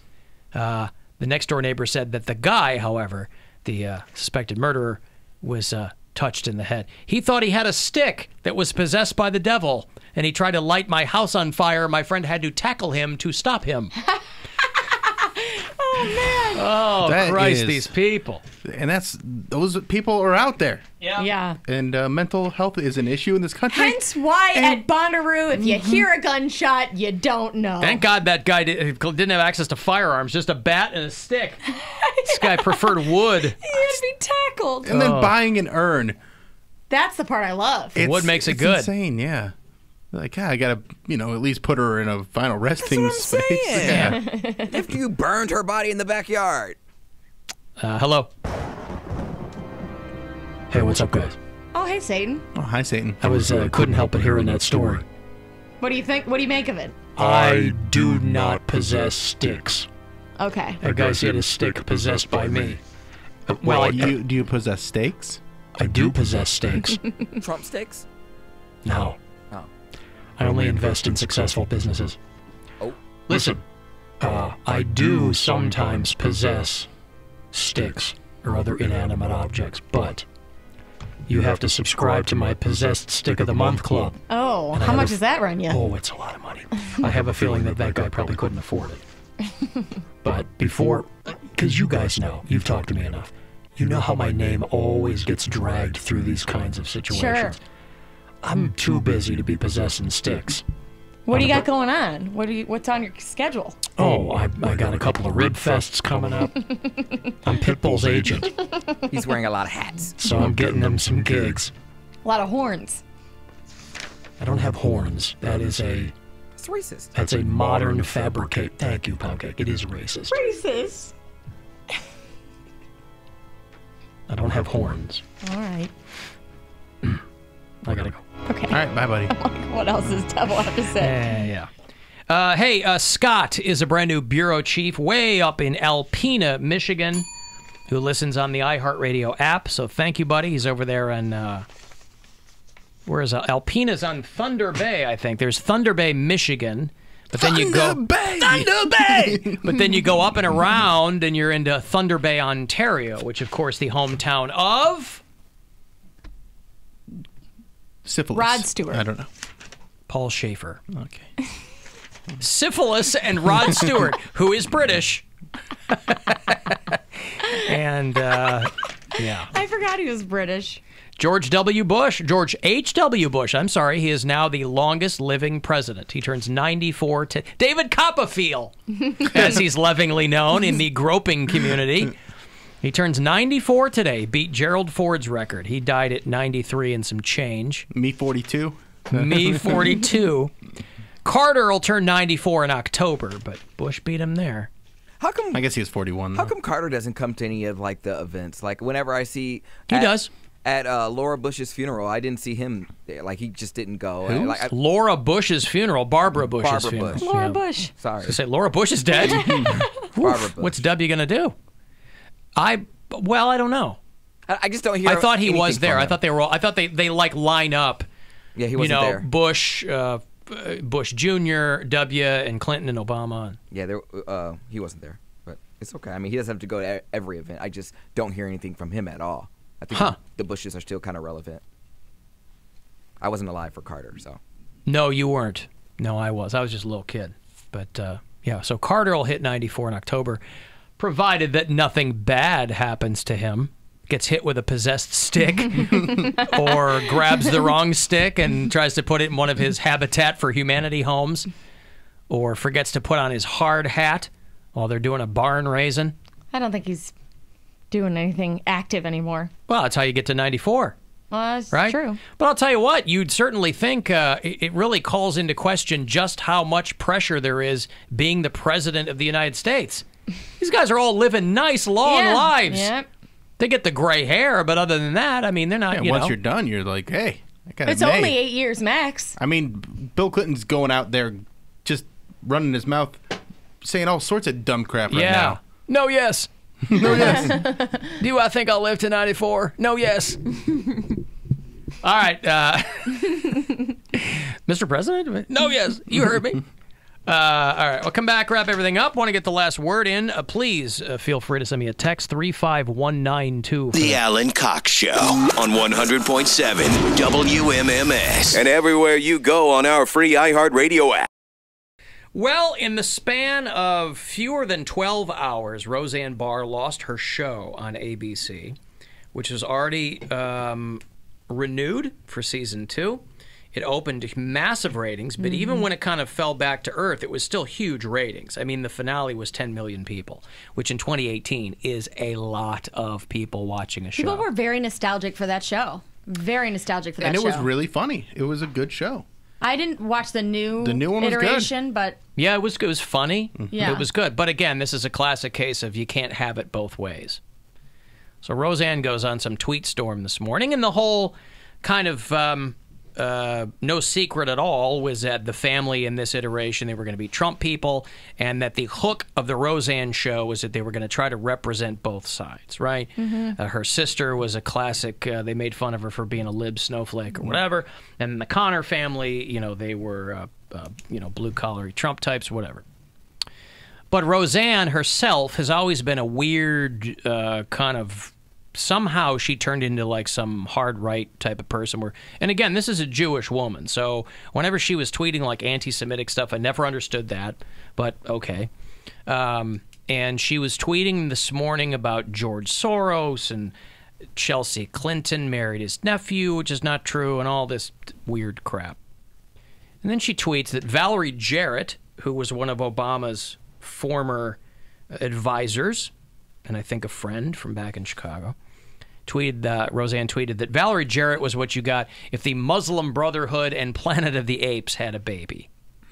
Always a great move to pull out the monkey card when you're talking about a black woman. And, of course, people went nuts over this.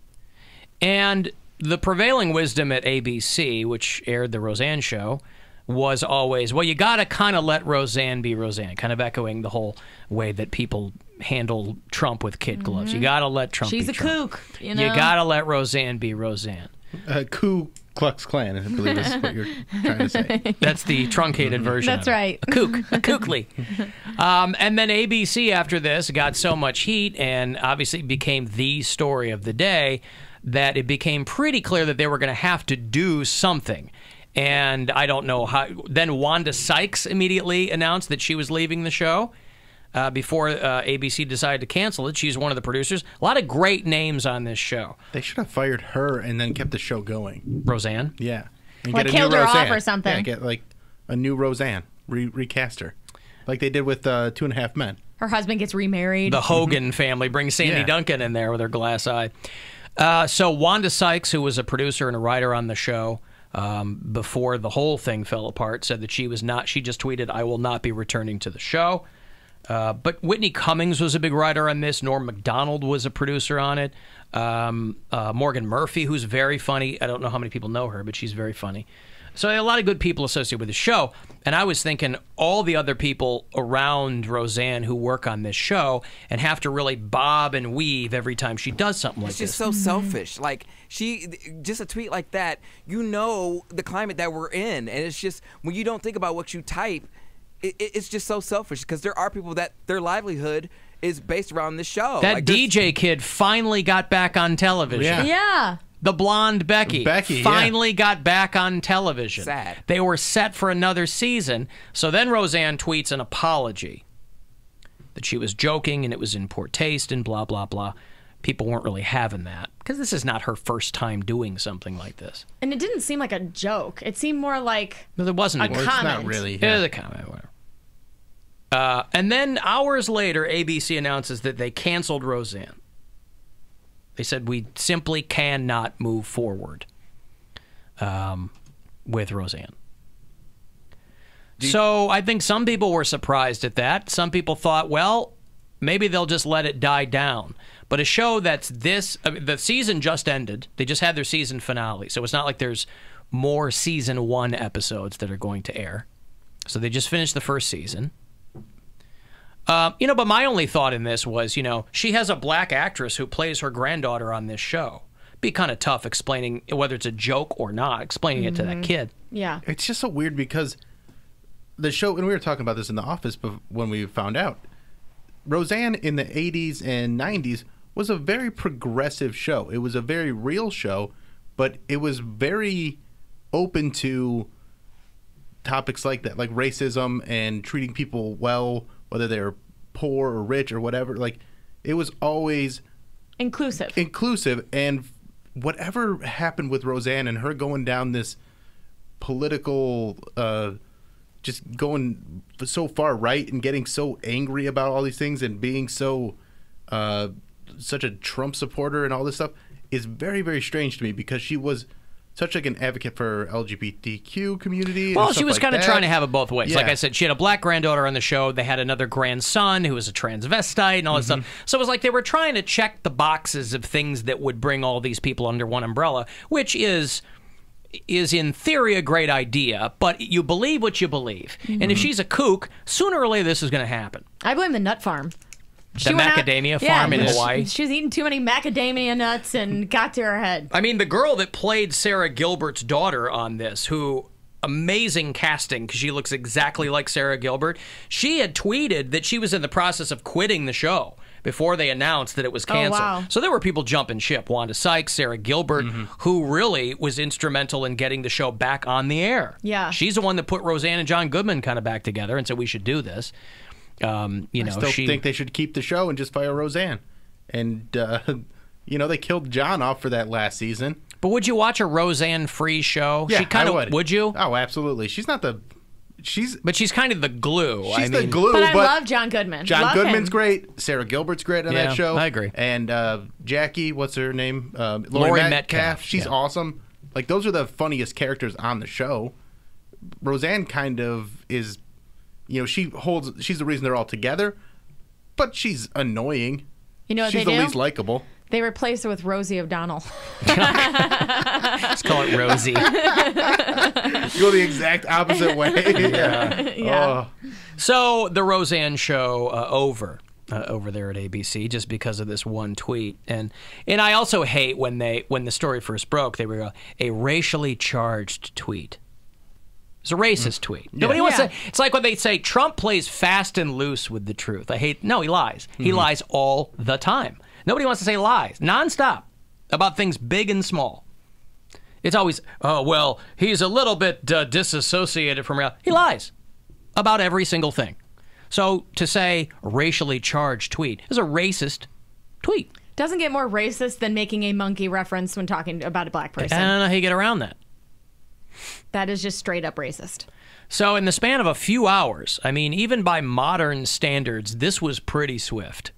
Do you think that she'll be picked up by another network? Or do you think no one wants that? Not right now. Nobody wants to do I'm not anything. talking about Because ever. all those other people would have to... This only worked because it was everybody on that show. So if half those people are like, hey, listen... If you're like John Goodman or any of the principal characters, you probably still love Roseanne, but in your brain you're like, I can't explain that. You're like, she's a friend, but what the hell's in her head? But if another studio... Everybody knows she's certifiably kooky, but this goes to past kooky. It goes to a place that you can't defend it professionally or personally. I feel like if another studio gets some studios will be happy with half of the ratings. Like, okay, so we're not going to get 10 million. We'll settle for 5 million. But no advertisers, because the people come out in force and boycott every. Listen, ABC did not want to kill this golden goose, so I guarantee in the span of a few short hours they had to do a cost-benefit analysis, and they had to go. Are we going to lose anniversary of WMMS is an expensive iHeart radio station. station. Yes. Ask We Alexa just can't to do play it. WMMS It's not like on they wanted iHeart to Radio. let the show go. Now Well, you back have to to the play the Alan numbers. Cox Show. I don't know what that means to play us out. What does that mean? To end the show? Yeah. We'll do it live. Okay. We'll do it live. F it. Do it live. I'll write it and we'll do it live. F***ing thing sucks.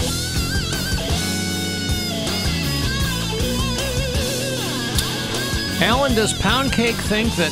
what did he say? Does Pound Cake think that you have to kill Dennis Rodman by dropping a safe on his head? Because he's very tall, I guess. He said he couldn't kill him because he was so tall. I just said he was a very intimidating person. That's all I was meaning. Because by he's it. tall? Yes. That's all. And the MAGA hat? He looks scary. Yeah, but he's always He looked... just towers over people. He looked scary in a wedding dress And 25 years ago. It looks like he's always has a bad attitude. When have you ever seen him smile? When he's shaking hands with a dictator. Great, even better. Seems to make him very, very happy. Okay, Bill, what do you got coming up, William? I will be at the Lakewood Civic Auditorium July 21st for the Stand Up Together Ohio show honoring Nick Ramsey, me, Mary Santora, Mike Polk. All the information is at standuptogetherohio.com. Mary Santora's in here tomorrow. That's right. And follow me on Twitter and Instagram at BillSquire.com. We're going to have Mary and Erica in the same room together. Yes. It's going to be like a Monday night at Casa Lauren. That's right. Mm-hmm. Yeah, if you want, you can follow me on Instagram at Erica Lauren Loves. Oh, I just realized what a tough show tomorrow is going to be with the two of them in here. Oh, it'll be fun. What do you mean? Oh, man. I'll be on my best behavior. I don't mean anything like that. I just mean it's going to be a couple of crows going back and forth. Yeah, but we get to hear about Mary's yeah, as opposed dream. to the perpetual sausage fest. Hey, sorry. I don't know what you want. Uh-huh. You weren't here. You was a real sausage fest when you were gone. You don't know what a sausage fest is. Well, that's what I'm alluding to. Yeah, you weren't here then. Yeah. Pound Cake. Radio Cody B on Twitter and Instagram. Why is he so salty? Nothing. I felt like it was just like, and you too. Well, yeah, you too. Yeah, hurry up. I got to talk again. So Mary's going to join us tomorrow. Comedian Kevin Bozeman is back on Friday. He was fun last time he was here. Mm-hmm. He's going to be at Hilarities this weekend. I think Gavin Rossdale might be on the show on Friday. So just imagine him with his shirt off. In person? In here or on the phone? On the phone. Oh. I met him, though. Did you? Mm-hmm. Oh, good for you. All right. Thanks